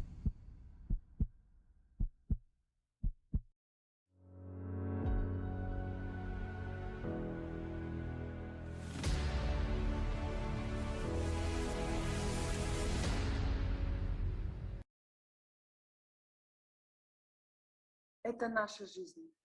Это каждый из нас сейчас находится в критическом состоянии. С каждым днем ситуация хуже. Не с каждым годом, а с каждым днем. Я надеюсь, что это видео никого не оставило равнодушным. Почему надеюсь? Потому что если эта статистика не поможет образумить людей, то что тогда поможет? Данные просто ужасают. На 2030 год останется 10% диких лесов. Это через 9 лет. Мы живем во время пандемии. Мы знаем, что такое 10% от наших легких. Так какая у нас перспектива?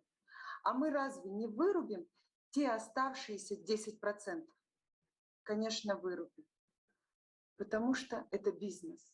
И бизнес доминирует над здравым смыслом.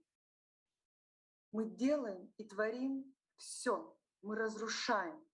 Ресурсы Земли исчерпываются. Наша планета настолько загрязнена, что уже 9 из 10 человек не имеют возможности дышать чистым воздухом. 4 из 10 человек уже испытывают нехватку воды. Еда, которую мы потребляем, содержит вредные химические вещества. Мы видели сейчас очень страшную статистику смертности. Мы сами являемся причинами этой статистики. Вдумайтесь, более 7 миллионов человек ежегодно умирают из-за загрязнения воздуха. Растут сердечно-сосудистые, онкологические, генетические заболевания. Это факты из открытых и официальных источников. Мы уничтожаем все, что могло нас защитить. Убиваем иммунитет. Мы настолько заняты потребительством, что некогда посмотреть в будущее. А будущего стоит бояться. Если мы ничего не предпримем, мы умрем. Если мы будем сглаживать углы, что будет завтра? Войны за ресурсы, которые уже начались, массовое сокращение численности населения, чтобы снизить так называемую нагрузку на землю. Сначала сильные будут убивать слабых, а кого потом? Вся информация или скрывается, или переделывается, или разрознена, чтобы не вызывать панику и не нарушать привычную систему потребления. Очень многие люди знают и понимают, что происходит, но молчат, потому что не видят выхода. Мы уже подошли к черте, за которой нет дороги назад. Мы съели, сожгли, вырубили все на своем пути. Куда дальше? Ученые уже считают точкой невозврата ближайшие 50 лет.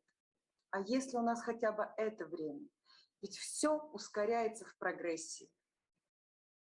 И разве мы сможем очистить воду только половины озера? Здесь нужны все. Нам необходимо прекратить разделяться, прекратить бороться друг с другом, прекратить эксплуатировать экономически зависимые регионы в угоду собственным потребностям. Скажите, как так получается, что политические и экономические выгоды преобладают над инстинктом самосохранения? Пришло время объединиться, чтобы противостоять смертельной опасности. И мы можем это сделать все вместе, иначе ничего не получится. Что может быть важнее, чем сохранить жизнь себе и своим детям? Наша задача — оповестить о реальной ситуации, в которой мы сейчас находимся, и решить которую мы можем абсолютно честно, без революции. Это возможно сделать, если мы проинформируем всех и изменим формат общества на созидательный. И это должно быть решением всех и каждого. Друзья, приглашаем всех здравомыслящих людей на следующую конференцию 4 декабря 2021 года под названием «Глобальный кризис. Время правды». Пришло время расставить приоритеты.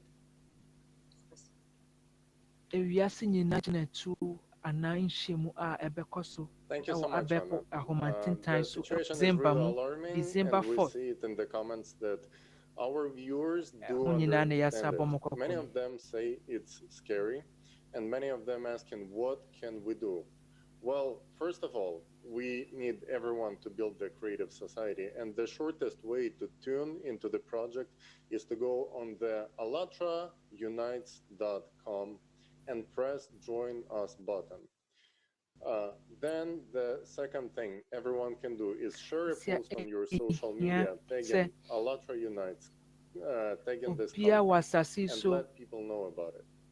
Make a video review, post it or send Creative it on the Society Allatra Unites, on the email you can find on the allatraunites.com. We can also make a video review, we can post a small allatraunites.com. The main thing, inform people around you. Make sure sure that there is no person in your surroundings that doesn't know about possibility of building creative society. Thank you so much. Let me pass the floor to Alex in Germany.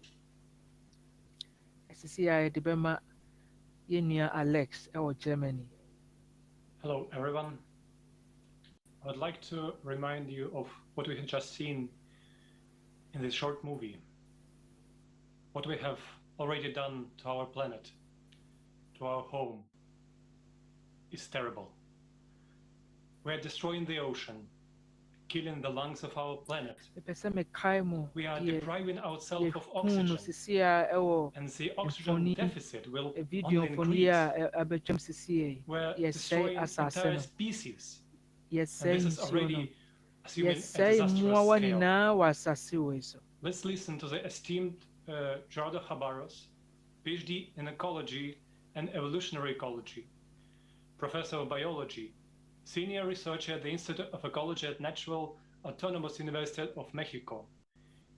Greetings, buenos dias, Gerardo. The floor is yours. I am Professor Gerardo Ceballos. I work at the National University of Mexico, and I am an ecologist that specializes basically in studying animals in the wild. A few years ago, in 2015, my colleagues, my colleagues from Berkeley and the University of Stanford and the University of Mexico, we put together this paper what you can see here is in red are the amount of this particular characteristic of the planet you know, that is left. And we can see that in many cases, we have lost more than 60, 50, 60, 70% of this particular ecosystem or species.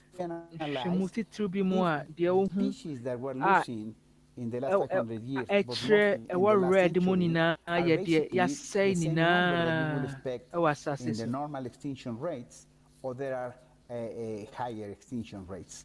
And what we found, and this is rather dramatic, I want you to see here, this is a cumulative number of extinct species. This is the centuries, the intervals. So if we were losing a species at the normal rate, all the lines should be below the dot line. But what we can see here is that in the last 500 years, especially in the last century, we have started to lose species much faster than in the previous million years. And we can see here on this side that the number of species lost is directly linked to the human population. Here is human population and this species, and this line is almost perfect, you know. And this has let us conclude that we have entered the sixth mass extinction.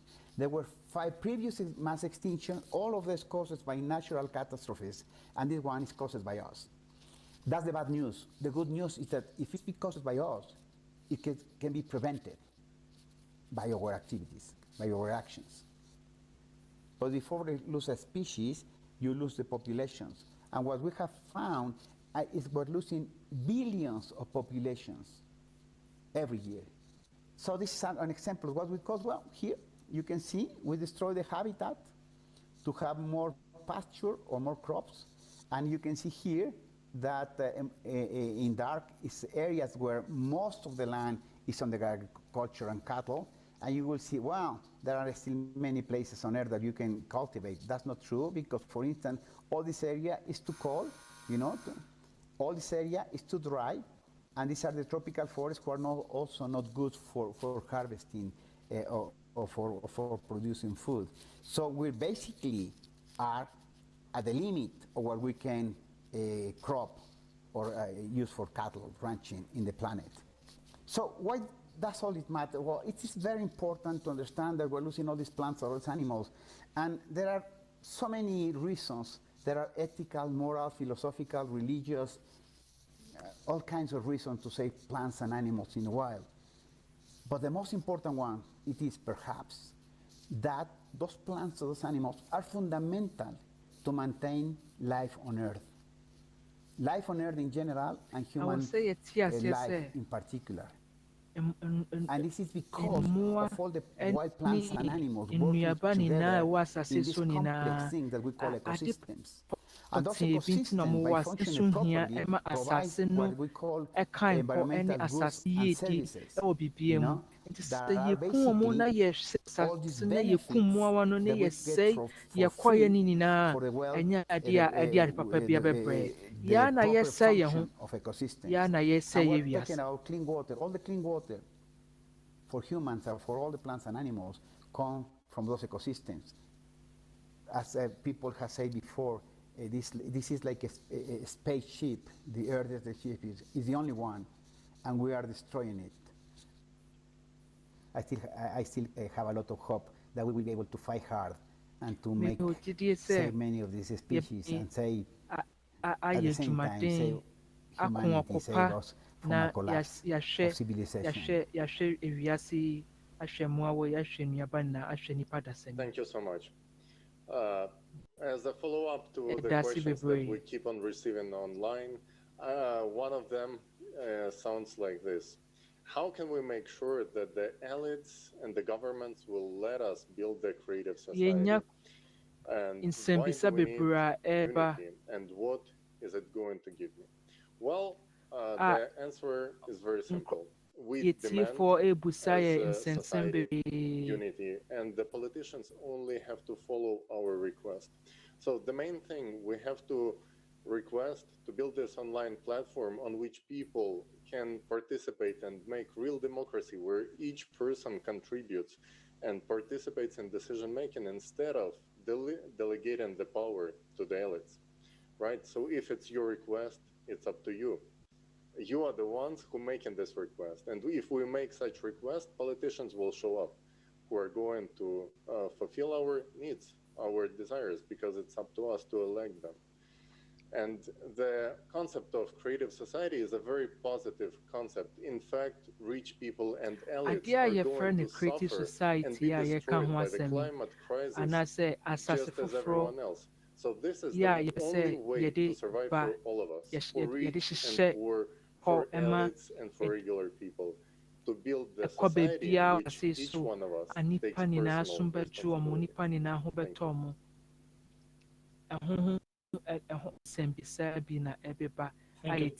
responsibility. And it's really a chance to survive, create a society. Because when we look at our planet, the worlds of Geraldo Ceballos, it turns out that we, with our own hands, have now provoked mass extinction of species. Just think about it, how terrible it is. We are so used to consuming that we don't even think about the consequences. We're eating our planet.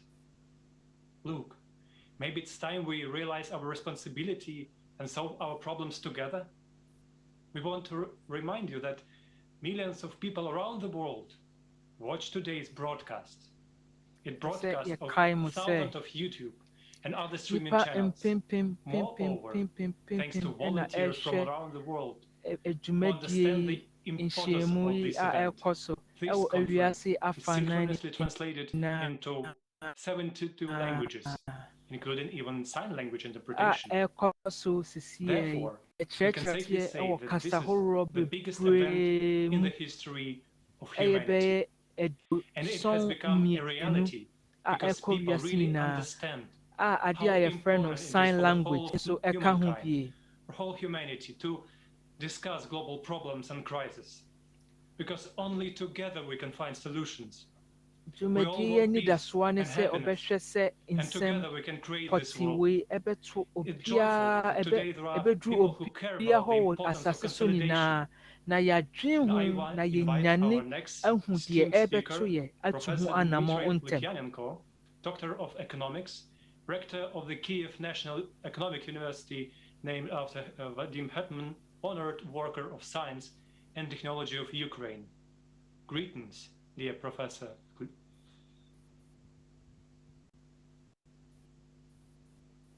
Professor Echel Bibri.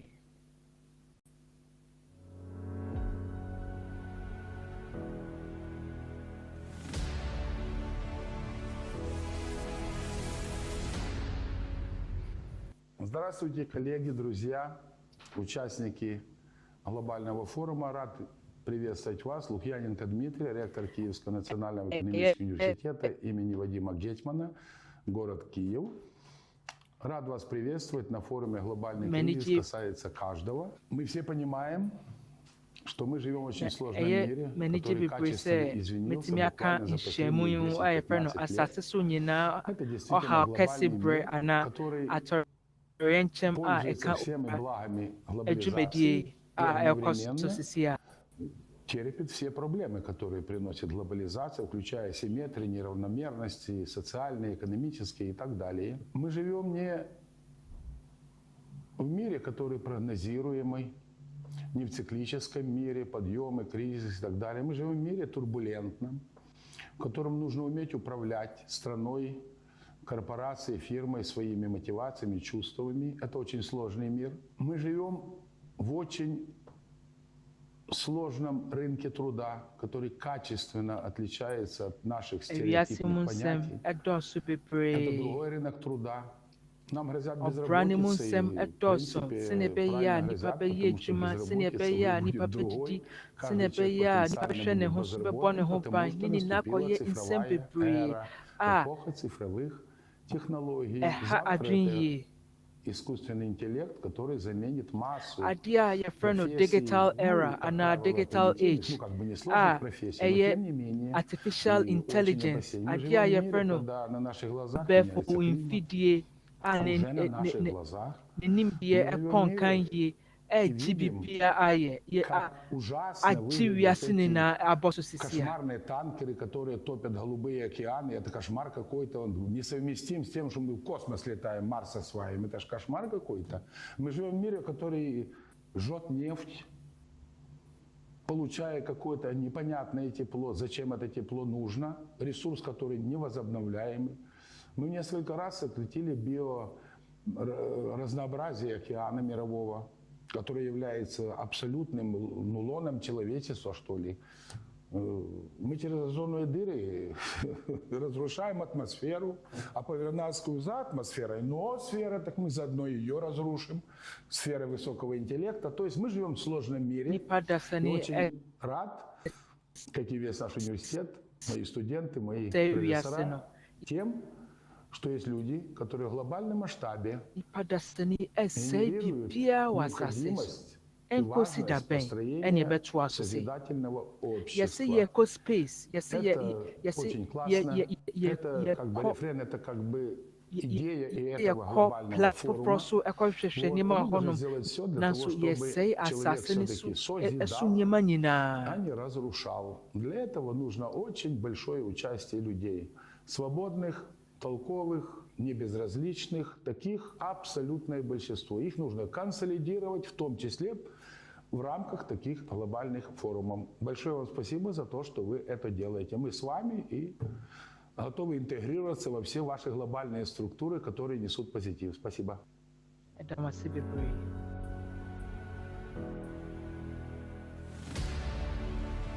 Thank you very much, Professor.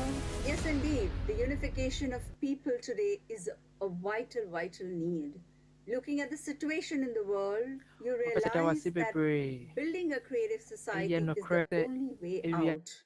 Thank you again very much, Professor. How far have we gone in destroying the planet's ecosystem?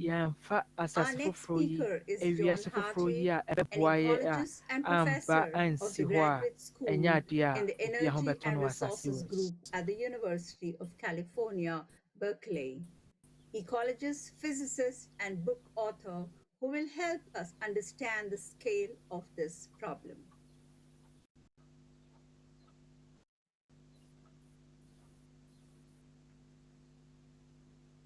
Well, thank you very much for allowing me to address all of you. And I'm very impressed with what this group is doing. We've probably stepped over a number of boundaries already and put ourselves on a path to a lower quality of life because we've destroyed so much of the wildlife. But the more we continue to destroy plants and animals, the more we're going to degrade our lives. I'm aware of that portray the severity of the problem. One is that if you look at in the United States, there are many, many types of habitat.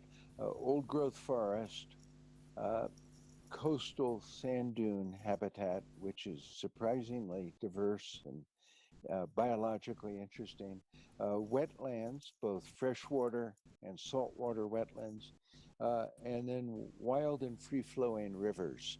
And in all of those categories of habitat, we have destroyed around 90%, 90% of what was there 500 years ago. If you look at the world's tropical forests, the last numbers I saw for the Amazon were we've destroyed about 30% of the Amazon. And the rate at which we're continuing to destroy the Amazonian rainforest is increasing. So that's huge. At the rate, well, in certain countries like Madagascar, where I've traveled and done research, Madagascar has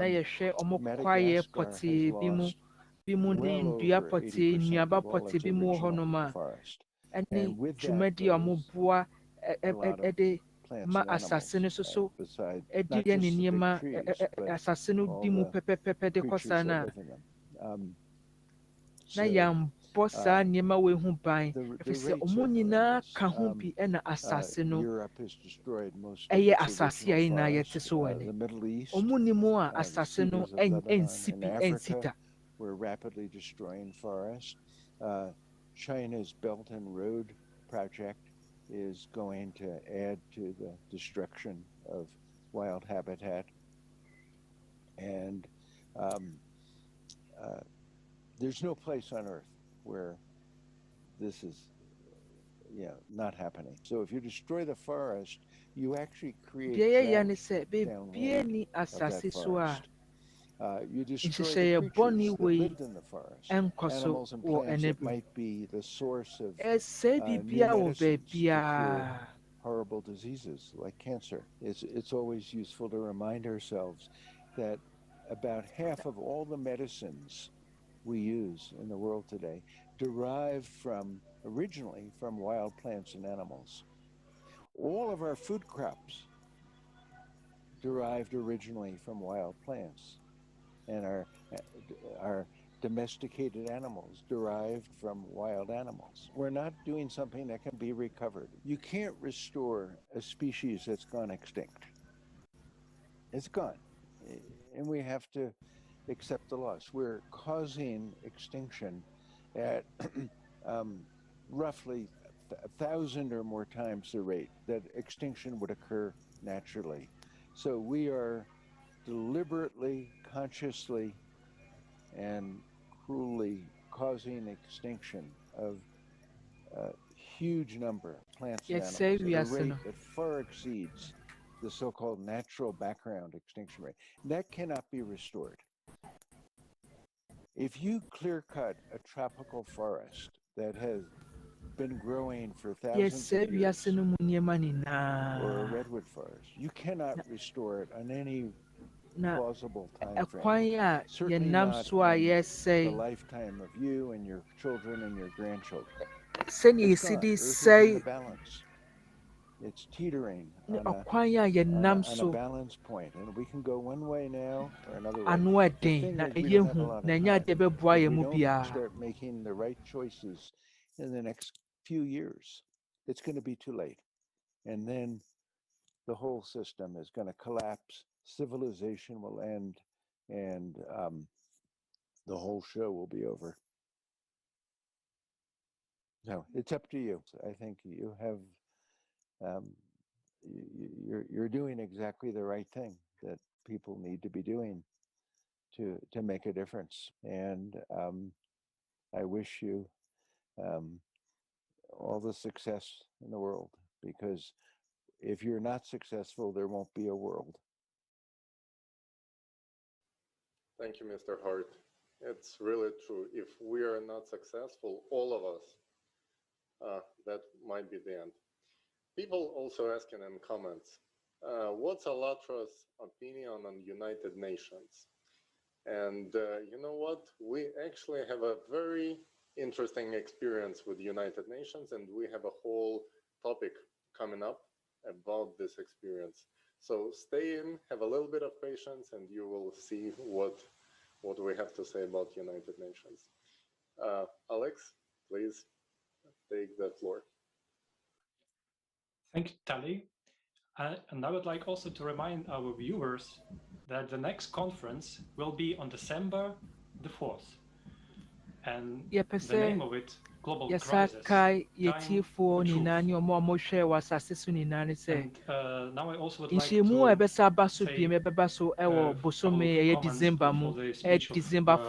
Professor John Hart.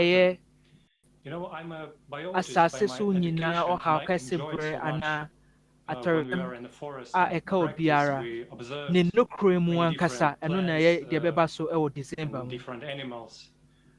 But when I heard about what is happening and that the scale of loss of forest, it's really horrifying.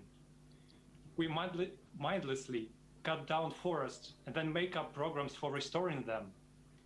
But in order to revive forests, trees must be restored by the entire world. And this must be a unified global program. Whereas planting seedlings in a separate country is not going to change anything globally. We have heard of statistics of deforestation. Planting these meager seedlings, it's a mockery. Forest quiet Considering how much is being cut down on an industrial scale. People who plant trees for show usually bring a lot of media and television so that everyone can see how much they care about nature and plant trees. But later on, no one tells you that after 10 years, unofficially, about 65% of forest plantations die in these places. And according to unofficial reports, the entire 80%. Thieves and tyrants do this in order to improve their ratings. They have robbed people and have been incapable of doing anything because they have nothing else to show to the electorate. But you and I, friends, we need to remember that we live on our one planet. It's our planet. It's our common home. Yet, what we are doing, we're all cutting down trees, draining swamps, and build huge megapolises on these cities, on these sites. It's huge cities. But what these huge cities, megapolises, actually mean for our planet? Let's learn more about this from Olga Prochenko, a civil engineer from Belgium.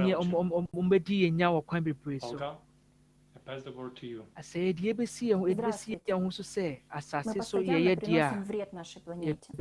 Самое страшное, что мы сделали, помимо того, что мы уже разрушили, мы создали давление на Землю. Мы строим гигантские города и даже не задумываемся о том вреде, который они приносят нашей планете. Строение мегаполисов весят сотни миллионов тонн. Их населяют десятки миллионов людей, которые также имеют свой вес. Возникает точечное давление на литосферы. Земля дышит.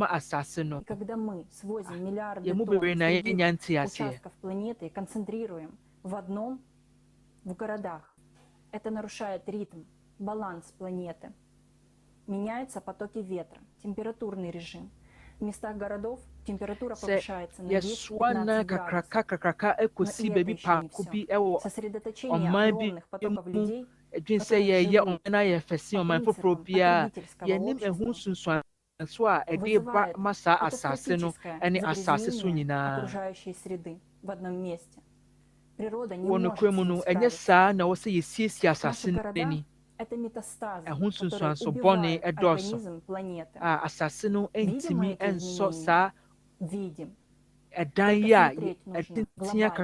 Города влияют на изменение ритма планеты. Сбои, что способствуют прогрессированию сейсмической активности и влияют и на экологию, и на ветер, и на все остальное. Эти изменения также влияют на климат. Это не основная беда, но она влияет. Климатические изменения уже набирают катастрофические обороты, а мы их только усугубляем.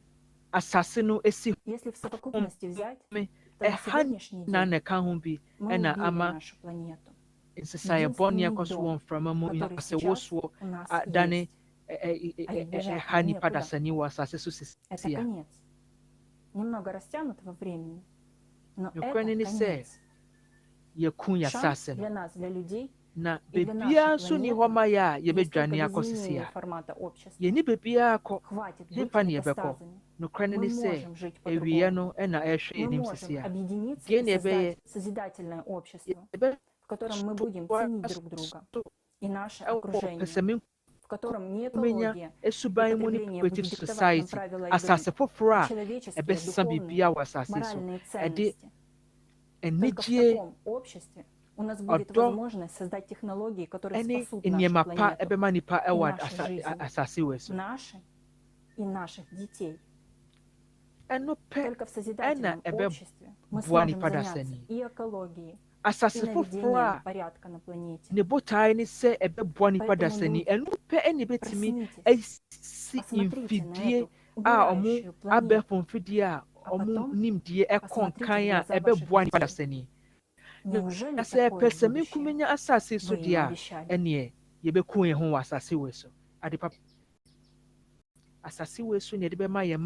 This is shocking information. How often do we think about the things we do. What kind of a world do we leave after ourselves? We have nowhere to run. In some way, and today, can we promise our children a future? All this is very serious. And it's important to understand that we all depend on each other and have a shared responsibility for our future. So it is a great honor for us to introduce the next distinguished speaker, Mr. Anatoly Kinuk, the president of Ukrainian League of Industrialists and Entrepreneurs, politician, former Prime Minister of Ukraine, former Minister of Economy of Ukraine.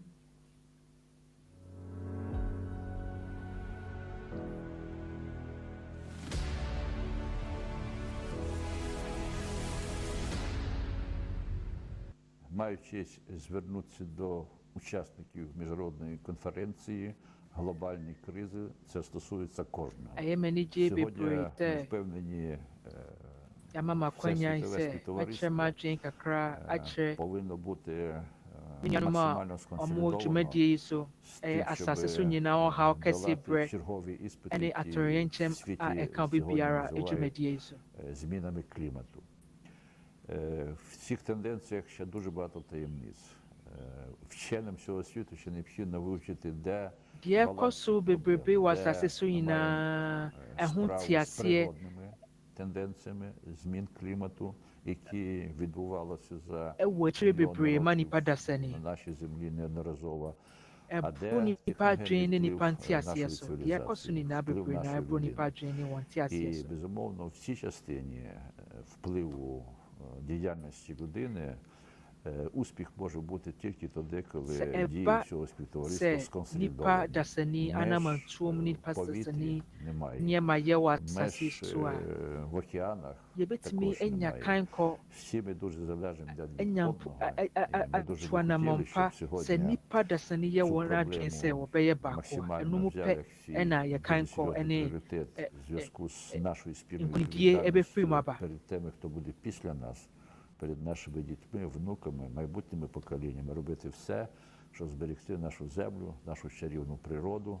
А земля – це унікальне явище в космосі, це вже визнають всі. І це наше спільне і завдання, і відповідальність, і тільки консолідуючі зусилля на таких високих, духовних, моральних принципах, ми впевнені, можна добиватися. Я радий, що конференція присвячена в тому числі темі змін клімату, і після неї це буде ще один із стимулів консолідувати зусилля всього людства, всієї нашої цивілізації.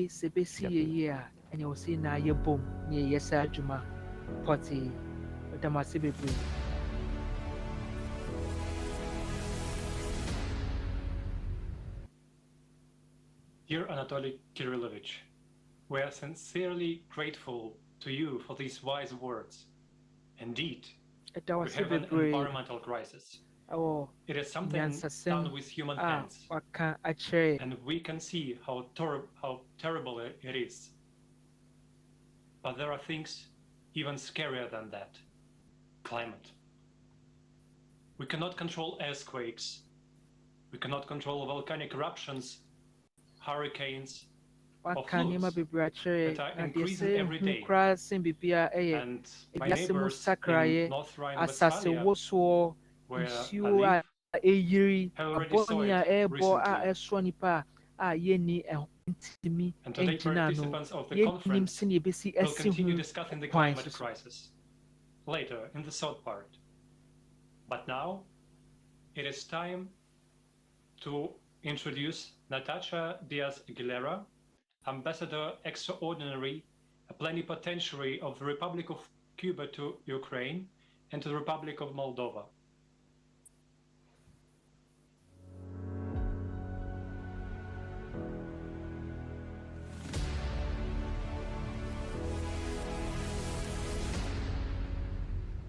Por supuesto, el mundo científico en estos momentos, igual que todo el mundo, necesita de una proyección más unificadora. Mi modo de ver es una inversión que hace cada país para un futuro mejoramiento de una rama de la economía, de una rama social. Pero este mundo que vivimos ahora, que es muy comercial, se concentra más en aquellos adelantos científicos que puedan dar mayores dividendos, y no siempre son los que nos dan la posibilidad de un desarrollo sostenible para el planeta. Y creo que sí, que la comunidad científica tiene un gran obstáculo ante sí, puesto que los científicos por sí solos no pueden resolver todos los problemas. Y lamentablemente en todos los países a veces están muy alejados las políticas trazadas por un país con los posibles desarrollos o los potenciales científicos que pueda tener ese país. Y esto yo creo que es parte de el redimensionamiento o la reorganización que debemos concebir para lograr un desarrollo sostenible global, porque sí, podemos hacerlo por separado en algún que otro país que lo logre hacer, pero si este esfuerzo no es mancomunado, no es general, la vida en el planeta está en un gran peligro. Entonces, tenemos que hacer un llamado mundial. Hay que unirse la comunidad científica, los que abogan por una ecología sostenible en el mundo, para poder implementar acciones que puedan ir revirtiendo en lo posible, porque ya se ha avanzado tanto que hay ya aspectos que son irreversibles, pero que no puedan continuar esta autodestrucción en la cual nos hemos impuesto nosotros con este tipo de desarrollo no sostenible. Bueno, la sociedad creativa en parte en sus principios se rigen por tratar de que el ser humano pueda tener un desarrollo pleno. Y considero que un desarrollo pleno no se puede tener si no tenemos un ecosistema, un ambiente ecológico, un medio ambiente que pueda propiciar ese desarrollo pleno del ser humano. Nosotros tenemos que basarnos en que de lo adelante el desarrollo tiene que ser sostenible. Si no, estamos a un desarrollo que nos lleva a la autodestrucción. Y sí, los principios de una sociedad creativa como las que ustedes están divulgando, están tratando de que las personas entiendan, lleva implícito todo esto, y eso creo que de conjunto con todos los movimientos, esto todo va a contribuir a que podamos hacer tendencias de desarrollo que puedan favorecer a que la especie humana prevalezca todavía siglos y siglos viva y que no tienda a su destrucción. Bueno, precisamente como conclusión a lo que estaba explicando, ¿no? Que cada uno de nosotros, de los participantes en esta conferencia, que puedan luego darse a la tarea de expandir esta problemática primero, porque yo creo que para combatir una afectación primero hay que entender en qué nos está afectando. Lo primero es que la gente entienda que esta forma que estamos de desarrollo nos afecta a todos. Y cada uno de nosotros que estemos en esta conferencia podemos ser portadores de ese mensaje, de pensar, de analizar alrededor nuestro, en cada uno de los países, en cada uno de los rincones más recónditos del planeta, cada uno de nosotros debe ser portador de este mensaje de salvar al planeta.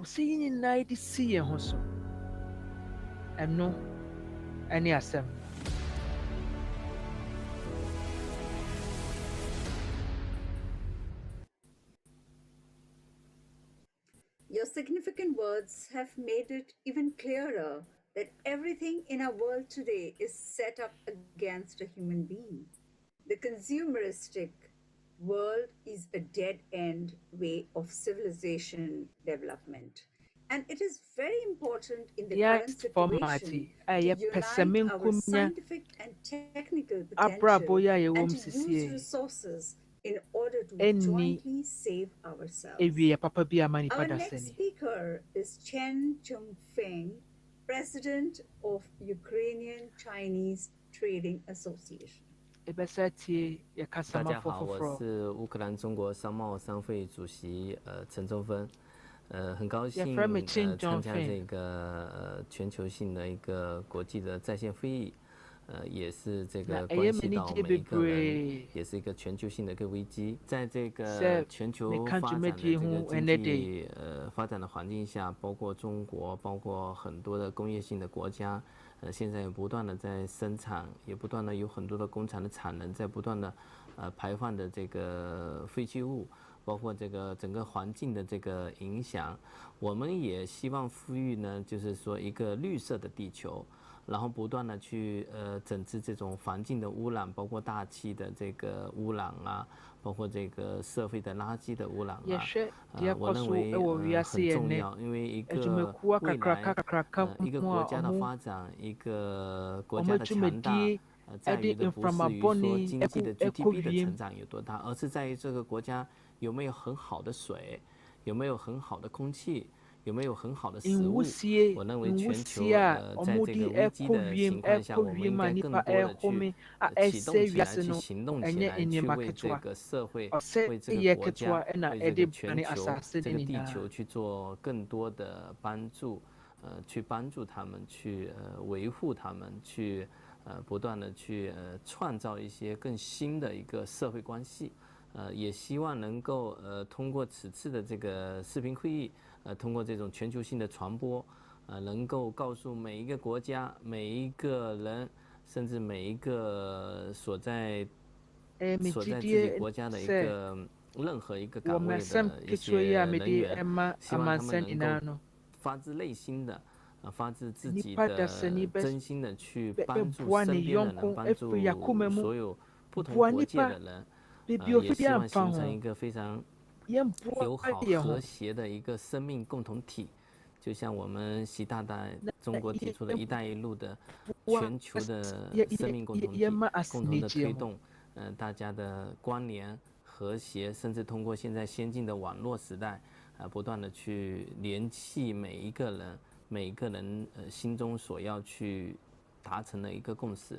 希望和谐社会，也希望我们的关系会越来越友好。在这边国际的会议，我再一次的最后的祝福所有的全球的，包括我们现在在听的人，或者是在工作的全球的一些别的国家的海外的华侨华人，我希望他们在外面身体健康，工作顺利，也能够为这个祖国做得更多的贡献，也能够为我们全球都做贡献。希望这个地球能够大家相互帮助，相互的理解，相互的这个包容。希望大家每一个人都去付出这个努力，重新去创造这个新社会。We hope so too, Mr. Chongfeng. It is really, really important that as many people as possible hear this information. So, dear friends, everyone should know what we are talking about today. So please record your feedback and share this information on social media. It's very important to share because it's only upon us who can share and distribute the information further. It's only upon us. We are the voice who are spreading this. And only united, we can reach as many people as possible. We can unite because we'll have one goal: build a greater society. Thank you. Say, ye kabum, a creative society. Down us.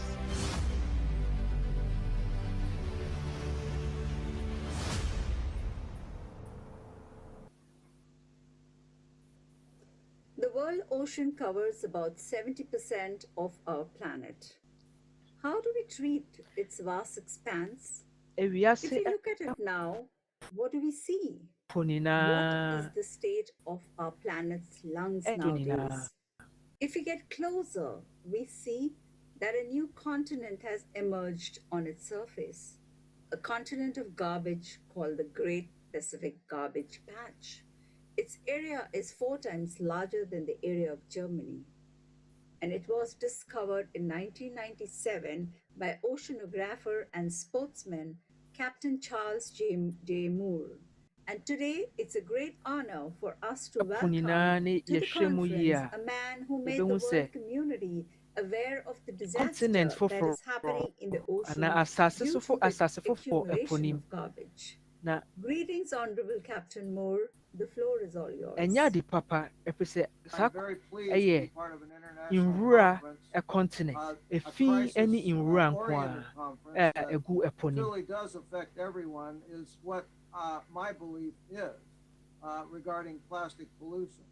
So my name is Captain Charles Moore. I'm the founder of Algalita Marine Research and Education. I'm the founder of the Moore Institute for Plastic Pollution Captain Research. Charles.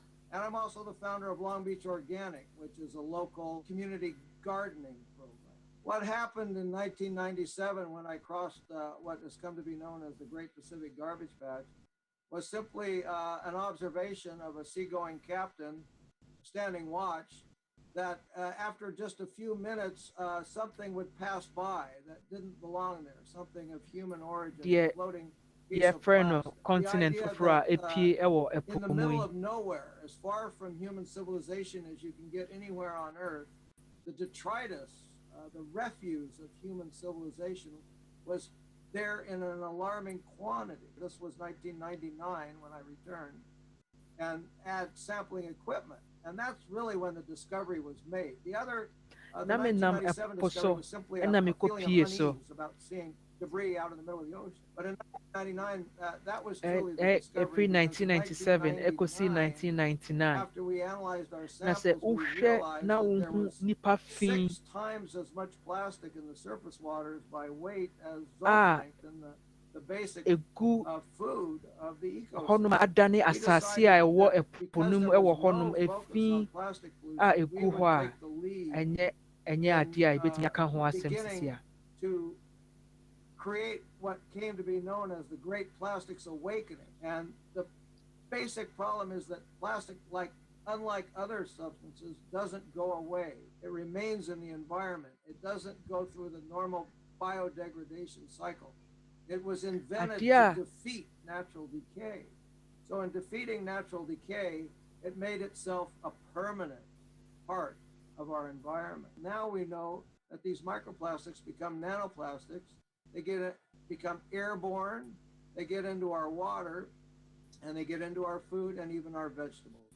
So not only was our initial findings that, it was a big problem for marine creatures, now it's a problem for everything. Everybody, every habitat. The plastic idea from the same problem I had when I was trying to rid people of plastic, and that is that no one lives in the ocean. Everyone lives on the land. So for most people who live on the land, the ocean is just a strange, adane asase kakra ka wo honum a eso St. Germany na assassin na ɛwɔ hɔnom sisi a doesn't have an effect on their daily ɛyɛ life. adeɛ a ano Yes, ɛyɛ there den are bebree. hurricanes, yes, there are storms, yes, there are floods along the coastal zone, but in general, a person living on the land doesn't regard the ocean plastic as a waste big part of their life. ɛboa Dr. nipa wɔ Sylvia asase so Earle makes the concise asase statement, betumi no asɛe blue, no no green. ɛna sisi a adane ɔhaw We kɛseɛ really ɛne need the ocean in so many different ways. adwendwen kɛseɛ ama nipa nyinaa And its ɛsɛe yɛn importance nsuo no can't be underestimated. ɛsɛe yɛn We mframa call a no nicely ɛna ɛsɛe functioning yɛn human nipadua no body nso a body in homeostasis, a body that's well balanced, that has all systems working in harmony together. We can't have a planet in homeostasis without the ocean environment and the land environment working in harmony together. They have to be balanced. Right now, the civilization we have is peaking and has thrown that balance as asase so far out of ɛnkɔ kilter as yie it's ever been in na the history ɛpo no mu nso of the ɛnkɔ world. yie a Our ɛnyɛ civilization adeɛ a has peaked, ewiase wei and it's ɛbɛkɔ peaked yie at a aboa point obiara where it can't go yɛsɛe any further asase down so the na road yɛsɛe saw nsuo mu infinite nso so growth. na It yɛsɛe has to ɛwɔ retract, yɛ it wiase has yi to mu a retrace, ɛneɛ it has to have a pullback ɛkyerɛ yɛ ade baako into pɛ sɛ circularity, into yɛbɛsɛe yɛn ho reconstruction, ɛwɔ into asase wei zero so waste, into reuse, into recycling. And we're failing miserably in suppressing climate change and plastic pollution. So there's no good outcome in the future for our civilization based on the yɛhwɛ current deɛ trends. We need to think ɛkɔ so about the sisi a future. pɛ sɛ We need to menkumi nya have the wiase wei mu a concepts ɛneɛ that can dakye papa break biara through the ɛnni hɔ now, ɛma yɛ which ɛnɛ is so anaasɛ ɔkyena repressive, ɛnɛ so dakye awful, papa biara ɛnni just hɔ ɛma so obiara wɔ miserable, asase wei just so a hell on earth. It's a Dante's Inferno out in the ocean. In many places, it's just different layers of hell that is happening to the creatures in the ocean. You can just see it on many of the beaches that are just inundated with this plastic. So we must go beyond a contentment with the baseline that you're experiencing and be discontented and live a life of critical thought, of criticism, and of long-term thinking. ɔsɛ yɛhwɛ yɛ dwumadie yie ɔsɛ yɛhwɛ dwuma a yɛdi wɔ asase wei so yɛhwɛ ne yie hwɛ sɛ ebusa yɛn ho deɛ yɛyɛ no Thank you ɛbɛboa yɛn very ne much, anaasɛ Captain ɔkyena Moore, for everything you have Captain done Moore, and everything you do. Really, that's just look at what we have done to the lungs of our planet. The ocean is full of chemicals, waste, microplastics. All of these detrimental and simply destroy them. Does it affect our health? Yes, it does. Just imagine how it affects the animals, the plants, the planet. And it keeps growing, and it's growing in progression. Every day, the situation is getting worse. Not here. Every day. In addition to that it's already climate, which does not depend on human activity. Garbage does not disappear anywhere. All of the millions of tons that we thrown, that have been added of billions that we have already thrown in. And our appetites are growing. Look what has happened to the ocean. And the topic of garbage is not just limited to the ocean. Let's watch a video about it. Ɛfi a yɛde sɛ nsuo asase so nyinaa.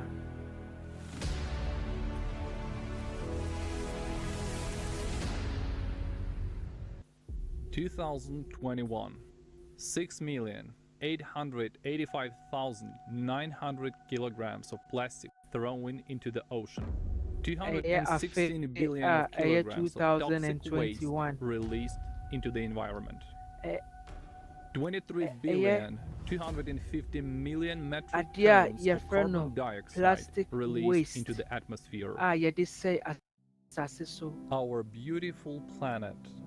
It could have been a real paradise, an ideal place for human, animal, and plant life. But we turned it into a garbage dump. the air, the water, the earth, everything is poison. Back in the 5th century BC in Athens, the first known edict was issued, forbidding dumping of garbage in the streets and ordering garbage collectors to dump waste no closer than 1,000 double steps, about 1 mile from the town. Just like 2,500 years ago, dumping in landfills remains one of the main methods of waste disposal. Have you noticed how far our technology has evolved?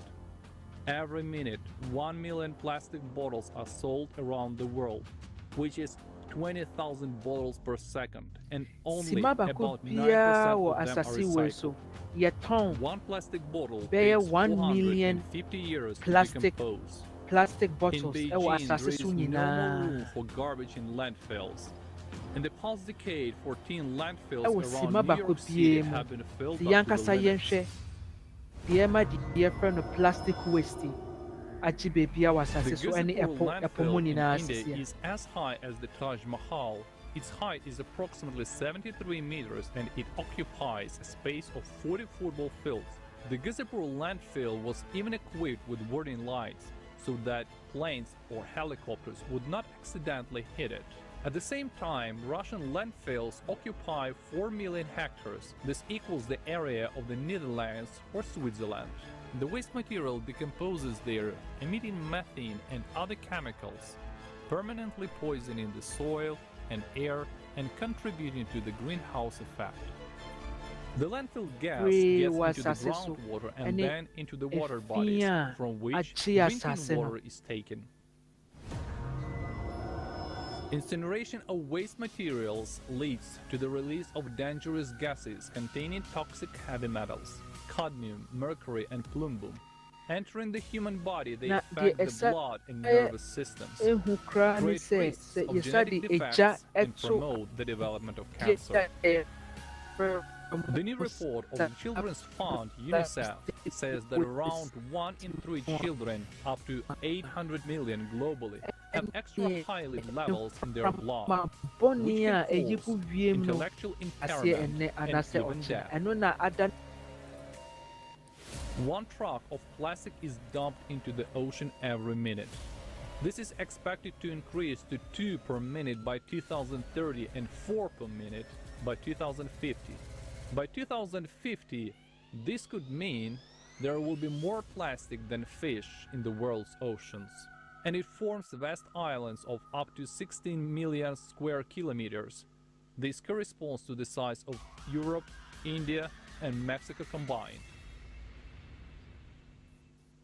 Garbage was found even in the bottom of the Mariana Trench, namely 3,500 man-made objects. Ocean plastic is pernicious to all its inhabitants. For example, on the coast of Spain, a dead sperm whale was found. Its stomach contained 29 kilograms of plastic, which resulted in the mammal's death. All this shows how terrible the consequences of global pollution are. Millions of living organisms are suffering and dying right now because of our irresponsibility. Food chains are broken, whole species are on the verge of extinction, and all of this will eventually affect us. A team of researchers from the University of Tasmania found microplastics even in the ice layers of the coast of Antarctica. Previous studies have shown that microplastics lead to its rapid melting due to heat absorption. Unfortunately, not only the Earth and its entire biosphere has suffered our health, but so has space. Scientists have estimated that there are currently about 128 million pieces of space debris that are 1 millimeter across or larger. The speed of these particles can be enormous, up to 14 kilometers per second. They can penetrate the protective cover of satellites and orbiting stations. As a result, 3,000 satellites have already failed and have become junk themselves. Such incidents could cause a cascade of collisions and breakdowns in orbit. And if that happens to just a few major stations, we risk losing satellite television, the internet, GPS, and mobile communications. Scientists suggest that at some point humans will no longer be able to launch new satellites into orbit and space will be completely closed to us. We sort waste by product type. We implement some of the hardest ocean cleanup projects. But what happens to this raw material in the end? Today, we don't know how to recycle waste without harming the environment. And the rate of reuse is very low because it is not cost-effective for most industries. And at the same time, we have massive oversupply. The largest manufacturers of automobiles, branded clothing, and equipment strive to maintain a high level of demand for their products through constant updates of versions or collections. Producers prefer to store surpluses in warehouses rather than sell them off, as this will lead to price growth and loss of image. In order to force consumers to buy more and more new products, manufacturers began to deliberately produce products with a limited lifetime. Have you noticed that products made 20 or 30 years ago are much more reliable? Have we really lost the ability to make high-quality products? No, it's just not profitable anymore. We consume more and more without noticing that soon we'll be buried under our own plastics garbage. Yɛbɛtumi ayɛ paa nanso wɔpɛ sɛ menya asase wɔ so nti no obi pɛ sika nti no ɔnyɛ deɛ ɛbɛboa ɛno ne asɛm.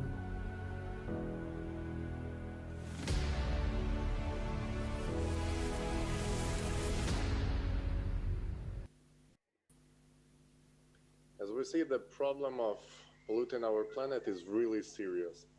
Some people also texting us in comments, I'm sorting my garbage, so it's not my fault. Or other people commenting, it's all politicians' fault. Give us the solution. Well, guys, this is again the consumerist format of the society when we first of all pick a person, put a lot of responsibility on them, and then if they fail to deliver, we say it's their fault, it's not ours. Well, because we put our and I politicians for so that doesn't work like that. It's everyone's personal responsibility to build a different kind of society, creative society, where human life is number one value, not the profit of us. And just by sorting garbage, I'm sorry, it's not gonna work. Other people asking, when is the next conference? Next conference is on December 4th. It's gonna be called Global Crisis, the time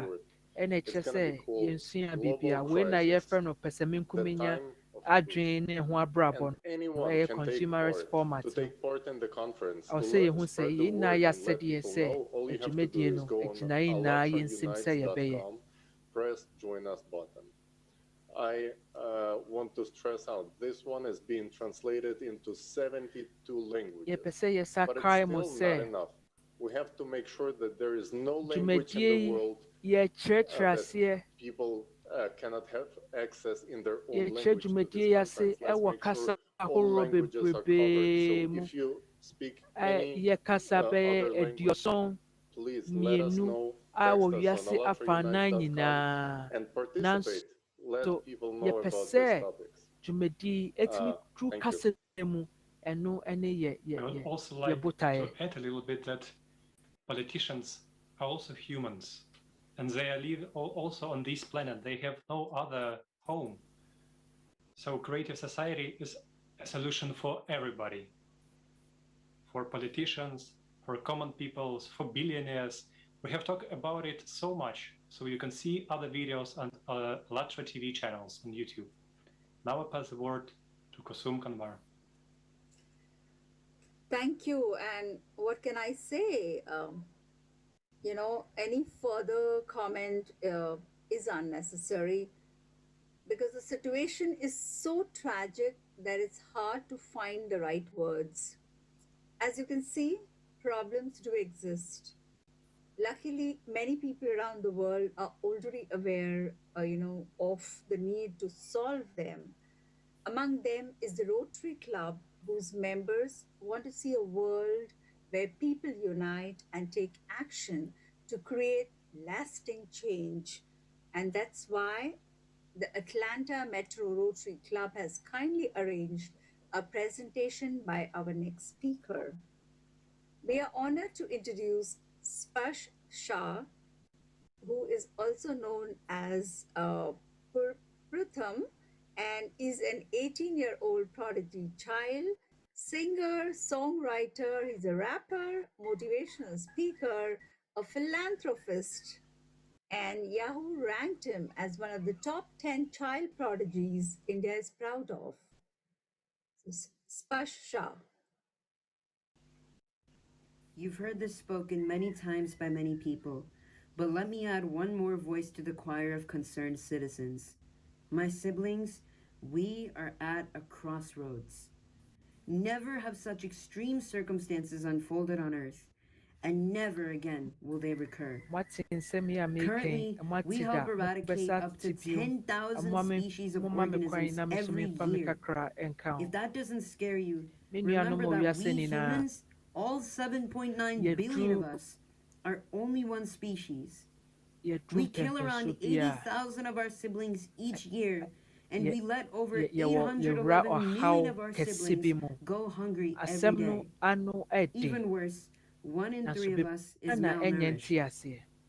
We destroy over 15 billion trees and 24 billion tons of fertile land every year. We throw over 2.12 billion tons of waste each year, and we have already thrown more than 5.25 trillion pieces of plastic into our waters. Enough statistics. The list of problems never ends, but the point is the same. My siblings, we are at a crossroads. We have 2 paths to choose from, the path of life or the path of death. And guess where we're going on right now? The path of death, the highway to hell on earth. However, there is still hope. Right now, it's not too late for us to change. But if we don't change for the better now, everything around us, economies, societies, ecology, you name it, will change irreversibly for the worse. My siblings, it is time for us to repent. It's time for us to turn away from our wrongdoings towards the earth and ourselves. It's time for humanity to bring revival to our planet and global society. How do we bring revival? With love. We love by acting out the truth that we are all one family, not just humans, but every other organism we share the earth with. And no difference can change the fact that we are all of infinite worth to our Creator. And how do we love? We serve. We serve by standing against injustice, uplifting the downtrodden, and restoring balance and resources to our planet. My siblings, we have enough land to save our dying wildlife. We have the power to stop violence for good and turn swords into plowshares. We have enough food to feed the hungry. We have enough resources to reduce, reuse, and recycle the trash in our waters and landfills. Freely have we received. Let us then freely give. My siblings, we are at a crossroads. If we are the change we wish to see in the world, let's make it happen. If we are the stewards of God's creation, let us act the part. If we do not inherit the world from our ancestors, but borrow it from our children, then let's give them something worth lending. The responsibility is not only on my generation, but the generations above and soon to be below us. We children, as many as we are not enough to solve this crisis. We need your help. And this is my plea. This is our plea. Let's do justice to the gift of life God has given us through love and service. My siblings, we are at a crossroads. Never have the challenges humanity has faced been more extreme, and never will they be so again. Yeah, no. So, will you love and serve with us? I hope you will, because your faith and our future depends on it. Thank you.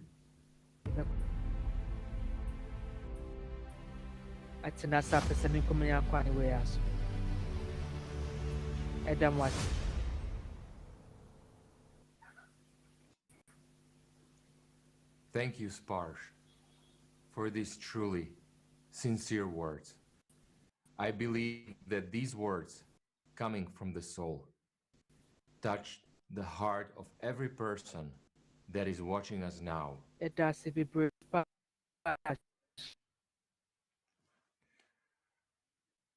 Yes, friends. I would also like to emphasize and draw your attention to a significant fact. All our conferences are sincere, free expression of people's opinions on the most acute problems which all humanity faces today. Climate problems and global cataclysms, consumer format problems, and also problems connected with the use of artificial intelligence in a consumer format, which will lead to the fact that billions of people will have no jobs and no means of existence. This, in turn, will lead to a struggle for survival. And the resolution of all these issues depends on you and me. I want to touch on the point that we have encountered during the preparations for the conference, which shows the depth of the consumer abyss in which we as humanity find ourselves today. Our participants invited a world-renowned athlete. They were shocked when he responded that he was willing to participate, but for a high six-figure amount. Do you understand? We are gathering here to voice the truth about the catastrophic threats that awaits us tomorrow if we do not unite today. But these scoundrels, they only think about profit. Today, our planet is like a terminally ill person. Actually, it is already more dead than alive. And there is not much chance for resuscitation.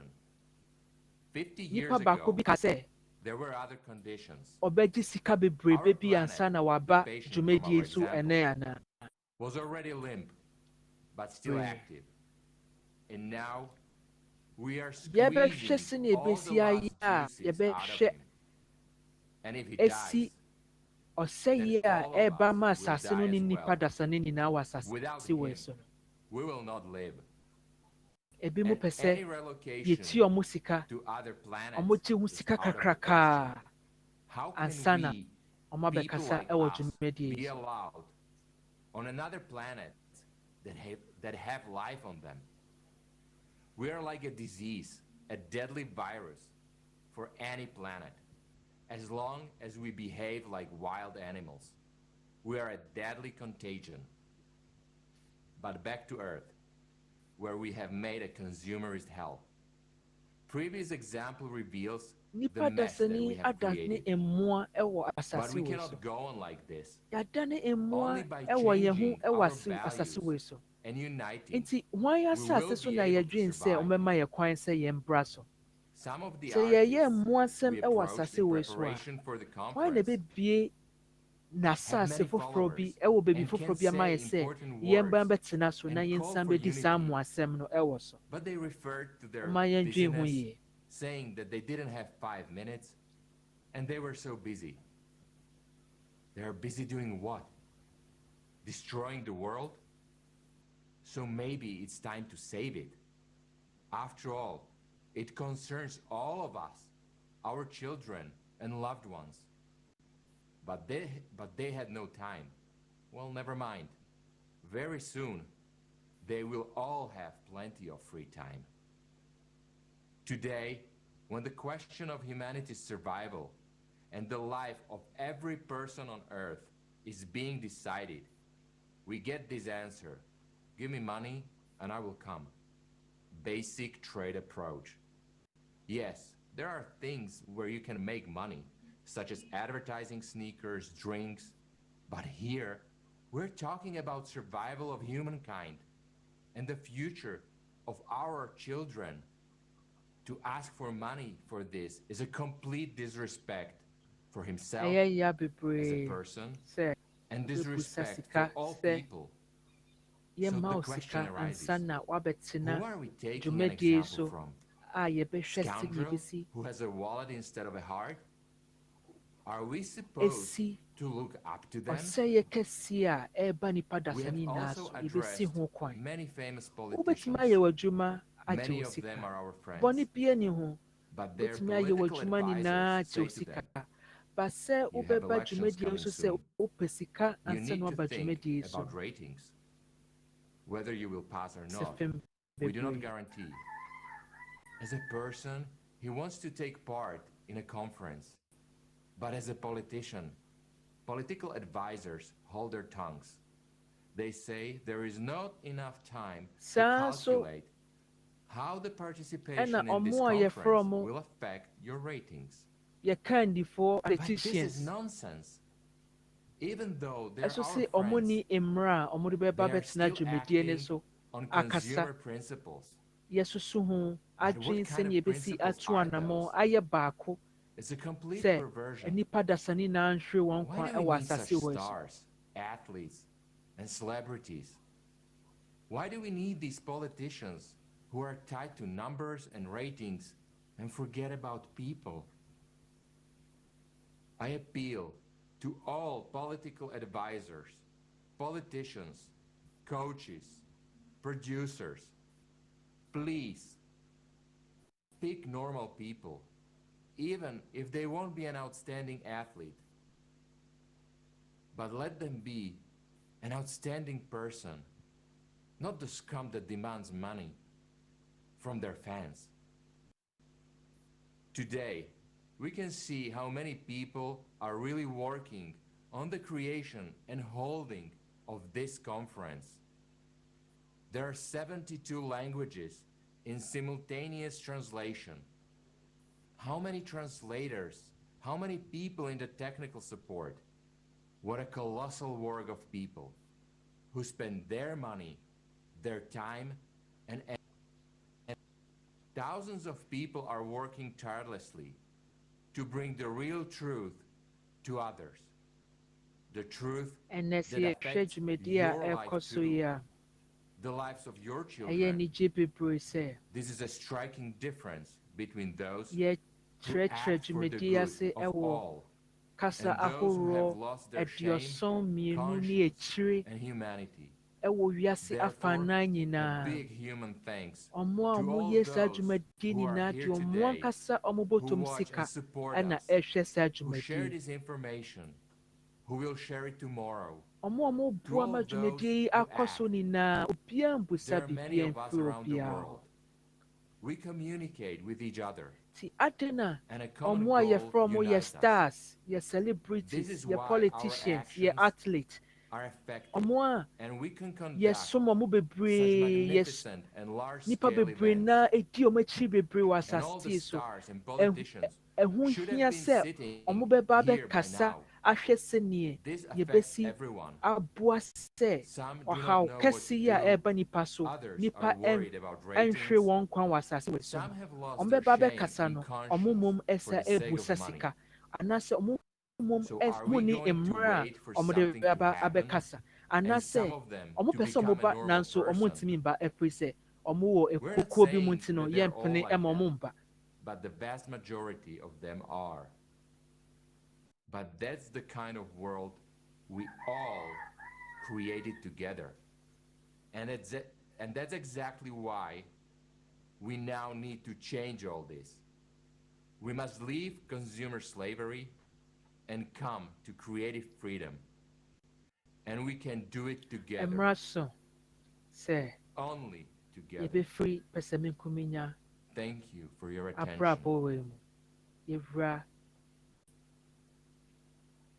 Speaker will be Professor Guy McPherson, scientist, Professor Emeritus of Natural Resources and Ecology and Evolutionary Biology at the University of Arizona. It would be very valuable to listen to your opinion. I pass the word to you, Professor. Thank you for the opportunity to appear before you today. I'm Guy McPherson. I'm Professor Emeritus of Conservation Biology at the University of Arizona. We are so far down the road of dismantling all of the living systems on the planet that we can't just walk away. We can't just step away. We can't wish for humans to go extinct and think that nature will resolve all the issues. That can't happen. There are two major problems associated with that assertion. One, if we go extinct, we lose aerosol masking. And as a consequence, the very rapid heating of the Earth is way too fast for any organism to keep up with. That rate of environmental change is beyond which species that evolve at a certain slow rate of environmental change, it's beyond what they can handle. Secondly, and I released a video on this topic, let's see,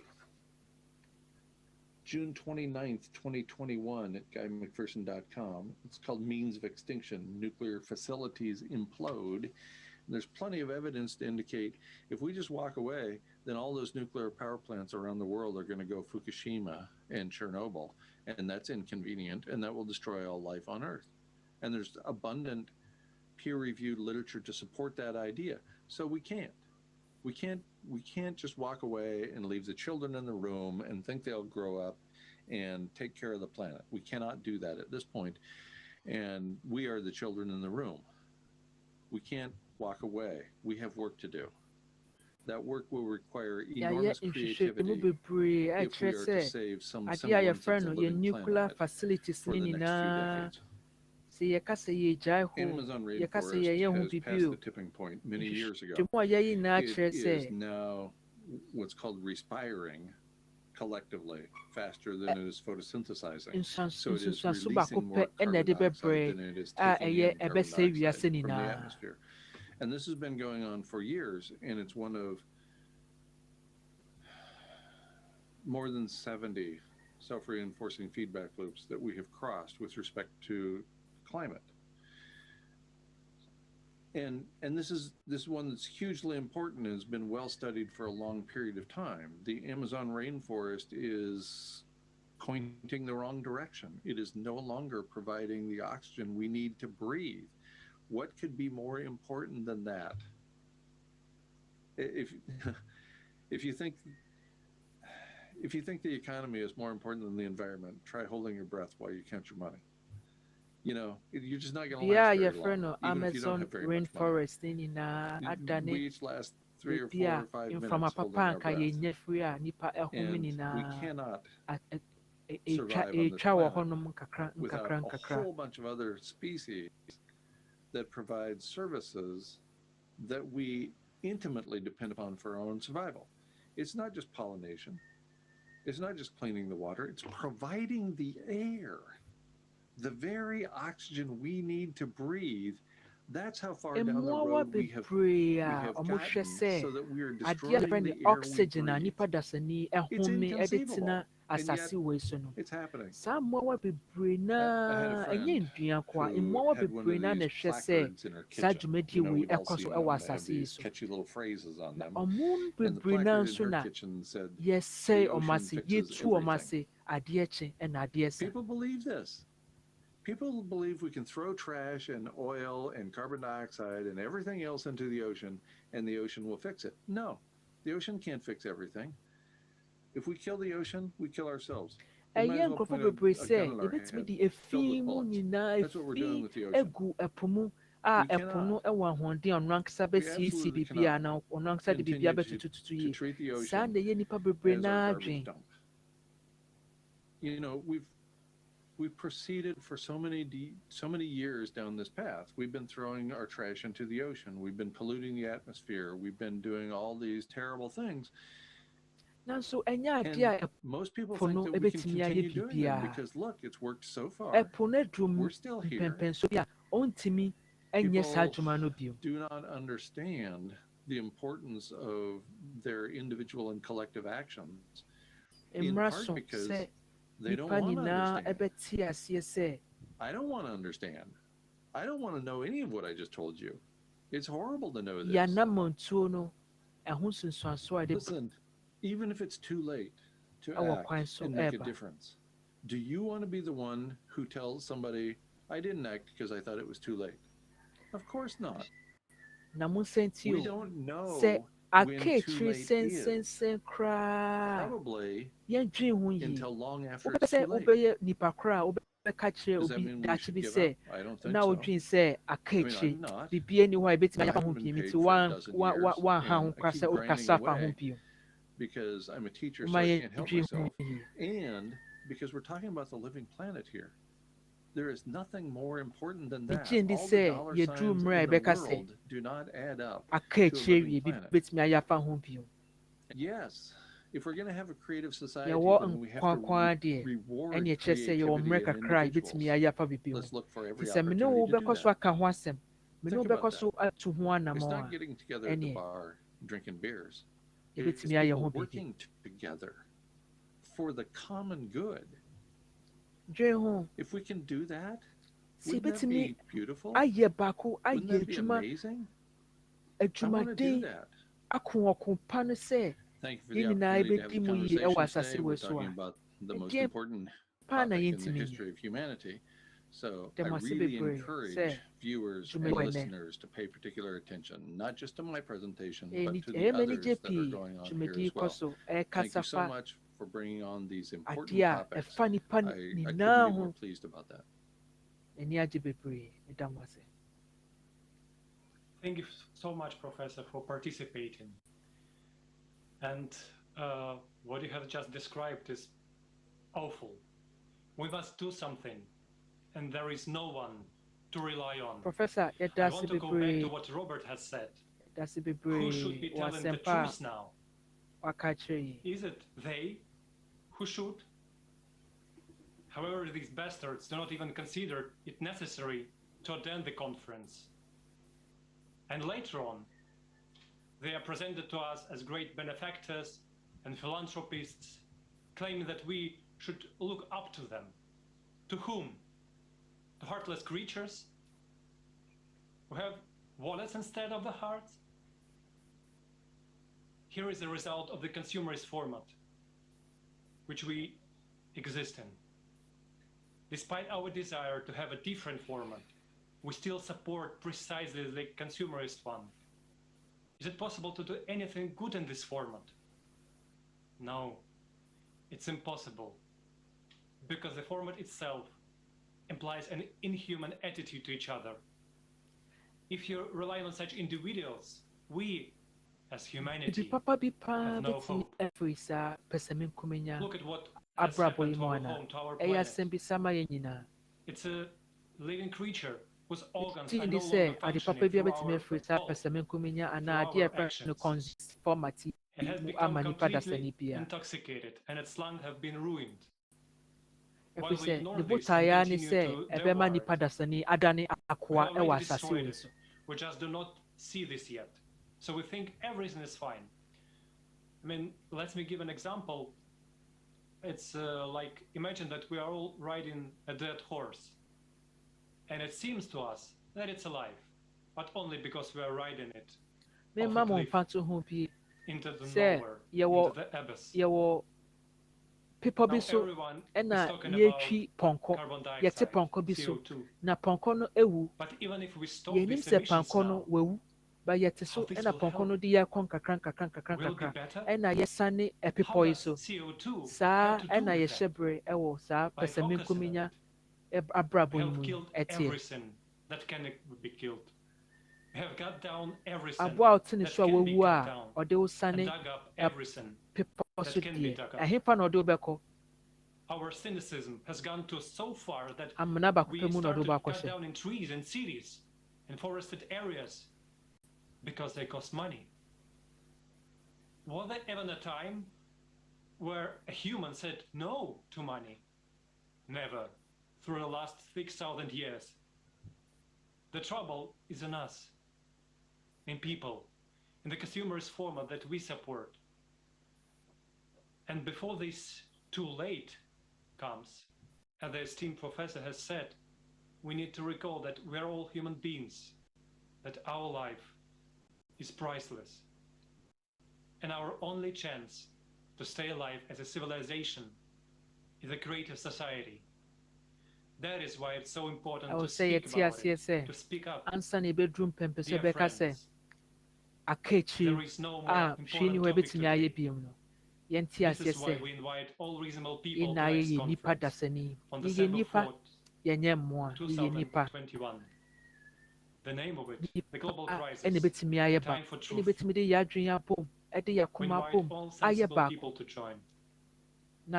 Educative society and as a free And now I kindly invite the next speaker, the distinguished Salwa Abdulaziz Zein, an entrepreneur, CEO of His Highness Sheikh Ahmed bin Faisal Al Qasimi Group of Companies.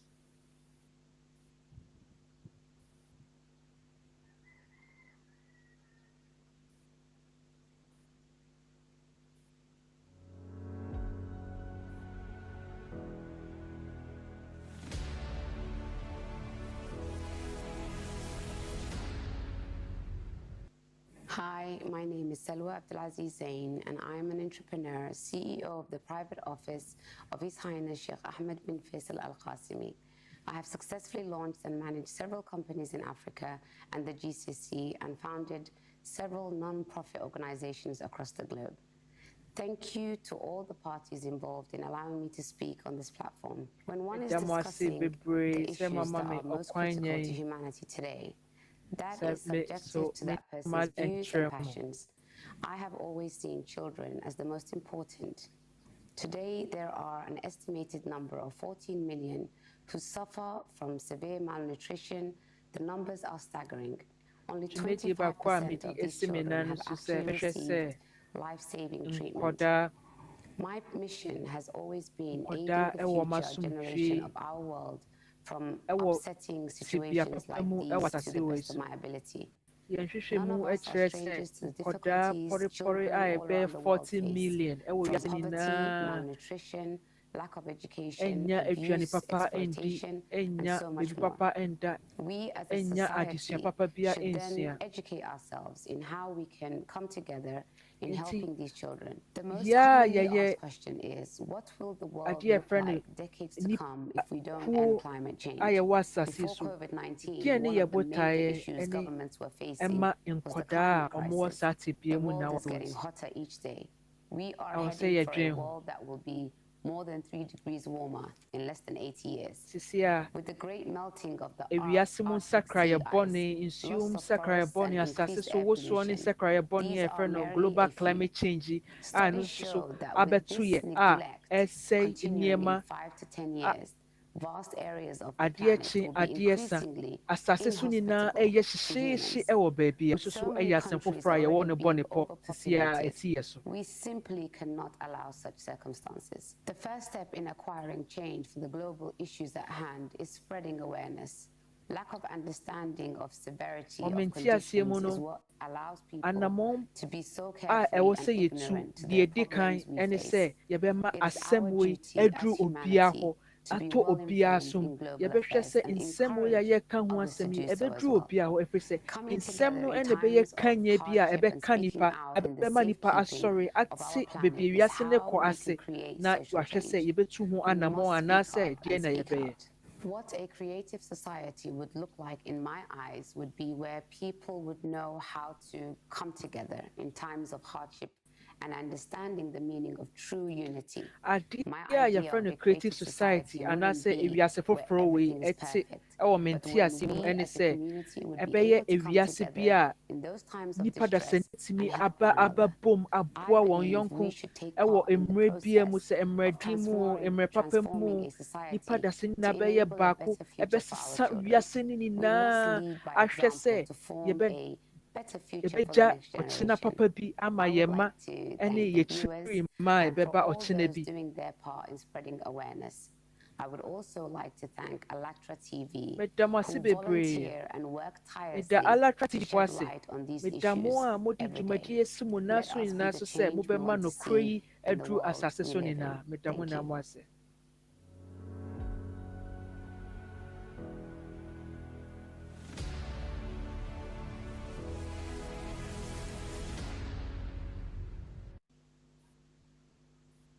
So today, the power of Gandhiji's words they still inspire us to change the world by changing ourselves. So change yourself. You must be the change you want to see in the world, said Mahatma Gandhi. Thank you for reminding us of the value of life. Mahatma Obviously, Gandhi nothing is asɛm a more na ɔtae ka important sɛ than wopɛ that. sɛ wohu sɛ wiase And asesa only a by wanka remembering wo so this sesa. can we make a Nsesae na pɛ difference. sɛ ohu no wiase That's no why we sesa must hunu inform wɔ mu na everyone wobɛhu no so that asase so people so. are aware of Asɛm no ɛna asɛ worldwide ɛba ma nyinaa yɛ dɛ. scale of Momma problems. yɛnsesa na wiase no nyinaa Participants of ɛnsesa. Creative Society Project all over the world inform humanity in their spare time from work and study, so that all of us would be able to survive, everything that's happening. And everything begins with information. That is why people are interrupting today's conference, or it's been converted into 72 languages. So please record your feedback about the conference and send them to info@alatatv.com so that more people would learn about this extremely important event. Our next speaker will explain how information dwumadi can a ɛkɔ so affect so na momfa climate. mbrɛ yɛ So na dear yɛnyi nkyerɛ amansa nyinaa.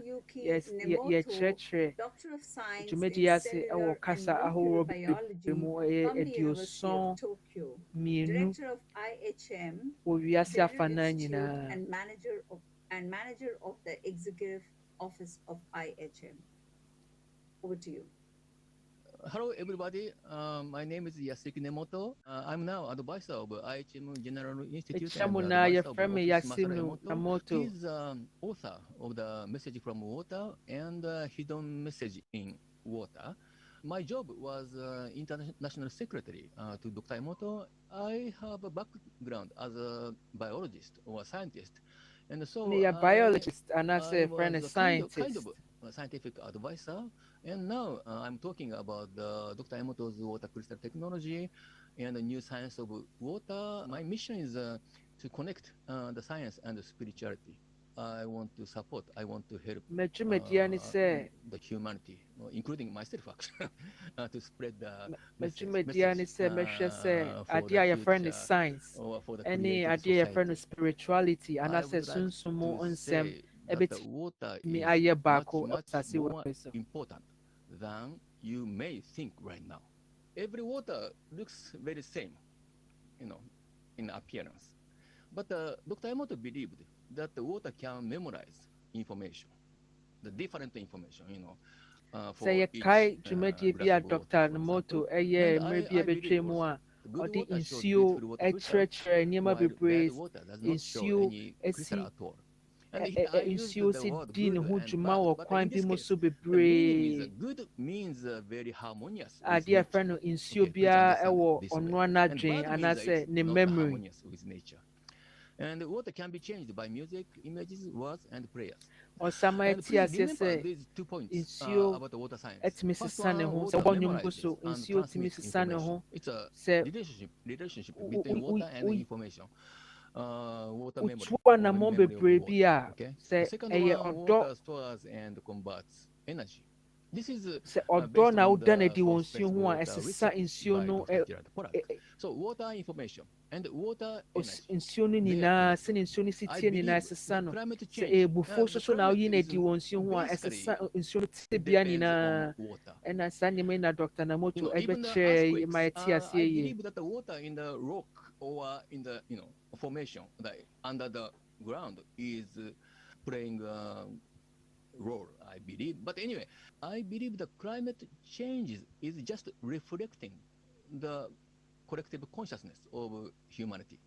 So in this na me sense, de me gidi say idea has from the the same, climate change and I say same significance, ewiase mu same nsakra ye importance for the bɔne nyinaa humanity. ɛyɛ Each adeɛ a person. ɛkyerɛ Even you are on the lying on the adwen bed, bɔne or a if ɛkɔ you so wɔ don't, nipa tirim ɛfiri you sɛ cannot do any adwen action adwen at a all. ɛwɔ yɛ tirim no You are ɛsesa emitting vibration. mframa You are emitting ɛsesa information nsu ɛsesa on the asase earth, so and you are ɛsesa affecting nneɛma all bebree the world. nti sɛ So if you adwen have a no right, ɛnyɛ apapa a you are saa changing na the world. ɛda You adi have a ɛwɔ potential ewiase to mu change the nsakraeɛ world. bɔne nsuo mu nsakraeɛ bɔne asase so nsakraeɛ bɔne nyinaa ɛno ne me so me Thank you, Mr. madwen kyerɛ Nimoto-san. Today, climate is the most crucial subject for humanity. ɛda ase bebree How do people survive in time of climate disasters? Does the Say, human influence ɛna climate? nipa We talk about climate changes and we will answer these ɛbɛnya questions wɔn at this fahodie conference later. anaasɛ But ɛbɛbɔ now wɔn it ho is our ban pleasure to ɛwɔ give the floor to Her Excellency Dr. nsesaeɛ Amina bɔne a Ali, ɛrekɔ so ɛwɔ Professor nsuo and mu ne UN mframa Special mu ne Envoy. aso nyinaa mu sisie.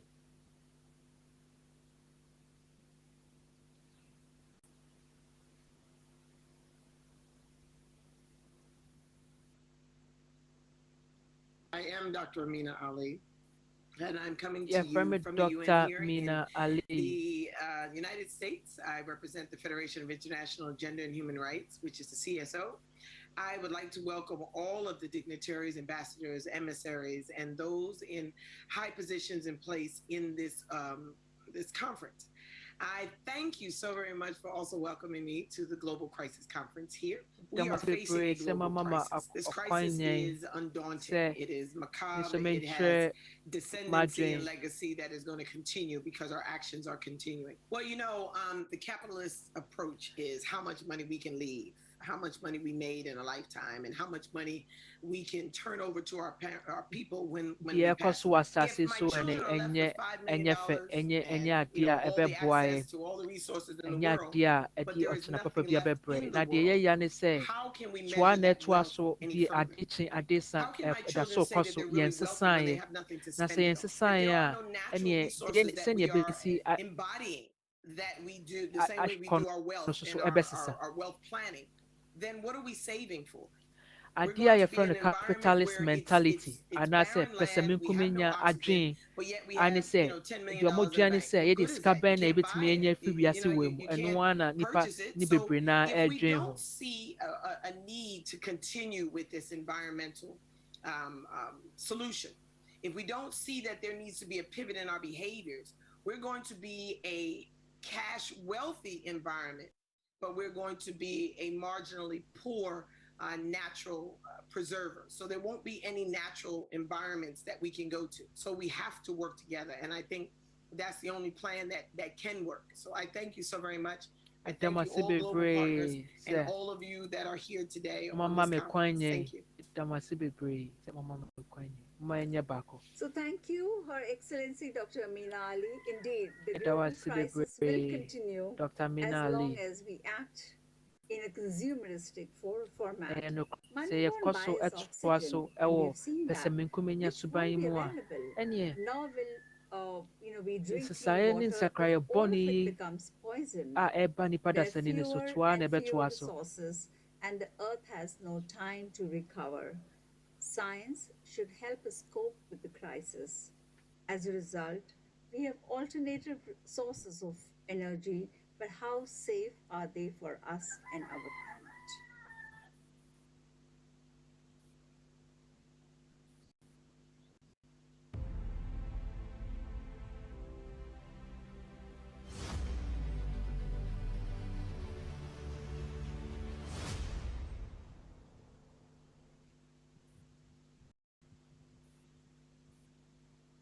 Humanity and its appetites are growing faster than resources can be restored.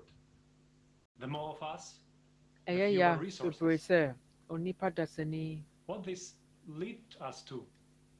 Just think how many wars there have been just since the beginning of this millennia, since the 2000s. And what was at stake? Resources. Will we act somehow differently when there are even fewer resources? No, never.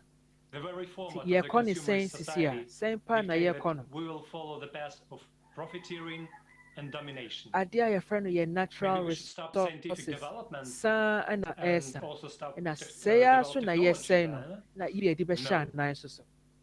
then we are doomed. It will be our verdict. Science must develop and strive to solve the urgent problem of whole humankind, to survive. But what do we see now? Hypocrisy and deception. Instead, science, economic and Adia political friend goals. is science ejuma ene Yeah. say ka ebe hwe say. When we talk Ye about de sa nyema we resources, betutu you may yi. also say that Ebe after hwe all, kwanya we nka ebe have fa so a ye be si alternative, nyema we na no. renewable, Nanso and die na ye hwe friendly die resources na ye of hu energy. free science mo sisi a. Ese me But is komenya it ya really so? enwa na ekwaso wo so. Let's see it in detail. Let's take solar panels, for example. Today, their efficiency is significantly lower than that of traditional energy sources. Their production requires the use of many hazardous chemicals. And among the byproducts are such chemical elements as arsenic, mercury, and chrome, and many, many others, depends on the technology. In addition, solar panels are crashing in the sun, and they pollute the atmosphere. Why isn't this talked about? And did you know that recycling of solar panels is a big problem? Many of the materials that we use for their production are difficult to recycle. And now it's much cheaper just to make new ones. And the very process of reuse requires a lot of energy. And we know when we calculate it, sum it all up, how profitable it will be to use them. What about wind power plants? Adia your friend The production of wind farms solar requires panels a lot of metal. and a solar But plant. how it is produced? Send ye see di eje This consumes also a lot to of me energy. every awiani And we use it na ye near my yoni na again, it will wo be a fie problem ne later on be to recycle it. efomu ne So ejuma how do we benefit from these power ejuma mu plants? Wind turbines also produce noise Yenim say- comparable to a car that drives at about 70 adia kilometers your per friend hour, no sa which affects people and solar animals. power ne solar Another panels unexpected ɛho characteristic nsunsuanso a wɔde of wind ɛma turbines wiase no is ɛyɛ nsunsuanso bɔne infrasound ana Wind turbines yɛnim sɛ nneɛma bebree a yɛde yɛ saa solar panels yi ne solar power generators yi yɛnim sɛ nneɛma bebree a yɛde yɛ ɛna ɛmboa asase yi ana nanso nipa bebree nim anxiety and many other bad feelings the people who live nearby, and we saw it as from experience of US saa nso power ɛna yɛde plants. yɛfrɛ no windmills And ana it's really ahoɔden a another important yɛgye question afiri mframa mu nobody a also yɛde hwɛ thinking about is that yɛde ma yɛn where mfidie mu this wɔ fie ne energy mfidie mu wɔ adwuma comes mu from. You know, when these huge dynamos, enormous turbines are blowing, tons of winds are used to generate these kilowatts of energy. And when the winds do not blow away, and the winds that are not blow the way they should be, after all, the wind of the planet is responsible for what is in our bodies called homeostasis or internal balance. Like, for example, transferring the heat from the hot tropical parts of the globe to the colder, to the higher latitude. And in order to explain it, let's imagine that we will put microturbines in our human lymphatic system to charge gadgets, for example. And when the lymph stagnates in the body, there will be acidification and intoxication. And what does it lead to? Autoimmune reaction and death. Isn't that what we see now on our planet? It would seem to be nice to get wind powers, but only if we don't look on the other side of the coin. After all, everything is energy. Nothing just comes out of nowhere and goes nowhere. Does it make things worse on our planet? Of course it does.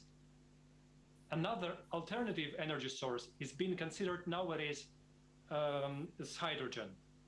It's portrayed in the media as a clean fuel because it burns, and when we burn it, sɛ we yɛdwen ho yie have na just sɛ yɛhwɛ mu yie a yɛba but in bɛhu order sɛ to use it, we must deɛ a first produce yɛfrɛ it. no solar panel And the anaa production of hydrogen also ahoɔden a uses yɛgye firi electricity which is not extracted in an environmentally friendly way.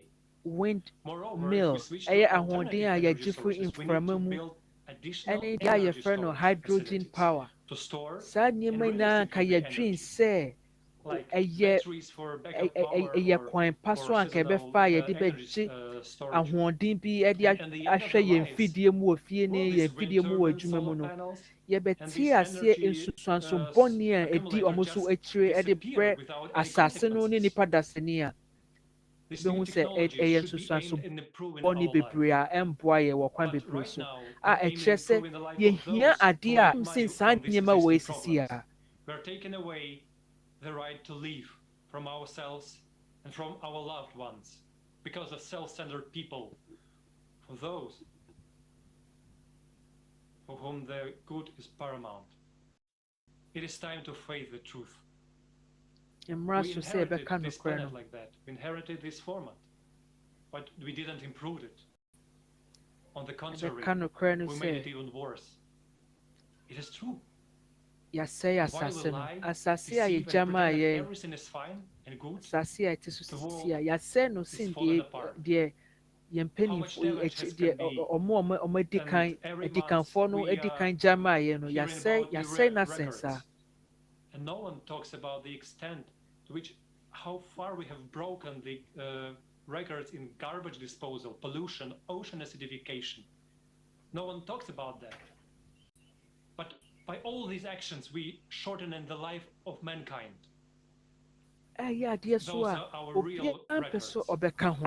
And why? Because there is a struggle for Silly Alpha importance. To be the most important alpha.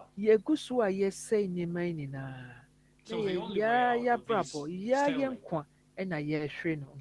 issue is to build a creative society. Because in it there are no conditions for alpha dominance and mutual annihilation, as there are now. But there are conditions for human. And that is why in a creative society, the life of each person is important. And in it there is only one egregor of universal benefit. Today the most important thing is time. The time we have left. Whether we can unite and do something. We can survive. Na yɛmfa ewiase foforɔ a yɛfrɛ no creative society no yɛmfa mbra yɛmfa nhyehyɛ hɔ na nipa nyinaa ho ntɔ no yɛnhwɛ sɛnea yɛbɛfa ɛkwan papa so a yɛbɛboa asase no na yɛaboa yɛ so yɛn ho wɔ asase no so. We have now seen that alternative energy sources are unsustainable and therefore cannot be our future. But what do we have in the present? It's no secret that we overconsume our resources. Minerals are the energy of the Stone Age, and we get the 60% of our energy from them. In the process of using these minerals, we pollute our environment. Harmful emissions go into atmosphere, water, and soil, directly affecting people's health and the quality of our life. And this is all we can do. If there is really no technology of the future. Our next speaker, Sean, will try to answer these questions. Thank you so much, Alex. But before Sean, can I just answer one question we received in our chat? Just reminding, this conference goes live in over 70 languages right now. And people wonder, yɛkasa foforɔ no Sean a ɔbɛkasa fa adeɛ a yɛfrɛ no renewable energy ahoɔden a yɛde hwɛ mfidie wɔ yɛfie ne yɛn ntwuma yɛbɛkasa fa saa nneɛma yi ho no yɛbɛkae mo sɛ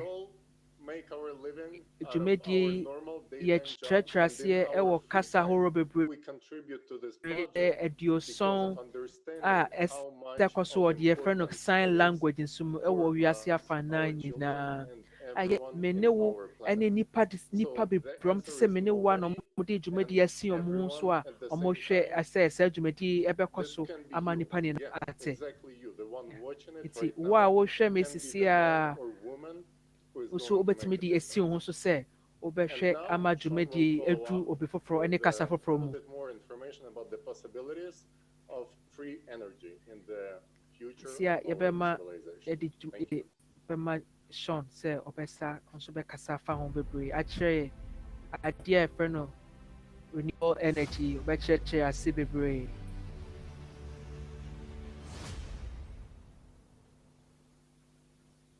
Hello. It is terrible to look at the facts of the many crises that we all face today. It should be clear to all sane people that we must resuscitate our planet by any means. But our consumer format does not allow us to do that either.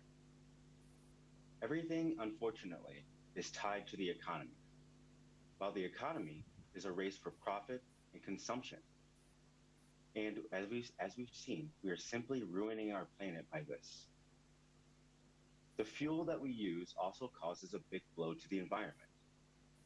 Now, there are already fuel-free generators, abbreviated as FFGs, which are made by some American companies.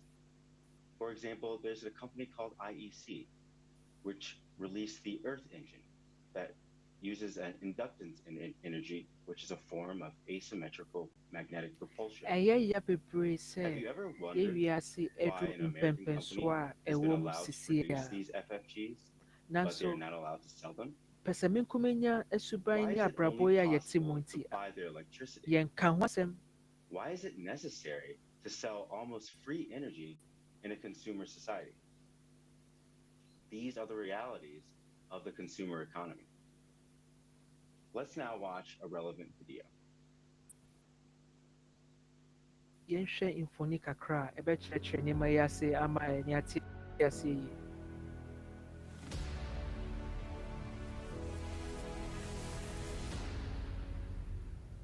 The projects of Perpetual Motors have long been developed. But why do these technologies remain inaccessible to mankind? Let's consider what would happen if, for example, the technology of fuelless power generators, the FPGs, which were introduced today, and what consequences would this lead to in today's consumer society?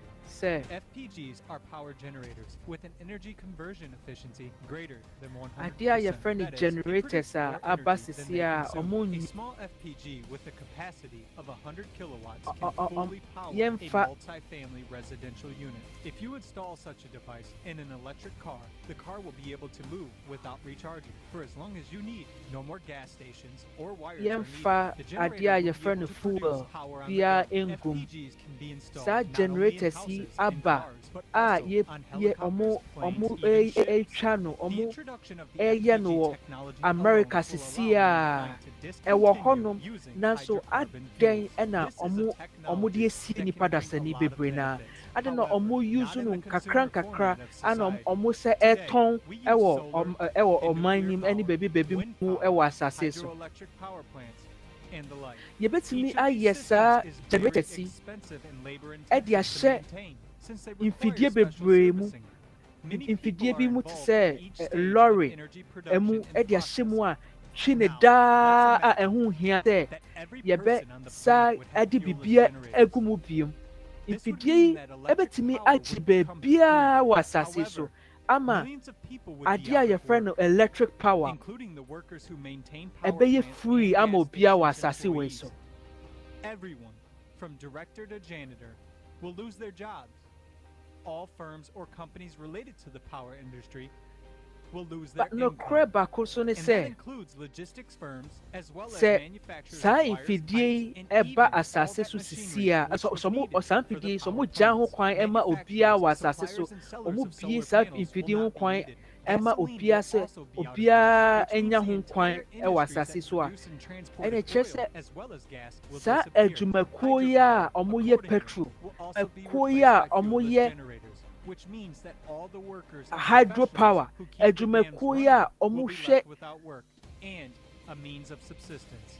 Gas adwumakuo ya omo hwe de adwumakuo dia kani na omo hwe omadwuma de kire no sisia. Given the consumer format of society in which we live in. What do you think na wasa pesem kumenya ewiase ya da so wom sisie na sa tuma ku fofo ni na so ehwe omajumo a so mo hwe omajumo a sen hwan na be hwe won hwan na be hwe omaduane die bebi omo beda omo ye empim bebre hwan na be hwe omo eno ne asem kesi a da ho a wo se ye hwe na ye ka.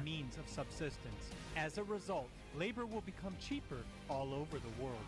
This will cause a dissonance in trade and production as well as social tension, increasing the gap in society between the poor and the rich. This gap will in turn cause an increase in crime, racketeering, conflicts, confrontations, and discontent with authorities. People will take it to the streets. After all, hunger is the strongest incentive to commit illegal and inhumane acts. Think about this.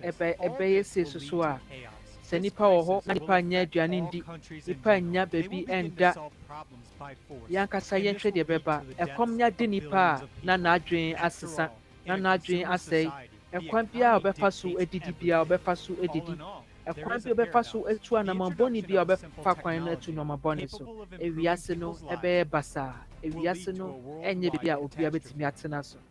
However, it is not technology that is a problem, but the state of society today. In this way, we have considered the scenario of the outcome in the consumer performance of society. Sa generator we a yɛmfa fuel biara ngumi ɛnyɛ no na ɛyɛ asɛm no ɛnyɛ no deɛ ɛyɛ asɛm no ɛna ɛyɛ adwene a ɛwɔ ne tiri pɛsɛ menkumenya adwene pɛsɛ menkumenya ewiase a yɛtim ɛyɛ consumerist format no ɛno ɛna ɛyɛ asɛm a yɛwɔ sɛ yɛhwɛ na yɛka na yɛyi firi hɔ no yɛyi firi hɔ nom a technology bia ni hɔ a yɛntumi ɛmfa ɛmboa nipa dasani ɛwɔ asase wɔ so ɔmo a ɔmbɛhwɛ ɔmo adwuma nyinaa yɛbɛnya adwuma foforɔ ama mo ayɛ ɛfiri sɛ saa wiase foforɔ yi a yɛpɛ sɛ yɛyɛ ɛyɛ creative society wiase wɔ yi bibia ni hɔ a yɛtumi nyɛ wɔ wiase wɔ mu yɛbɛtumi ayɛ bibia ɛfiri sɛ nipa nkwa ɛna ɛyɛ adeɛ a ɛbɛdi mu ɛwɔ bibia mu ɛwɔ asase wɔ so. With that very artificial intelligence, which will take jobs from us. Yet, there are a lot of other issues. Introduction of technologies in the creative society will be acceptable to everyone. ɛnɛ wiase no ayɛ ne sɛ abɛɛfo mfidie a ɛyɛ artificial intelligence a ɔmo nimdeɛ kɔnkan yie ɛbɛgye obiara dwuma afiri ne nsɛm ɛbɛgye obiara dwuma afiri ne nsɛm wɔ ne mmerɛm no obiara ho bɛkyerɛ no nanso sɛ yɛni yɛ den na yɛko ɔko pa no ne yɛde creative society na ɛyɛ wiase foforɔ no ɛsi hɔ ɛnyɛ adeɛ a obiara ho bɛkyerɛ no ɛfiri sɛ nipa nkoa ɛna ɛyɛ adeɛ a ɛdi kan a yɛbɛhwɛ na yɛbɛuse yɛbɛhwɛ sɛ yɛde technology ɛbɔ nipa ho ban ɛbɛbɔ nipa ho kwan ban ɛbɛhwɛ nipa didie mu ɛbɛhwɛ nipa ɛban bɔ deɛ ɛbɛboa nipa nkwa na ɛbɛhwɛ sɛ technology ɛwɔ creative society mu anaa ewiase foforɔ yi a yɛhwɛ sɛ ɛno ɛna yɛ ade a ɛbɛboa bibi foforɔ bi ani hɔ bi na ansa na yɛbɛtumi adi asi hɔ so no ɛwɔ sɛ nipa nyinaa ɛyɛ baako yɛanyɛ baako a yɛntumi ɛnyɛ yɛanyɛ baako a yɛntumi nsesa yɛwiase yɛhyɛ berɛ ko a yɛntumi fa creative society ana awiase foforɔ wei ɛnsi hɔ no baako yɛ pɛ ɛna ɛyɛ ɛkwan a ɛwɔ sɛ anammɔn a ɛwɔ sɛ yɛtu na yɛde ɛde nsesɛe papa ɛbɛbrɛ nipa dasane ne asase so nyinaa.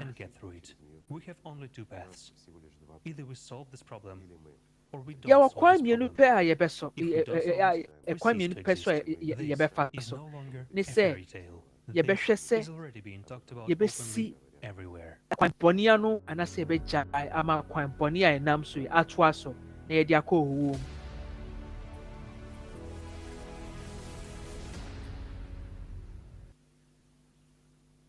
So, as we can see, the tragic situation is that technology is extremely necessary for us. ɛyɛ But at the same ɛyɛ time, adeɛ a it's ɛho hia inappropriate sɛ in our ɛbɛte current aseɛ sɛ consumerist format of technology society ɛho hia yɛ paa because wɔ wiase people wɔ not mu only start receiving nanso energy for ɛho free, mfasoɔ but ɛbɛba ma many will nipa be left without ɛwɔ jobs ewiase and not foforɔ have yi a the yɛde means bɛ to a buy ɛyɛ goods and creative services. society no ɛmo pɛ ɛna nipa Meanwhile, bɛhu ɛho so in a mfasoɔ creative society, wɔ free energy releases consumerist not format only the mu a ɛyɛ resources pɛsɛ of our menkum nya planet, asase so deɛ but also ɛnyɛ the adeɛ a priceless nipa bɛhu time technology so of billions mfasoɔ of ɛnɛ people on Earth. anaasɛ In a consumer society, people are not valued, while in a creative society, every person is needed. wɔ Because consumerist every person society is mu no valuable. yɛmbu nipa We nkwa as humanity nanso wɔ have creative two ways to society go. mu ɛyɛ wiase foforɔ yi mu One no with good nipa prospects in nkwa a ɛna creative di mu society, ɛwɔ biribiara mu and the other ɛna option, di nkan ɛwɔ biribiara well, mu it's better to avoid that. And there is no third option for us. We either live in a creative society or a consumer format. na If we don't yɛnni change anything radically, biribi foforɔ what bia will we bio arrive at?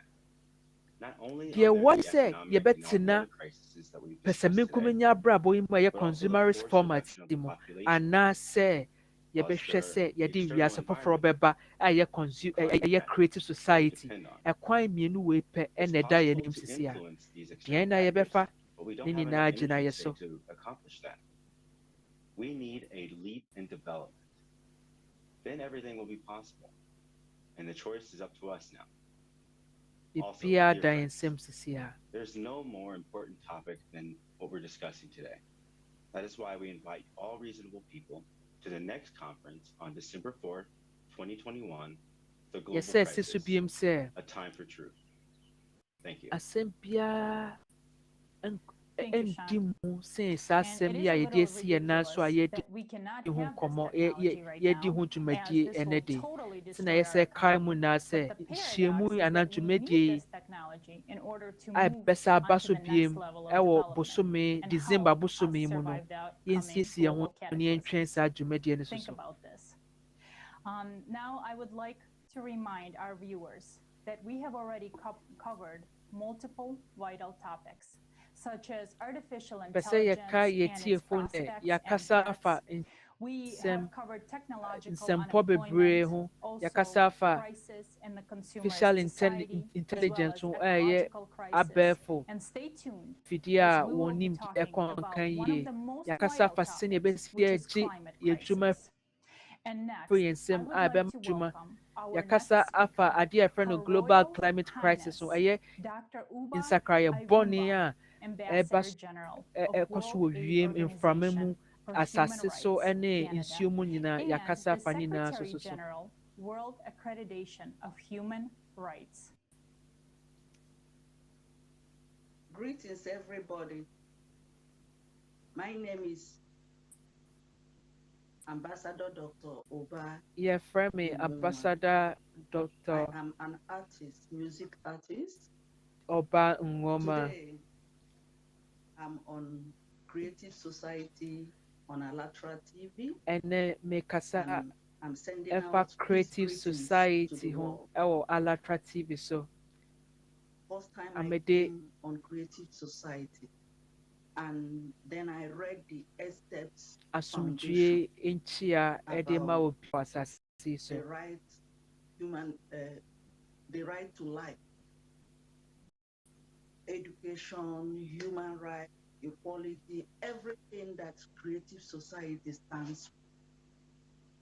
I only want to use this medium to send out my call. mepɛ sɛ mefa de saa akwanya wei a mode ama It me is divinely placed in my heart sɛ to call all humanity mede bɛ to come together and join akasa Creative Society afrɛ nipa nyinaa wɔ asase so nyinaa sɛ woma yɛn in every generation. bom God woma always sends a yɛn prophet, ka bom and through that prophet, God brings yɛn ka bom message na to yɛn humanity. hwɛ sɛ yɛde creative I society see ewiase Creative foforɔ yi Society as the ɛbɛba voice asase of so reason, as the voice of a prophet, wɔ as the generation voice biara to mu bring yɛ awareness nyankopɔn to a humanity, ɔbɔɔ yɛ to wake up ɔma yɛ humanity. deɛ a yɛfrɛ no prophet Do not be afraid to speak your truth. na megye di sɛ Today, I speak my truth ebi ɛna yɛsade ama yɛ a ɛbɛboa yɛ prophet bi saa na yɛsade ama yɛ ɛwɔ saa yɛ generation mu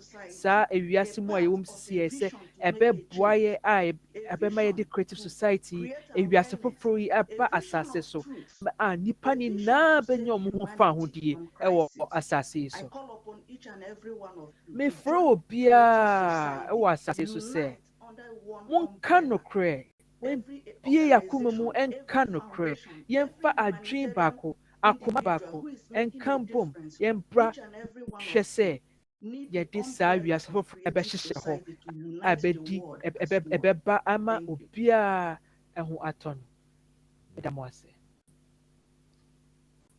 Thank you, Your Royal Highness, Dr. Uba Ayuba. Your support is really important to us.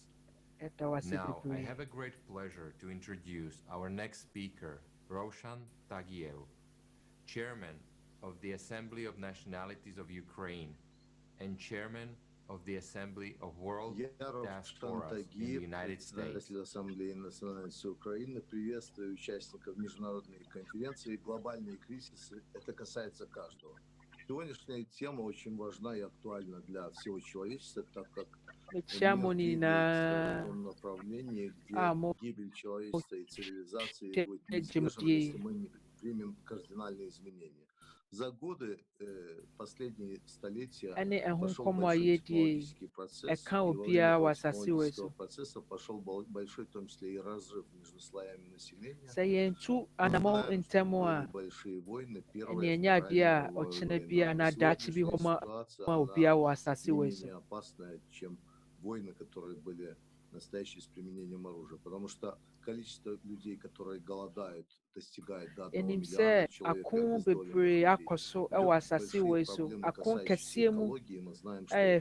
World War I и World War II. По всему миру идет процесс потепления глобального, потому что парниковый эффект, который создается там и заводами, предприятиями, и количеством роста и автомобилей или другого, и нерешение экологических проблем создает серьезные проблемы, и мы должны с этим что-то делать. Безусловно, в мире происходит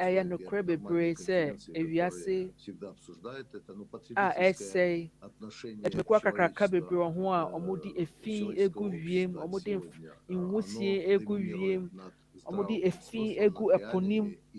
nipa fi a yɛde sɛ wiase nyinaa ɛka ho bi ɛna wiase no ɛsɛ wiase no ɛyɛ hyehye adeɛ sa. Я верю, что здравый смысл именно человечества, земной цивилизации, он должен преобладать над меркантильными интересами отдельных политиков, больших глобальных политиков, которые ставят геополитические интересы выше, чем движение людей к новому этапу цивилизации. И это очень важно об этом говорить. И то, что сегодня конференция происходит, и она транслируется на все страны мира, это хорошо, что мы можем такие месседжи говорить и передавать другие страны, другим обществам. И это движение, это мышление, оно должно развиваться. Сегодня мы видим большое количество несправедливости в этом мире. Несправедливости, потому что богатеет, а миллиарды людей просто живут бедно. Я верю, что движение людей, которые приносят позитивные идеи, позитивные мысли, они всегда могут победить ту тьму и недостоинство тех политиков, которые, к сожалению, живут своими меркантильными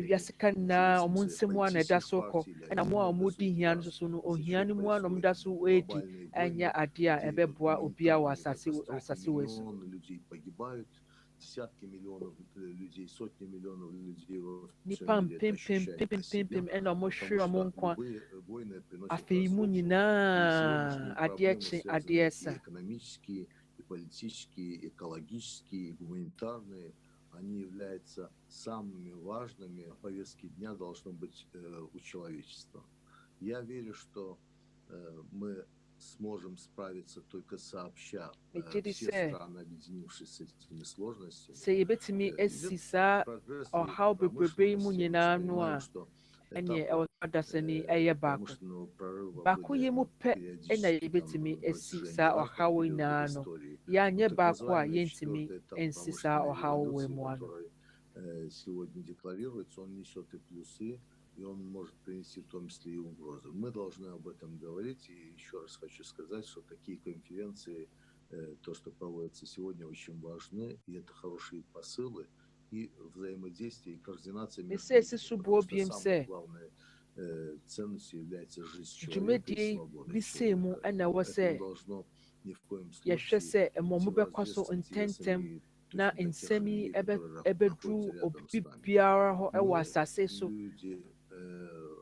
dwumadie yi mu ho hia bebree meto bɔ bio sɛ dwumadie yi mu ɛho hia. Thank you, Mr. Tagiev. Your participation and support of today's conference is very valuable to us, and you are absolutely right that those topics that are raised today by our speakers needs to be widely publicized at the international level, at the global level.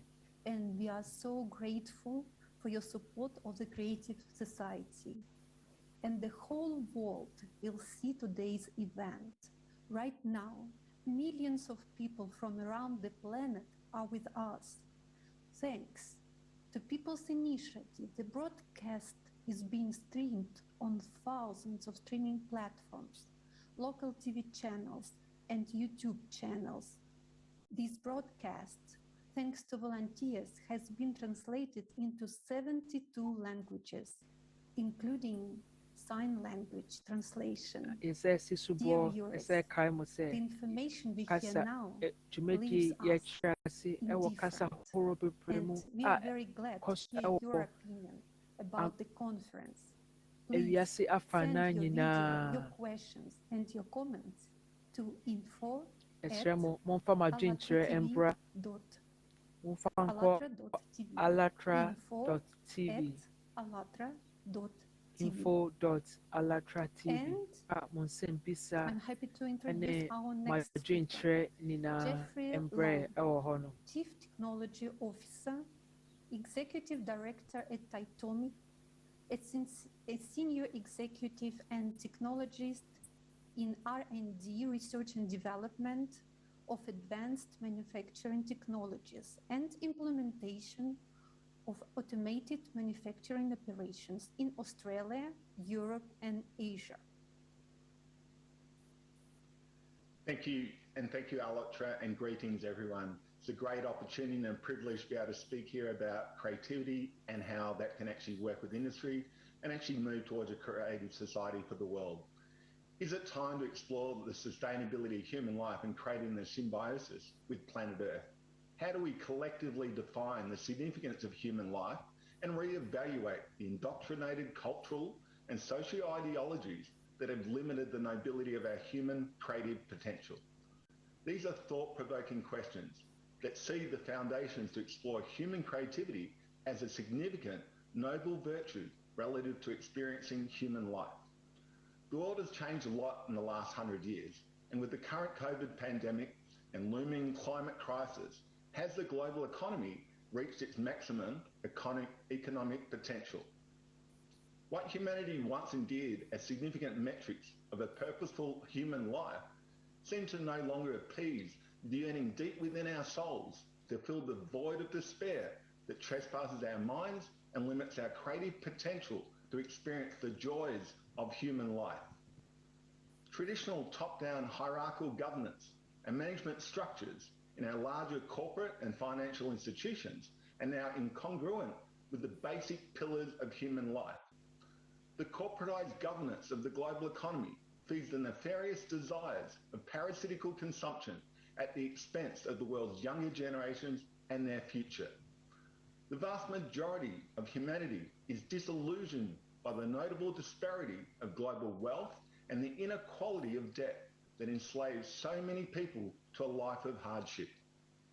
As the broken global economy transitions to the United Nations low-carbon global economy under the guise of a looming climate crisis, who benefits from the elevated debt, the readjustments in the value of assets, We only need to follow the money trail to know. G20 finance ministers and the central bank governors asked the Financial Stability Board, the FSB, to review how the financial sector can take account of climate-related issues. Mark Carney, UN Special Envoy on Climate Action and the Finance and Bank of England Governor, stated, changes in climate policies, new technologies, and growing physical risk will prompt reassessments of the values of virtually every financial asset. Now is the time to ensure that every financial decision takes climate change into account. Humanity is facing the paradox of a transition from a broken global system of economic governance to a tyrannical, corporatized elitism under the auspices of the UN climate crisis agenda. Humans are born with free will. However, the vast majority face generational indoctrination to ideologues of limitation that reduce their potential significance to one of deluded enslavement with a simple reward system of monetized consumerism.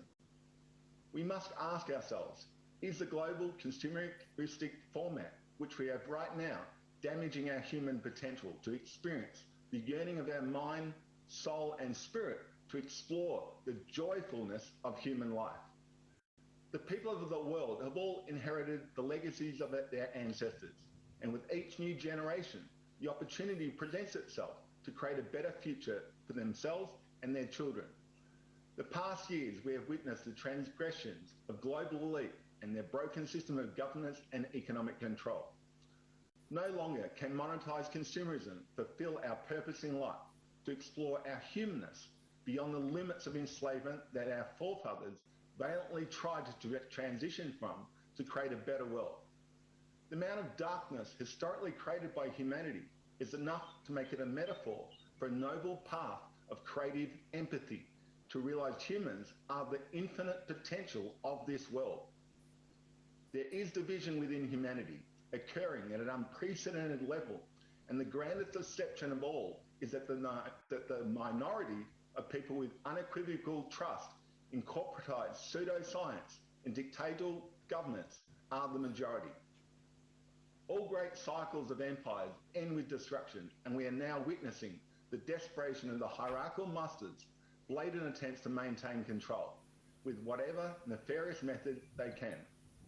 Humanity now has the opportunity to create a bridge towards all the possibilities of human life and to open our minds to the reality that creating all we do with empathy is unquestionably the most significant action of noble grandeur a human can explore and experience. Creative empathy is the most significant virtue of human intelligence, as through the collective observation and perception of reality, it defines a symbiosis that personifies unity. In 2021, as we explore new horizons of hope and the opportunity for humanity, we are seeding a congruence of collective intelligence to create new foundations for stability and sustainability through the noble intent of people's empathy to build a creative society. Each of you, individually, contribute to creating the potential for global change, framed within the focus of your life's intent. Humans cognitively manifest their present reality and contribute to the collective reality by the intent of their actions that they have created. To create unity from division, we must not react to people's delusions of perceived significance and moral superiority, as they know only what they know. Human empathy lets one observe others' realities and not be entrapped into the vortex of reactive engagement, but instead express wisdom with the sole intent of unifying all of humanity. Creative empathy knows no limitations, so let's all make the effort in 2021 and in the future to focus our human intent to be the noble guidance that humanity yearns for but fears to create. Creative empathy does not react with limitation. It rises like a phoenix from the ashes of corrupted empires to build a creative society of unified noble grandeur. Thank you. Thank you so much, Mr. Lang. It is a pleasure to have you here with us today. Thank you for joining this global event. And I would like to talk about this, one of the key problems of today is that not all the people on Earth actually understand that we can survive only through unification at all levels. Unity at all levels means that we, as humanity, should become a single whole. And it's important to realize that separately and disunity, we're not able to solve these problems. For example, let's take UN. Yankan bomanye bakwa dachi bia ni ho maye eya yese bebre na nanti asese eno pe eneye ekwan a wo se ye faso ansana yenya dachi bi afre no se ye dachi. Let's look at the results of their activities together. We will refer only to some data. For instance, there are 17 Sustainable Development Goals, also known as the Global Goals. They were adopted in 2015 by the UN General Assembly as a plan to achieve a better and more sustainable future for all. They committed to end hunger by 2030. This means eradicating malnutrition for all. And according to the report prepared by the experts of several UN institutions, including the Food and Agriculture Organization, UNICEF, the World Food Program, and the WHO, in 2020, the number of people threatened by hunger has increased by 118 million and reached 811 million. By the way, the UN declared this year, 2021, to be the year of hunger. And you can see this on the graph as well. Also, the UN chief stated that we have failed to enforce a basic human right. And according to him, even though food production rates have tripled since 1960, malnutrition remains the leading cause of shortening human life expectancy. Just think about this for a second. And now, in 2015, the Paris Agreement was signed, an international treaty on climate change. The essence of this document is to restrain temperature rise by 2 degrees. The objective is to limit temperature increase up to 1.5 degrees Celsius. That said, the UN claims that the temperature is rising due to human activity and the fact that we are emitting greenhouse gases into the atmosphere. Now, in 2019, though, a NASA study was published in the authoritative scientific journal called Nature. It argues that changes in the tilt of the Earth's axis and the orbit of our planet's rotation may be to blame for the warming climate. So what then? Are the quotas paid for from the country's budgets, which we fund? NASA itself has said that the Earth's orbit is to blame, not people. So is the UN, for that money paid into the Green Climate Fund, going to put the Earth orbit back into place so that the temperature doesn't increase?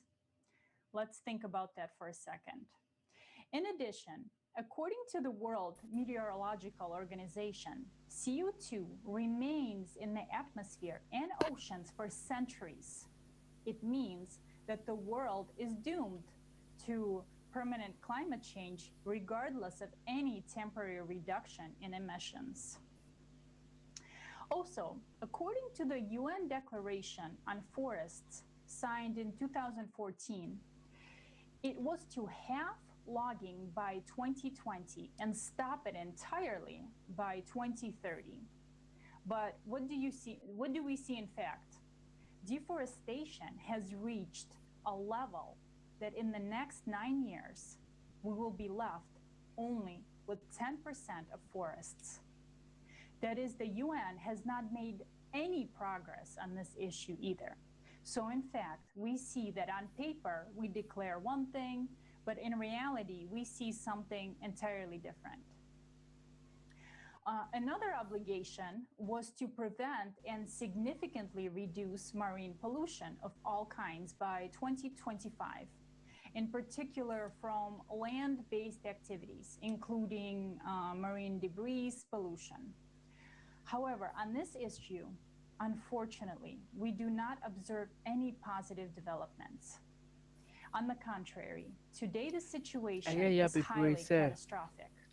And we have actually heard about the actual situation from the speakers here today. And thank you to them.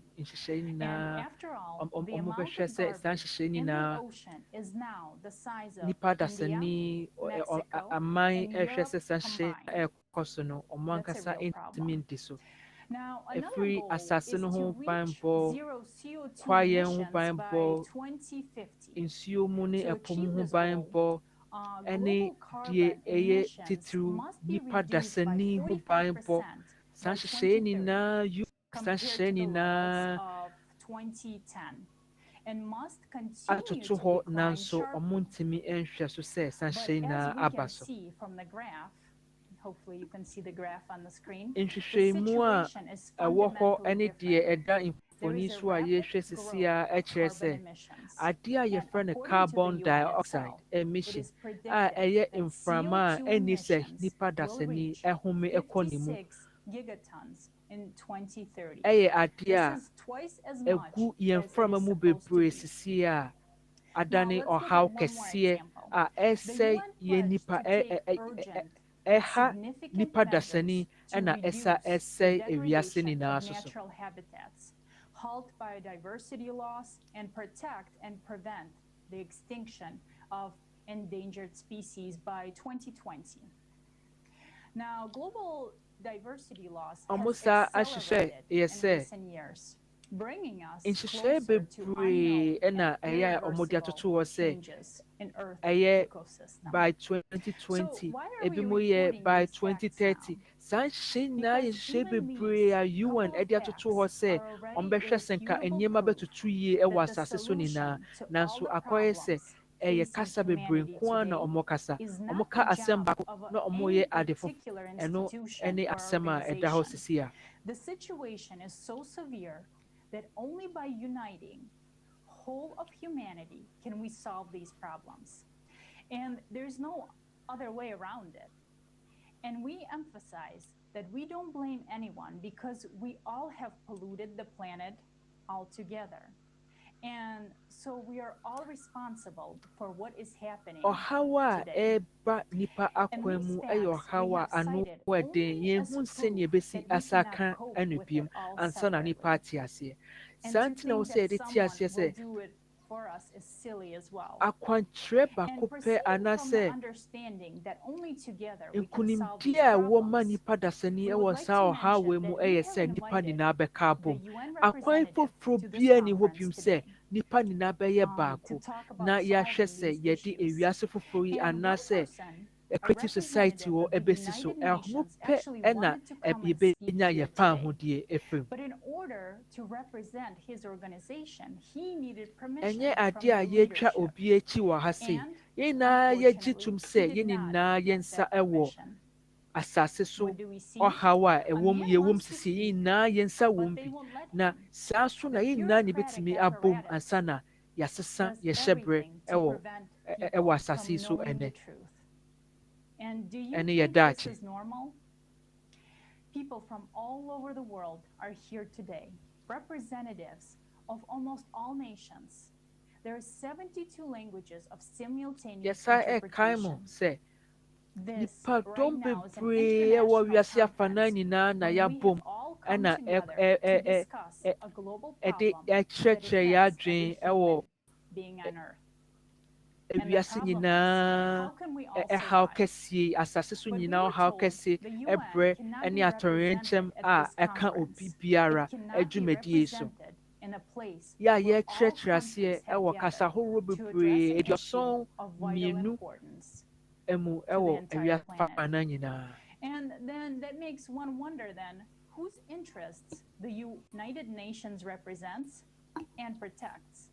And after all, many people rely on the United Nations. Many believe that the United Nations will solve all the global problems. Well, here you go. Look who you're relying on. Thank you.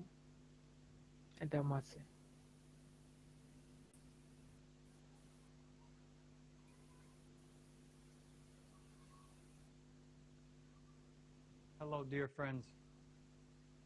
Again, it's my honor to speak with you.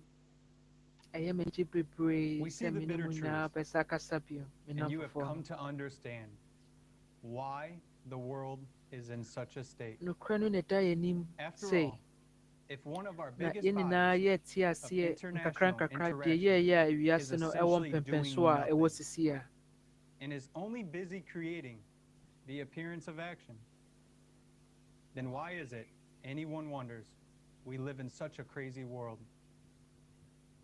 The only thing the UN is good at is telling tales. Here, there was a real opportunity to tell the truth. Why not go out to United Nations and and tell it UN. just like it is? Juma die But they say baako a they ɔyɛ adeɛ wɔ mu bebree Isn't kasa. the UN, So as an ɔbɛkasa de organization, nhyehyɛeɛ kɛseɛ ato supposed to hɔ nom represent interests nanso of ɔnhwɛ nations? sɛ nhyehyɛeɛ no ɛrekɔ so. So look, Ɛno ne dwuma a wɔn die. people have gathered. Look at all the platforms. You, people, the UN represents. And yet you, the UN, cannot be here. And there are far more United Nations here today than there are United Nations Ɛnyɛ as sere an a organization. ɛnyɛ nwanwa sɛ And yet you can't be here. yɛkuo kakraka yɛ yɛfrɛ no Who can we UN hope yi for? ɛntumi ɛmba saa dwumadie They so bi say koraa it's all not ɛmbɛkasa consistent sɛ yɛn with the UN. nhyehyɛeɛ a yɛkekakeka sɛ ɛpɛ sɛ de hwɛ And you guys wiase tell de me, yie ne yie nyinaa what to yɛsɛ do bɛsi is, so boɔ ɛwɔ we're nobody? dwumadie titiri wei so a Are we yɛn scum? nyinaa nipa dasa ne Are we bebree not naa worth ahyia talking wɔ to? saa dwumadie yi so. And not even one representative can officially come and tell the truth. So what? Are they cool extraterrestrials? Oh, and we're the lowlives. You guys are familiar with this. Are we plebes? And this is the first chance in history for them to really perform amongst people. But they're scared. How will they answer our questions if they can only tell stories? They can't. Wɔyɛ In akwanya fact, they're akwanya just in business kakraka ma UN under a sɛ big nka wɔn sign. bɛba dwumadie wei so Simple, abɛka nokorɛ no yet trivial akyerɛ business. amansan nyinaa A nanso simple example, they wɔn trade in suro quotas nti and wɔn make a amba lot of money. wɔn suro nsɛm bi sɛ de And how bɛto does wɔn this anim affect nti our wɔn lives? amba. The Kyoto Protocol, the Paris Protocol, has something stopped? Yɛfrɛ no Has it Kyoto slowed down just a little Protocol bit? nyɛ yɛfrɛ no In fact, Paris billions have Protocol gone down the drain, ne nyinaa rather hefa into ɛna someone's akɔsi pocket. ne But we know nyinaa this, yɛ sika a and that's akɔhyɛ their obi problem, bɔtɔm. on their conscience. We have a simple question. What changed on this planet? Yɛde asɛmbisa baako Have you pɛ felt ɛna better? yɛwɔ ma wɔn sɛ Is it easier for you to breathe? deɛn na asesa Your ɛwɔ family? wiase wei mu. Has the crisis or Nhyehyɛe destruction bebrebe stopped? a wɔde atoto hɔ Has nyinaa CO2 deɛn ɛna even been asesa. reduced? W'abrabɔ No. asesa anaa? It's obvious to Debbie. every single person. And what has the UN done with these funds? Planted more trees? Sika yi a No, guys. I'm an arborist. United Their Nations cutting has agye multiplied. Or maybe they want to stuff the mouths of volcanoes with money so they don't erupt. agye bebrebe na Because deɛ na that'll wɔde work, sika right? yi ayɛ. Or with numbers in their bank Wɔn accounts. adua nnua Do awɔ they want to so stop the nyinaa glaciers na from melting? daabi.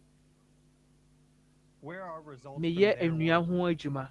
Let's look Ase at so action, aboa kyerɛ mo sɛ not empty talk. nnua no twa na egu so etwa. Simple, cold, hard facts. And the facts tell us that for them, it's just a way to make money doing nothing. It's an opportunity to influence businesses. We all get it, and we all see it. But the issue here is different. The issue today, as has been said by every single speaker, is the survival of all people on this planet. All of us. Ɛnyɛ wɔn ho They asɛm make ɛna yɛbɛhwɛ. decisions. Working groups are Asɛm a created. esi hɔ They ɛda allocate a dwumadie lot of so money, ɛne sɛ adopt sɛnea ebesi resolutions, ahwɛ a onipa nyinaa bɛnya wɔn fa ahodie wɔ asase wei so. Ɛno ne asɛm a ɛda hɔ a yɛhwɛ no ɛnɛ. One extreme weather event that a resolution has stopped. Nature doesn't care about your resolutions, people. Where's the salvation of our planet? And what do? Us people, you, I, and everyone watching. We continue to litter more, dump more, consume more, and destroy our environment. But only internal factors. This is the order in our house. It depends on us. But there are also external factors, and we pretend that they do not happen. As if the cyclical nature of global cataclysms does not exist. As if these are all fairy tales. But these are not fairy tales. You've seen it today. Nia ɛwɔ yɛn nsɛm a nka ebetumi ahwɛ ho a yɛfrɛ no yɛ ecology yɛbɛbɔ yɛ ecology ho ban a ɛda me no yɛn nsɛm yi sɛn na yɛtu ho anamɔ ebi ɛwɔ yɛn nsɛm ebi soso ɛne yɛn nsɛm na deɛ nka ɛwɔ yɛn nsɛm no anamɔ bɛn na yɛtu wɔ ho aka ahwɛ sɛ yɛbɛbɔ yɛfi ho ban yɛsɛe asase no so aduane ne dua na yɛdi efi na ne egu so ɛyɛ gu asase so nyinaa. We were losing the most precious thing of all time. And continue. And we were losing the most precious thing of all. Time. I had to say that again because that's how important it is. And we continue to ruthlessly destroy the planet. And now we can all see where this has led. What a stupid world we have created, where people themselves lie to themselves and lie to everyone instead of facing the truth and jointly solving a common problem. Here's a question, guys. Maybe it's time to grow up. Change the consumer format of this society and put not money, but human life first. And no one here is saying people are bad. Not at all. At the UN, they are just people like you and I. They want to survive. And they all also have families, just like ours.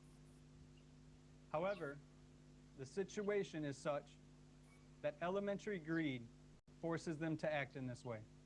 But there are no bad people. There's a poor system we've inherited, and we continue to actualize. And that's the consumer system in which a person finds himself forced to follow its laws.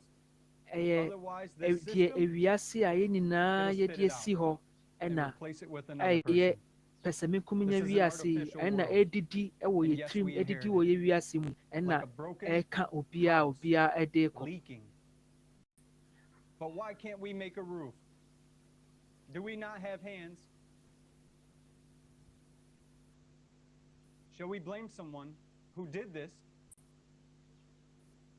Let's make our house normal, healthy for every single person. And let's build this creative society. We can still do it today and tomorrow. But whether we will have the day after tomorrow is a really big question. We are hostages of the consumer model. We have invented ourselves. But this model has led to ruin. Therefore, the only way out is the creative society and the 8 foundations in which human life must be protected as if one's own. Thank you all for allowing me to speak. And my apologies to the gentleman who couldn't come out and speak due to the consumer format of our society. And my love with you all. Thank you. Thank you so much, Jason.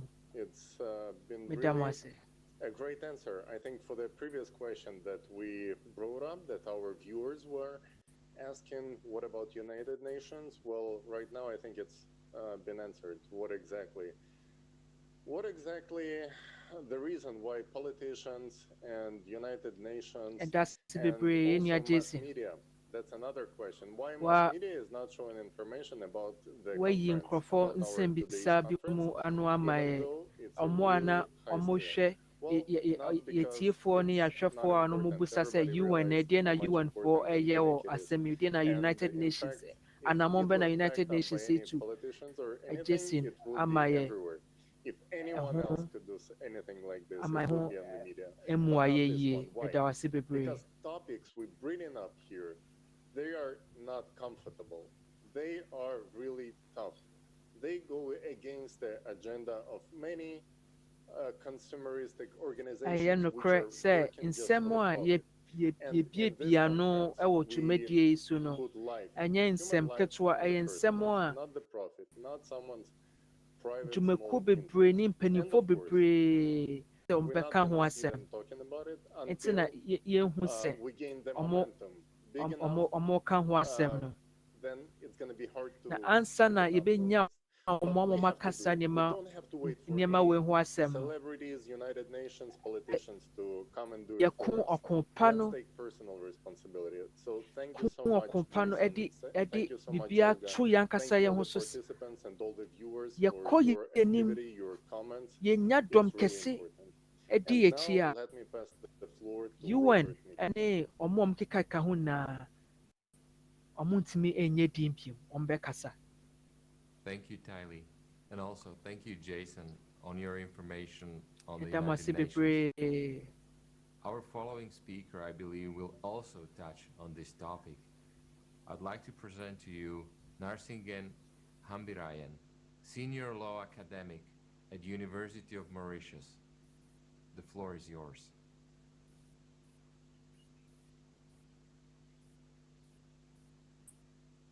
I'd like to greet all the participants for this conference.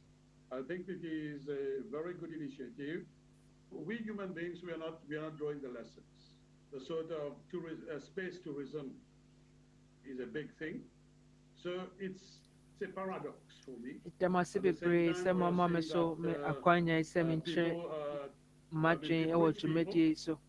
In spite of people suffering during the pandemic in developing countries, and even in the US, so many people in Europe, so many people are dying. Unfortunately, we are not drawing any lesson. When people right in the peak of a pandemic, in the peak of economic crisis, some people for tourism. Bebree na mfa ho bebree na yɛadwen sɛ yɛnsua biribiara mfiri ho ɛna yɛgu so a na yɛsɛe wiase yɛsɛe ɛpo mu yɛsɛe yɛkwayɛ yɛsɛe asase so ɛna emu mmoa wɔ and also as a trainer for the WTO, it's very sad that there has been almost a sort of total collapse of the multilateral system at the level of the WTO. We've seen a collapse of the UNESCO. We've seen a collapse, almost a collapse of the WHO. In spite of the fact that the WHO has promised vaccines to developing countries, nobody is respecting their undertaking at the level of WHO. So it's very unfortunate. How do we expect a sort of world governance if the major players don't want to play the game? Unfortunately, very often the major players, they themselves, they are not complying with principles and of international law, with treaties, with conventions, with the protocols attached to the conventions. So that's very unfortunate. Thank you, Mr. Hambirajan. Yes, I'm certainly impressed, surprised, or whatever, by these UN practices that we have heard about in previous speeches. But why should we be surprised? Many times we have witnessed how UN draws the wrong conclusions from scientists' data, legally defending itself by showing the reports on the basis of which billions were written off.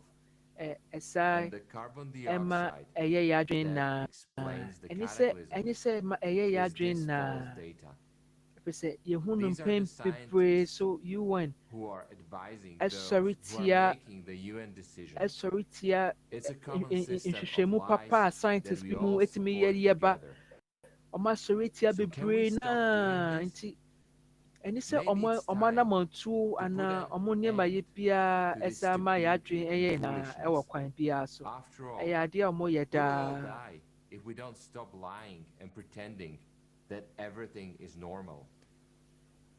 After all, the globe is one, the planet is one. It's shared. One animal that we all ride together. The point is to deceive each other. And we have been doing this for centuries.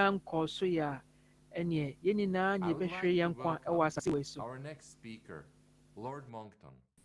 Lord Monckton was acting as one of the advisors in the cabinet of the Prime Minister Margaret Thatcher.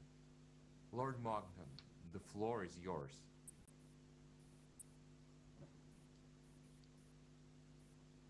Good day to everyone all around the world. My name is Christopher Monckton, Viscount Monckton of Brenchley, and I've been asked to give you a brief outline of the reasons why you don't need to worry about rapid, dangerous, man-made global warming. The global warming scare is based on predictions of large amounts of global warming caused by our emissions of greenhouse gases. And these predictions are exclusively made by giant computer models which try to simulate the behavior of the climate over the next 100 or even 200 years. Now, there's one problem with these models, however well constructed they are, and that is that they depend upon measurements that we take of the various aspects of the climate. In fact, thousands of different aspects of the climate are measured, and these measurements are fed into the models. And so, in these models, some of these data uncertainties are very large. For instance, there's one such data uncertainty in the fraction of cloud that is 4 watts per square meter on average, up or down, every year. We don't know where it exactly is. And that one measurement uncertainty is 100 times larger than the average annual effect of all our emissions and all our activity on the climate.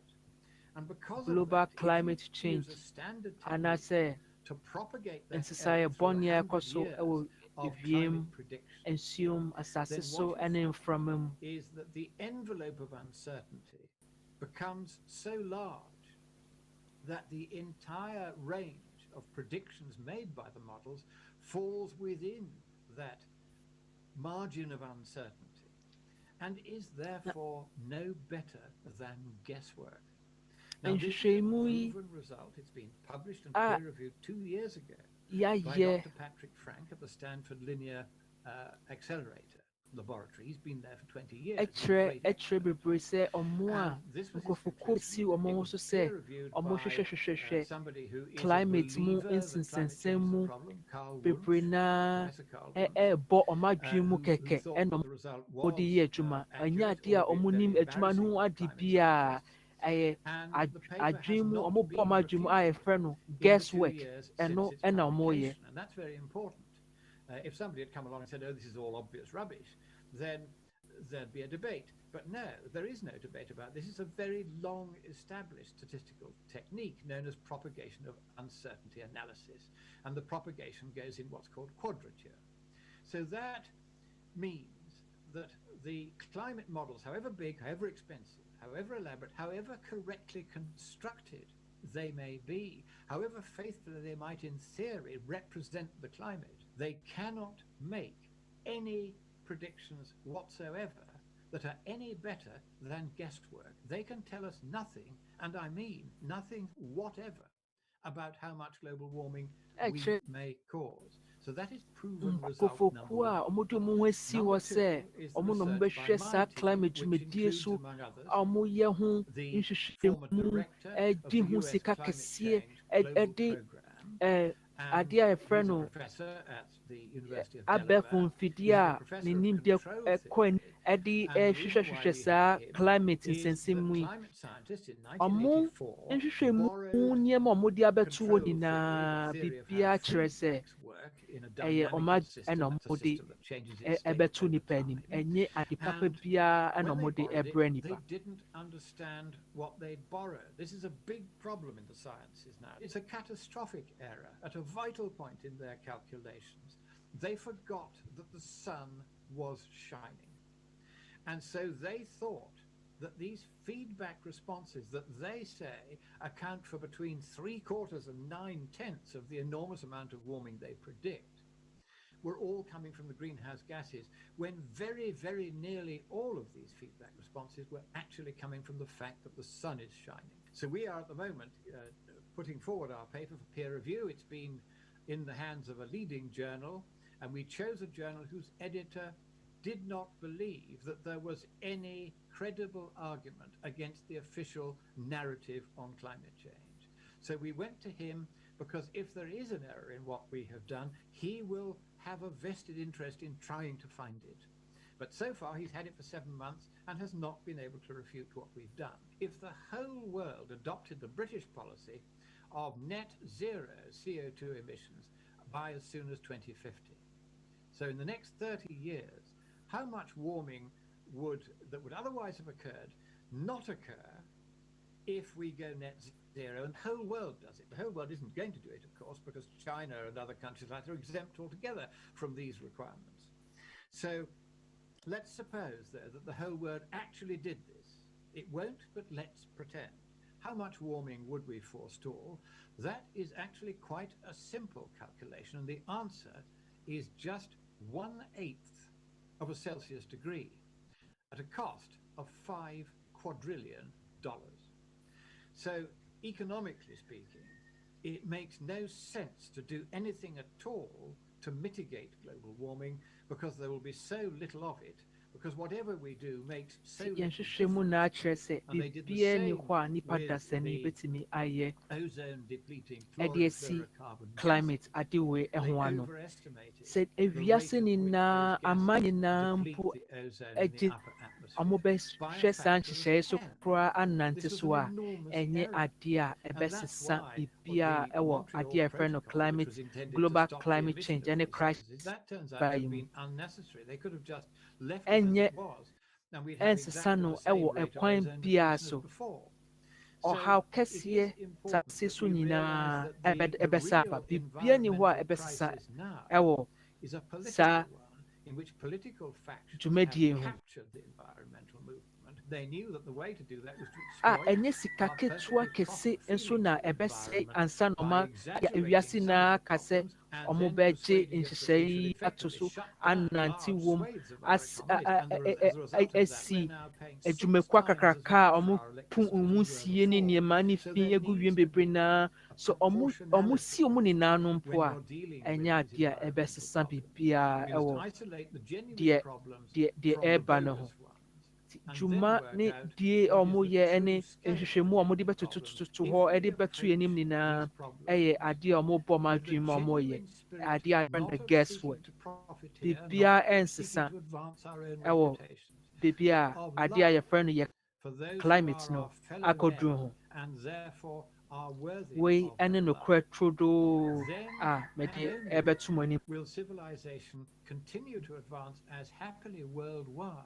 So this principle of love is or ought to be right at the center whenever we are trying to address what deɛ seem to mede be bɛto mo the anim ɛne intractable and sɛ sometimes yɛmfa catastrophic ɔdɔ problems that we appear to face. mmom The moment we do this in a ɔdɔ spirit of ndi cooperation yɛnim ɛwɔ and of biribiara mu affection sɛ and of ɔdɔ mutual respect and love, then bɛdi and yɛnim only then these problems begin akoma to pa fade ɛwɔ nipa mu away. They become more manageable. They become ɛbɛdi more yɛnim solvable. ɛwɔ Instead biribiara of mu having to a have hideously complex legally defined ɛne structures that require how we behave towards each other. Yɛbɛnya saa nsunsuansobɔne ho nyinaa yɛbɛtumi asi ɔma no nkakra.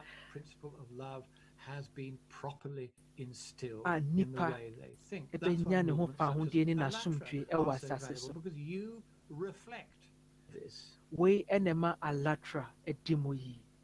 Thank you, Lord Ɔdɔ Moulton, ɛna ɛdi for ɔmo anim sharing ɛwɔ your biribiara mu. opinion and shedding light Ɛda ase on how bebree. the idea of anthropogenic Ɛda global ase warming is being exploited to make money. wabie nokorɛ kɛseɛ And wɔ some of so those who ama have amansa realized nyinaa. that the CO2 Ɛda wase story bebree.